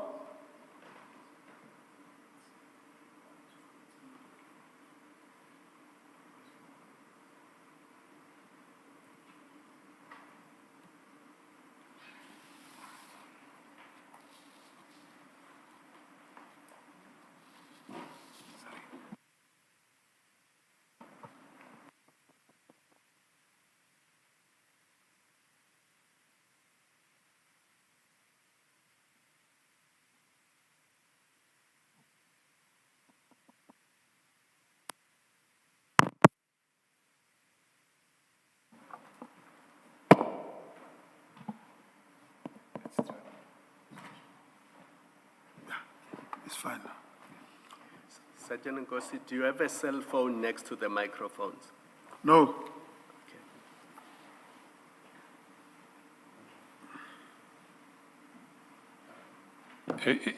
Is the microphone working again? Can we proceed? Why didn't you go back to Harley Davidson to return the equipment? Uthi ngani ungazange uyeke ukuthi ubisele ke leyo mpahla? Azange ngisazibusela sale ngahamba ngaye ekhaya. I did not return them. I went home. Or instead, I went home. No, I'm not talking about on the day. I'm talking about ever. Have you ever returned this equipment to Harley Davidson? Uthi ke akatsho ngalo langa kodwa uke wayenza leyo nto ukuthi izibisele lapha ku-Holidayson. Cha, azange ngizibusele. No, I did not. Why not? Ingani? Ngabona ukuthi nami ngizabuya ngimreplaceela ngezinye. Uzabuya u? Ngizabuya ngumnikeze ezinye. Okay. Ngibona ngakuyisidingo leso sikhathi.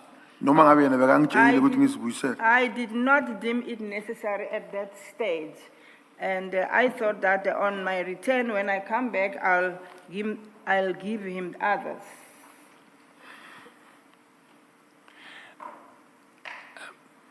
If you go to your statement on page 3,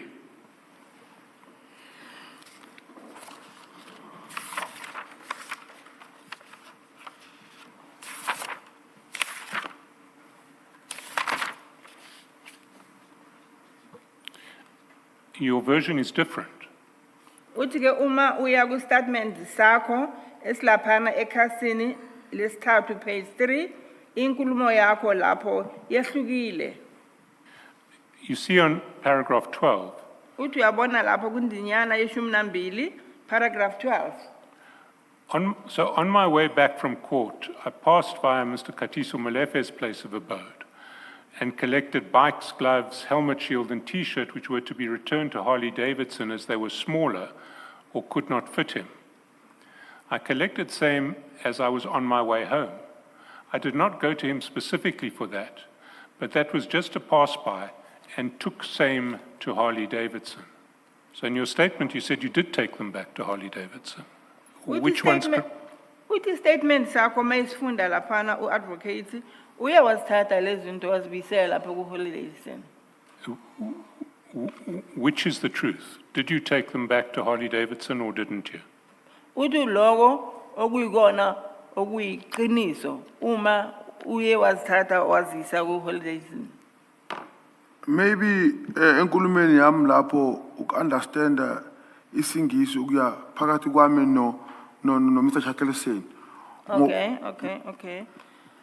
Maybe in what I'm saying there in my statement can be an irregularity in understanding English between me and Mr. Nicholson. So between you and? Chakalsen. Oh, between you and me? Okay. Yes. Between me and Mr. Chakalsen. So my understanding with that effect, it was to pass by and collect that apparel to Harley Davidson. Ukudlula kwami ngizise ngiyoshintsha. Ukudlula kwakho zise kuphi? Ngizibusele emuva la zibuya khona. Okay, yeah, just to pass by and return them back where they came from. Yes, but if you look at the statement, The statement reads as, I'm sorry to interject you. no problem.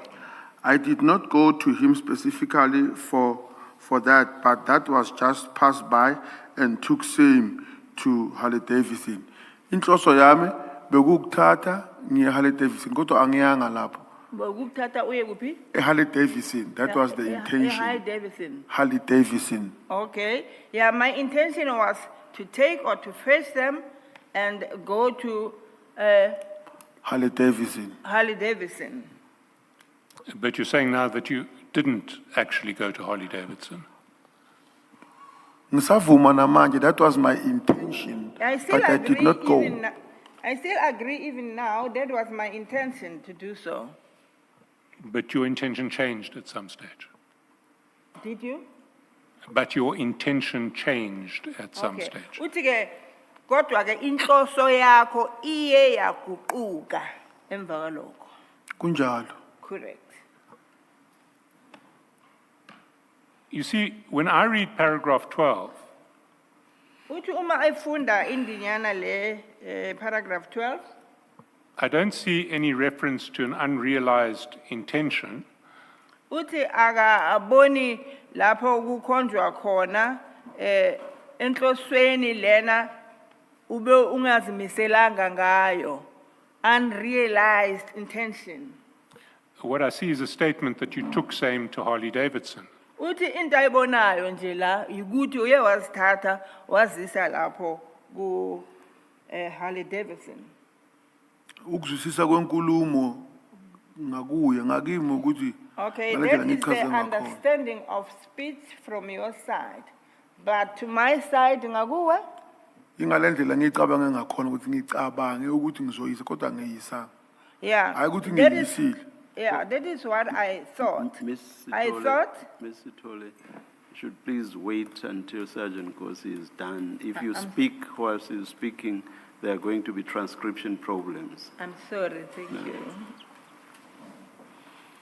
Qhubeka ke bosakhuluma ukuthi ngokucabanga kwakho mayezokhuluma uCommissioner uthi ucabange inkulumo lengiyibhalile asiyinkulumo engiyenzile. Okay. All that I wrote in here is not what I actually did.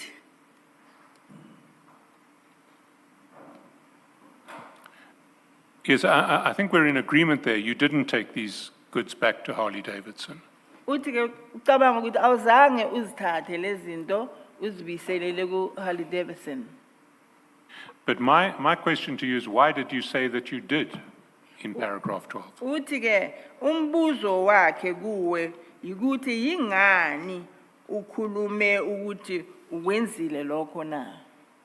Ngithe ngidlulile ukuthi ngithathe lezi zinto zakubaba umlefe nezise eHarley Davidson. Azange ngithi ngiziyisile. I did not say that I took them to Harley Davidson. I said I passed by Mr. Molefe to take those things. To Harley Davidson. For Gubi? Harley Davidson. To Harley Davidson. Sergeant Nkosi, you are being referred to your written statement at paragraph 12. Uthi ke ubhekiswa ke ku statement sakho esibhalwe nguwe esilaphana endinyaneni yeshumi nambili paragraph 12. You will see that in line 8. In line 8, which reads as follows: I did not go to him specifically for that, but that was just to pass by. Do you see that? That's correct. Correct? Yes, and then it continues, and took same to Harley Davidson. Yes. So that took same to Harley Davidson suggests that you did in fact take them to Harley Davidson. It suggests like that, but it is not like that. That is the way I put it, because there was no way I got to Mr. Molefe at 4:20. Harley Davidson is closing at 4, and then I'll take it even to this is what I put my statement. Do you understand that the statement does not say, I had the intention to take them to Harley Davidson, but I never did so? Do you accept that the statement does not read that way? I think it is the matter of how I put that statement at that time, but not, I understand the way you are putting it. Thank you. Can we actually go to the video now? And maybe the video to go to is the one of you leaving Mr. Molefe's house. Yes.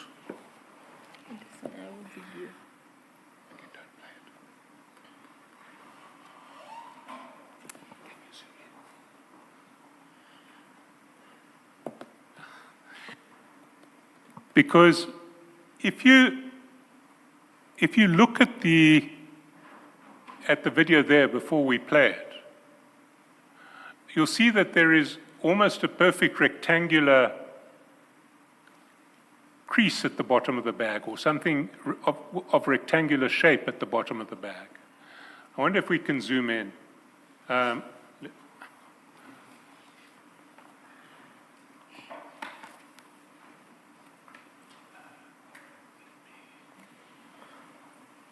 What I can do is I'll create a screenshot.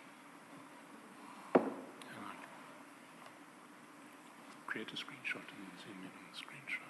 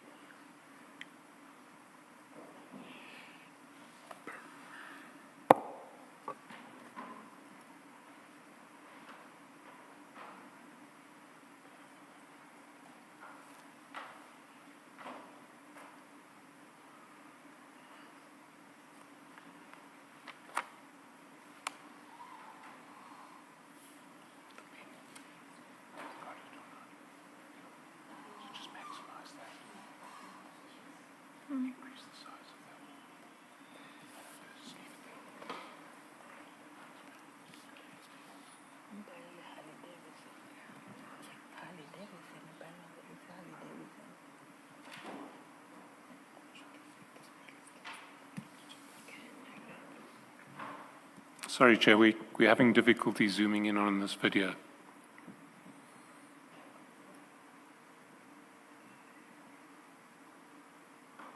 Perhaps let's wait outside a while. You'll tell us when to come back. We've succeeded. Oh.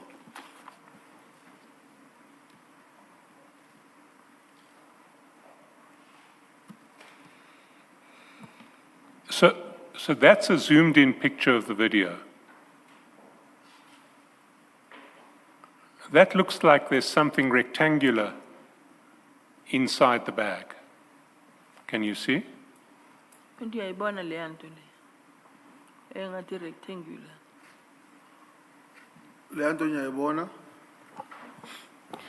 I Now, think would that be consistent with a pair of gloves, some T-shirts, and a helmet shield? That's correct. How? Because if I was the one who was having them, that's why I know those are gloves, T-shirt, and a shield. But there's...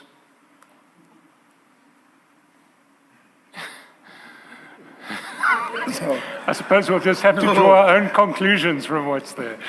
We're not going to reach agreement on this one. I want to put it to you that it's not gloves, helmets, and T-shirts in there. That there is a fairly sharp rectangular shape that's inside that bag. And the question I have to ask is, why would you say you were collecting gloves, helmets, gloves, a helmet, T-shirts, when the bag doesn't look like that's what you're collecting? When your statement says that you returned them to Harley-Davidson and you now say you didn't, what is it that you're trying to hide? That's the question I have to ask. Do you want to put me at rest? yeah, Maza. There are many things that are deceiving in that picture there. Because of the sneaker that I was wearing, they were black, but there they are orange. So I'm just trying to show the commission, not being funny, Honorable Baloyi. It's just that I'm showing the commission that there are many things that are deceiving there. The colors are not the same. Well, this is a zoomed-in shot of the video. We've just zoomed into the video. We haven't altered the image in any other way. That's what the video looks like when you zoom in to the opening image on that video. Sergeant Nkosi, do you own sneakers like those? No. So you say on the day you were wearing black sneakers? Black sneakers and blue jean, and that jean is black, that one. And But what the- that I was wearing is blue, that one is black. But the person in the video is you. That's me. No, I don't disagree. It's me.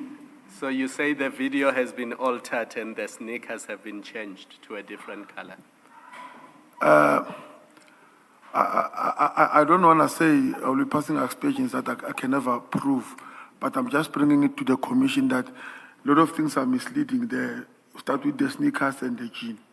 So even that what is Mr. Charleston sees there, it is not what it showed there when I was there. There was no something that is square in that fashion. Before we go back to Mr. Chaskalson, as far as the bag is concerned, do you confirm that the bag you carried on that day is that one that we see on the screen?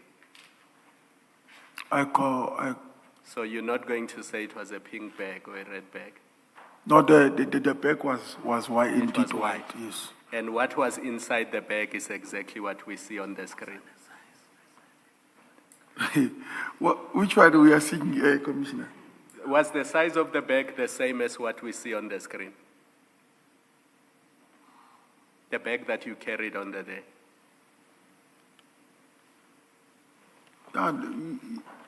More or less, yes.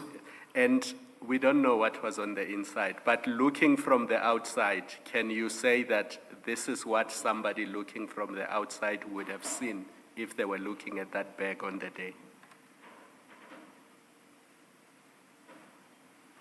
Can you repeat that, Commissioner, so that I must answer clearly? So, if I was looking at the bag you were carrying on the day, without peeking on the inside, if I was looking at it from a distance, I would have seen exactly what we are seeing in the screen now. Is that what the bag would have looked like from somebody standing at a distance from you? Uma umuntu emekudeni nawe wayezobona le bheke njengoba siyibona namhlanje ivela ngakhona la kule screen na. Wayezovela ayibone ngendlela ibonakala ngakhona manje ku screen. Ngicabanga ukuthi kwakuzodependa ukuthi uyibona from kuyiphi indawo. Yeah, it would depend as to you see it from which angle or which place. Mangichaza ngokuya ngamafoni, mawungayibona for an example, mawungayibona nge-iPhone angakuyibone so. Mara mawungayibona nge-Samsung ungayibona so. Yeah, if It depends on the quality yala uyibheke ngakhona. yeah, it depends on the quality from the angle where you are looking at it. Let's give an example of an iPhone. If it is on the iPhone, you will, or Samsung, you will see it differently. It will depend on the angle in which you are. Njengoba nami ngiyibona manje iyangimangaza ukuthi indaba ikhiphe lezi zinto lezi ezi4 so. Kodwa Okay, bekungekho as into I, e-4 as ngaphakathi. I look at it now, I'm surprised. Why does it show or indicate those things that look like 4 corner? Sergeant, I don't know much about the size of helmets, except what I see on the road when bikers pass. It doesn't look like that bag has a helmet in it. Kunjalo nyavuma. It doesn't look like it, yeah. Asi helmet ile screen lesi straight se helmet. I see. Asi helmet. So it's not the helmet itself? Yes, Commissioner. Okay.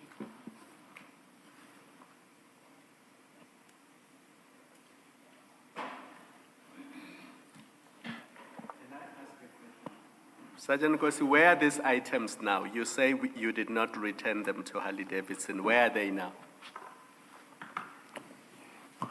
I don't know, but to be very honest with you, maybe I sold it somewhere and got another ones to Mr. Mkhwanazi. Because I was hoping that we could go to where they are, or you bring them here and we put them in a bag so that we can see that they look like that.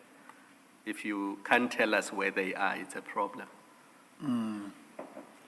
Now, I also wish that I could bring them by if I had them, so that I must clear lendaba lengiyibona la engasiyona. We've got the serial numbers from Harley. So that I can clear that what I see here, which is not the truth. We've got the serial numbers from Harley Davidson, so maybe they'll cooperate with us and provide us with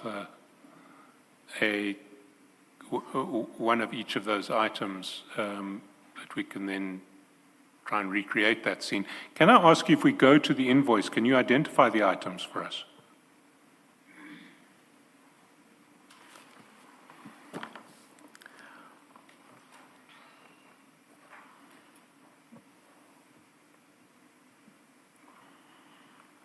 If you go on Annexure A2, page 6, Okay. which of these items did Mr. Molefe want to return?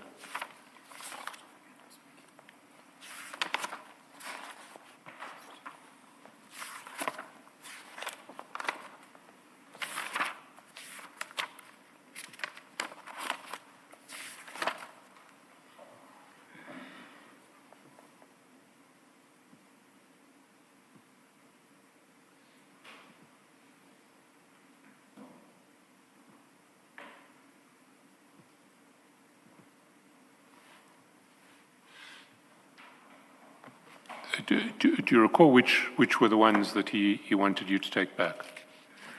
That will be item number 2, 3, 4, and 5. 2, 3, 4, and 5. Yes.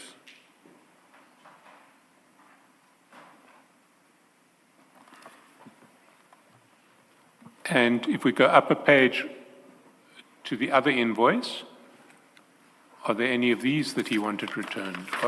Were these all for him, or were they for other people too? Which did he want returned?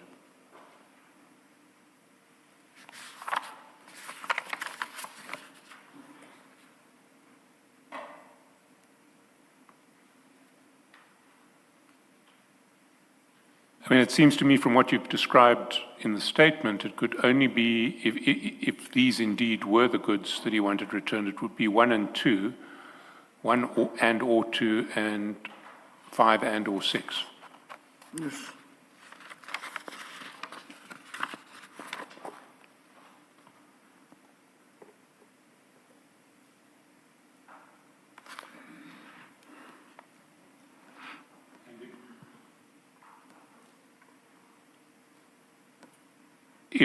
If we go back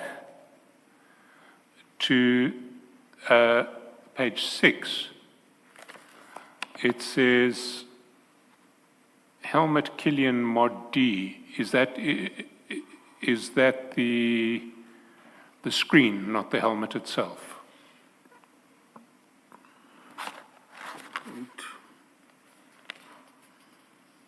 That last item on page Yes. 6. So that's just the screen. That's correct. And so was it 1 or 2 of those that you had bought for Mr. Molefe and that he wanted returned? We see you bought 2 originally, but for the return, was it going to be both of them? Or was it just 1? In other words, was the second one also for Mr. Molefe and he also wanted it returned, or had you bought the second one for somebody else?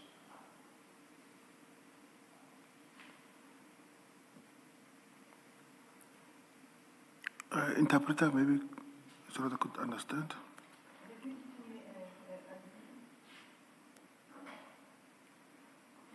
If we go to page 6, we see that there are 2 screens that you had originally bought. And my question to you is that, did Mr. Molefe, were both of the screens for Mr. Molefe, and did he want to return both of them? Because we're going to have to try and reconstruct a packet. Or was it just one of them that he wanted returned, possibly because you bought the other one for somebody else? Bufuna ukubuyisela zombili kuMr. Mlife noma eyodwa nje kuphela? Bengibuyisela eyodwa. Only one of them. I see. Well, if we can conduct this exercise, we will, and we will invite you to that exercise.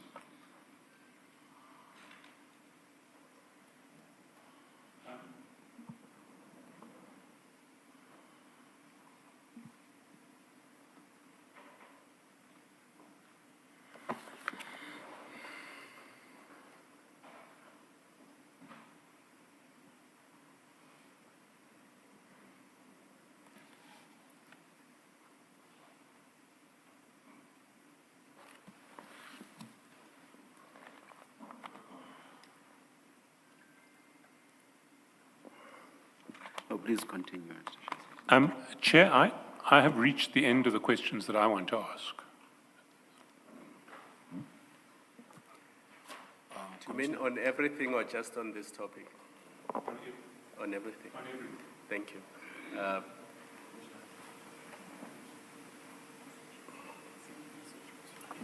Oh yeah, there was an outstanding matter earlier on about the Natasha payment. Maybe we could revisit that aspect, that we requested about 2 minutes to 5 minutes during short break, that you could go back to.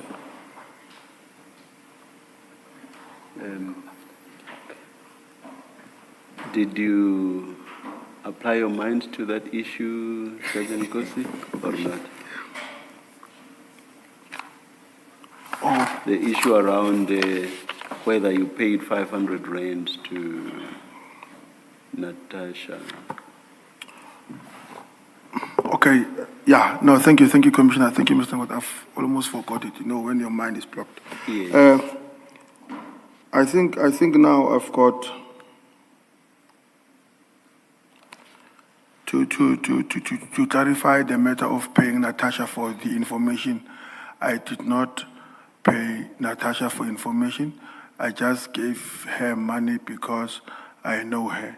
You will see there, actually, when she says, not even thank you, she was expecting thank you from me, but thank you, just thank you. So then I said, where do I send the token of appreciation?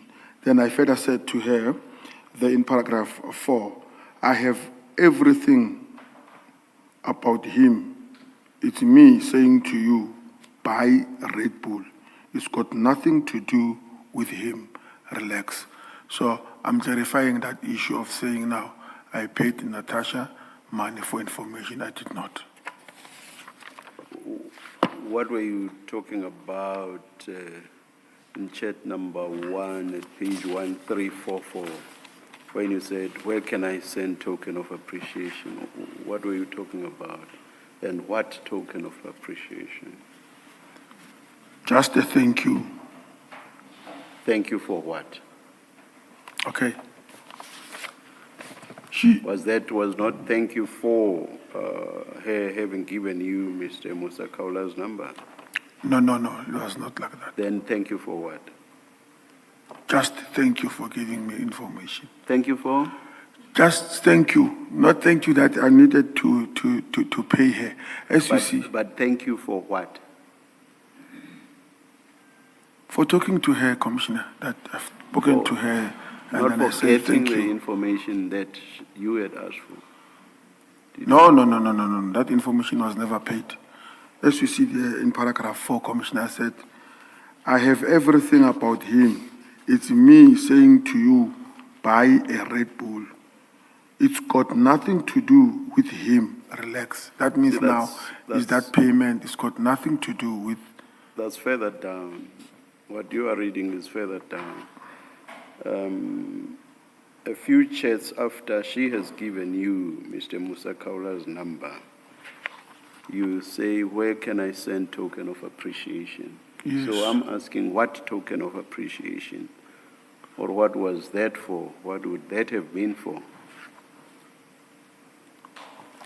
Looking at the flow of conversation, it seems to me it would only have been for Mr. Musa Kaula's number. No. What was it for then? Just appreciation that I know her. That you know her. That is the reason I said to her, I have everything, Commissioner. I had everything on Mr. Kaula, so I did not need to pay Natasha for the information. Let's leave that. What were you talking about here? What token of appreciation then? It was not about money. Where can I send token of appreciation? Where can I say thank you? Send. No, send. It's not say, it's send. Token of appreciation. Yes, Commissioner, I agree. So you intended to send a token of appreciation, correct? But the token of appreciation... No. Just answer the question directly. That's correct. Yes. Now, what would that token of appreciation have been for? If not for the fact that she had given you Mr. Musa Kaula's number, what would it have been for? I would not... But the token of appreciation, it was not about money, it was just to say... What was it for then? Don't tell me what it was not for. I want to know what it was for. What was it for?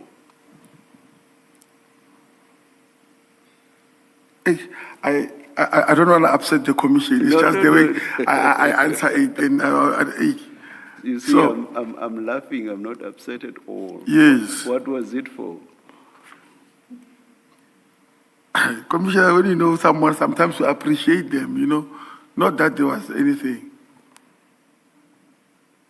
Remember, do you remember what I read to you? I remember. Remember what I read? Yes. Because she sends you the number at 6:41:27 p.m. on the 22nd of October 2024. And you are silent. You do not even acknowledge the fact that she has sent this to you. And same day, at 9:10:02 p.m., she writes to you, not even a thank you, sis. Yes, Commissioner, I think. You see, so she wanted something for having given you this information. Now, a couple of chats later, you say, where can I send token of appreciation? Logically, that must mean, especially after she had said, sis, you are not even thanking me for this. Then you say, where can I send token of appreciation? Unless you give a plausible explanation, it seems quite plain that the token of appreciation would have been for the fact that she had given you Mr. Musa Kaula's number. What do you say to that?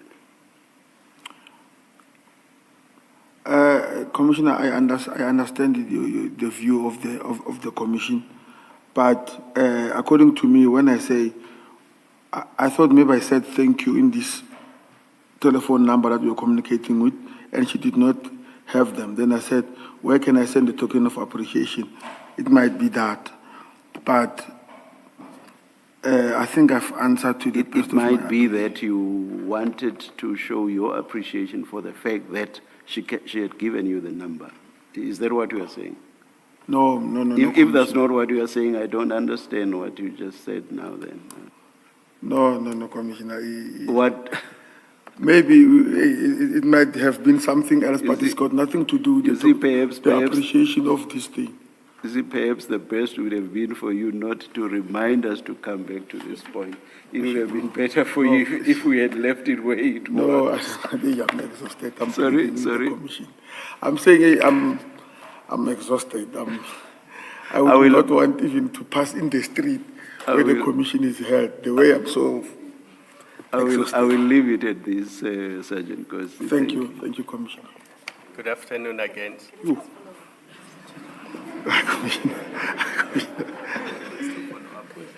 So, Nkosi, it's on this still Natasha topic.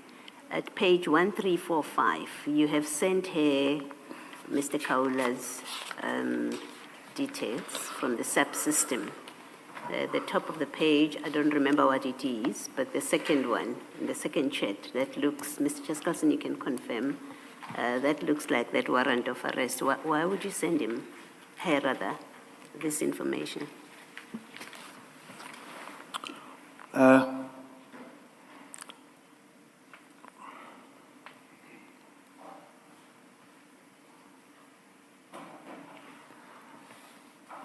I think it was on the basis if maybe, they go around and have fun.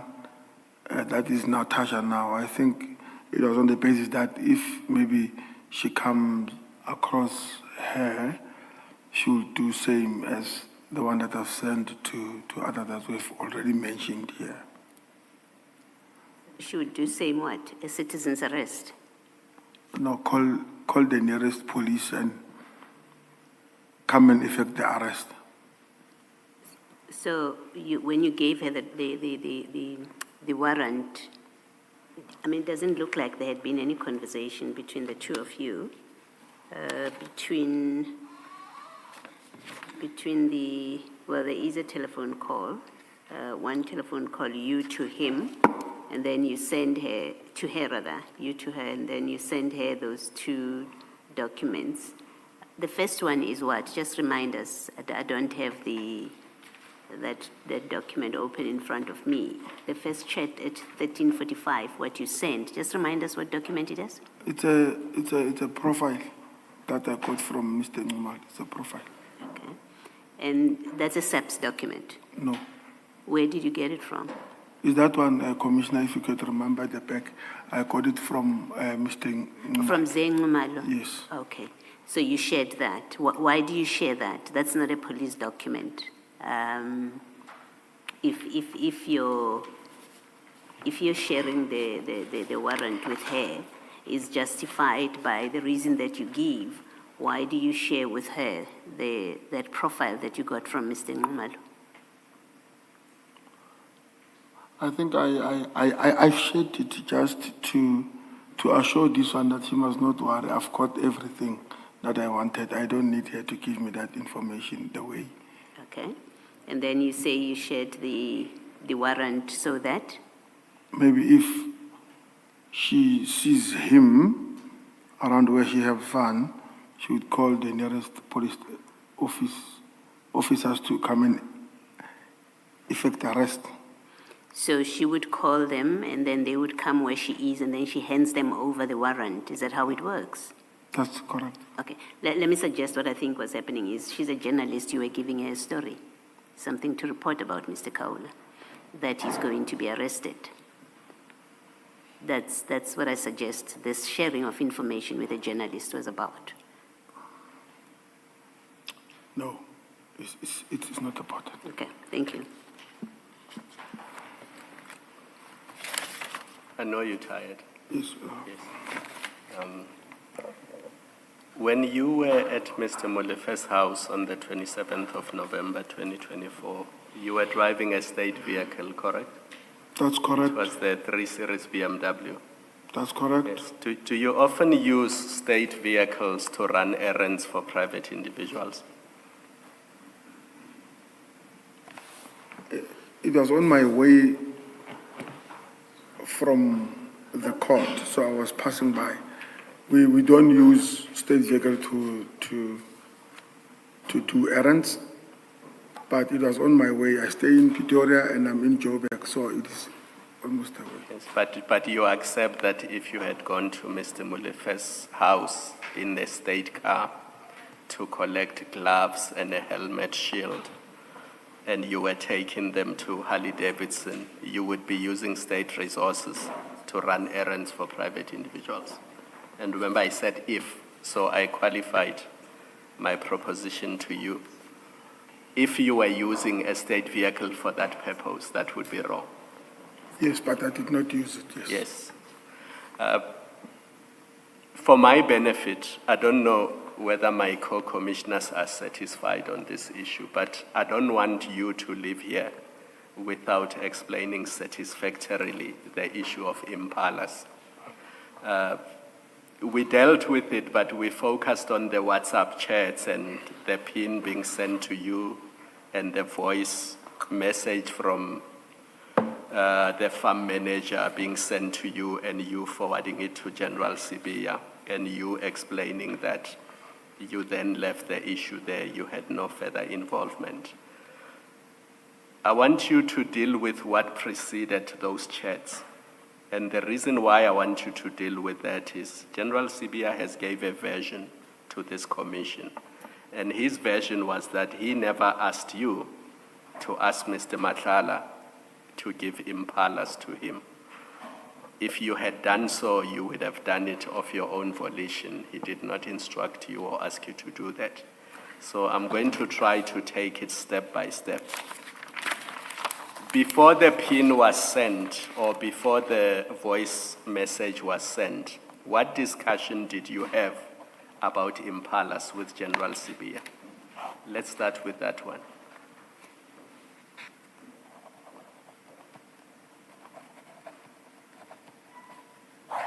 So before the pin, before the voice note, what discussion did you have with General Sibiya about impalas? I did not have any discussion with him. What discussion did you have with Mr. Matlala about impalas? I did not have a discussion with Mr. Matlala about impalas. How did Mr. Matlala know that General Sibiya wants impalas or another animal that looks like impalas? I don't know that. Maybe they might have discussed it, but I was not present. It was not you. It was not me. Did General Sibia ever say to you, I want a blessbook and not an impala? No, Did General Sibia ever ask you to arrange a mating partner for one of his blessbook or impalas? no, No. So you had no involvement no, on the issue of impalas? not at Other all. than the passing of the message and the pin? That's correct. Yes. So do you know why Mr. Matlala would have wanted to give General Sibia impalas? I did not know and I did not ask both of them. Yes. Have you been to Mr. Matlala's farm? Yes, Does he have impalas at his farm, or did he have impalas at his farm in 2023? I never saw them. You never saw them. After the voice note from the manager, remember the voice note said delivery will be made on Monday. Do you know if the impalas were delivered to General Sibia's farm? No, and I've never asked. Have you ever been to General Sibia's farm? Let's say maybe after the voice note, did you ever go to General Sibia's farm? Yes, Did you see impalas there? no, I only saw the goats and the cows. Yeah, So the goats and chickens. Goats and chickens. Okay. Did he tell you about his impalas that were killed? No, No.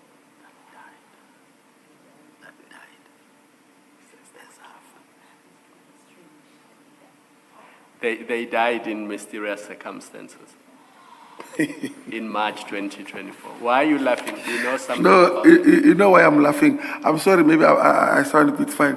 Because of you are saying to me they died mysteriously and I did not even see them. So that's why I'm laughing. No, but did you tell, you are his friend, Sergeant Nkosi, you are his close friend. You work in the same office, more or less. Did he not tell you about them? He did not. I'm not his friend. He's my boss. He's not my friend. Okay.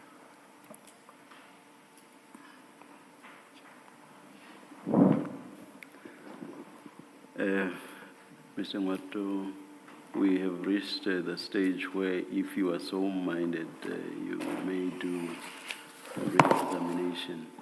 But according to our prescripts, the re-examination should be at pre-selected, or rather on pre-selected issues. So it cannot be right across the entire testimony that has been given. Will you be re-examining? Have you applied your mind to what issues or points you want to direct your re-examination? Commissioner, that's the decision that we're going to take after consultation in terms of line of priority or importance, what aspects we need to clarify so that we don't just go through every other aspect. I have canvassed the same aspect with Matthew earlier on in terms of if we are to reapply, we'll make the necessary application to do so. Okay, perhaps let's take an adjournment, have a discussion outside, and then we'll see what we should do or what should be done. No problem. Let's adjourn.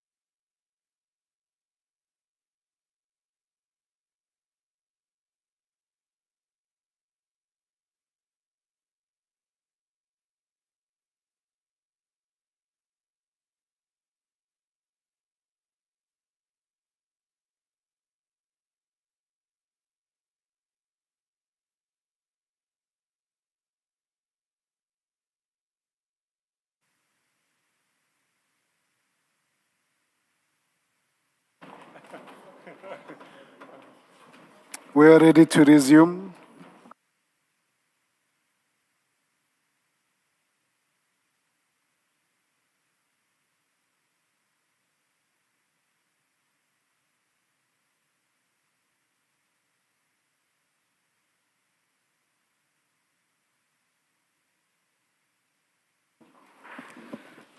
Sergeant Nkosi, I thank you very, very much. You have taken longer than any other witness to give your testimony. I assume you must be quite relieved that we've come to the end eventually. But I will not say that you are done because your attorney, Mr. Ngwatu, says that he's still going to consider the question of re-examination. And he and Mr. Shaskalson will engage each other on that subject, and whether or not you will be coming back for the re-examination is something that will be finalized after they have had those engagements. But until then, you are excused. And again, many thanks. Thank you, Commissioners. Thank you. We resume at 9:30 tomorrow, Mr. Shaskalson. Let us resume at 9:30 tomorrow, and let's adjourn. Thank you.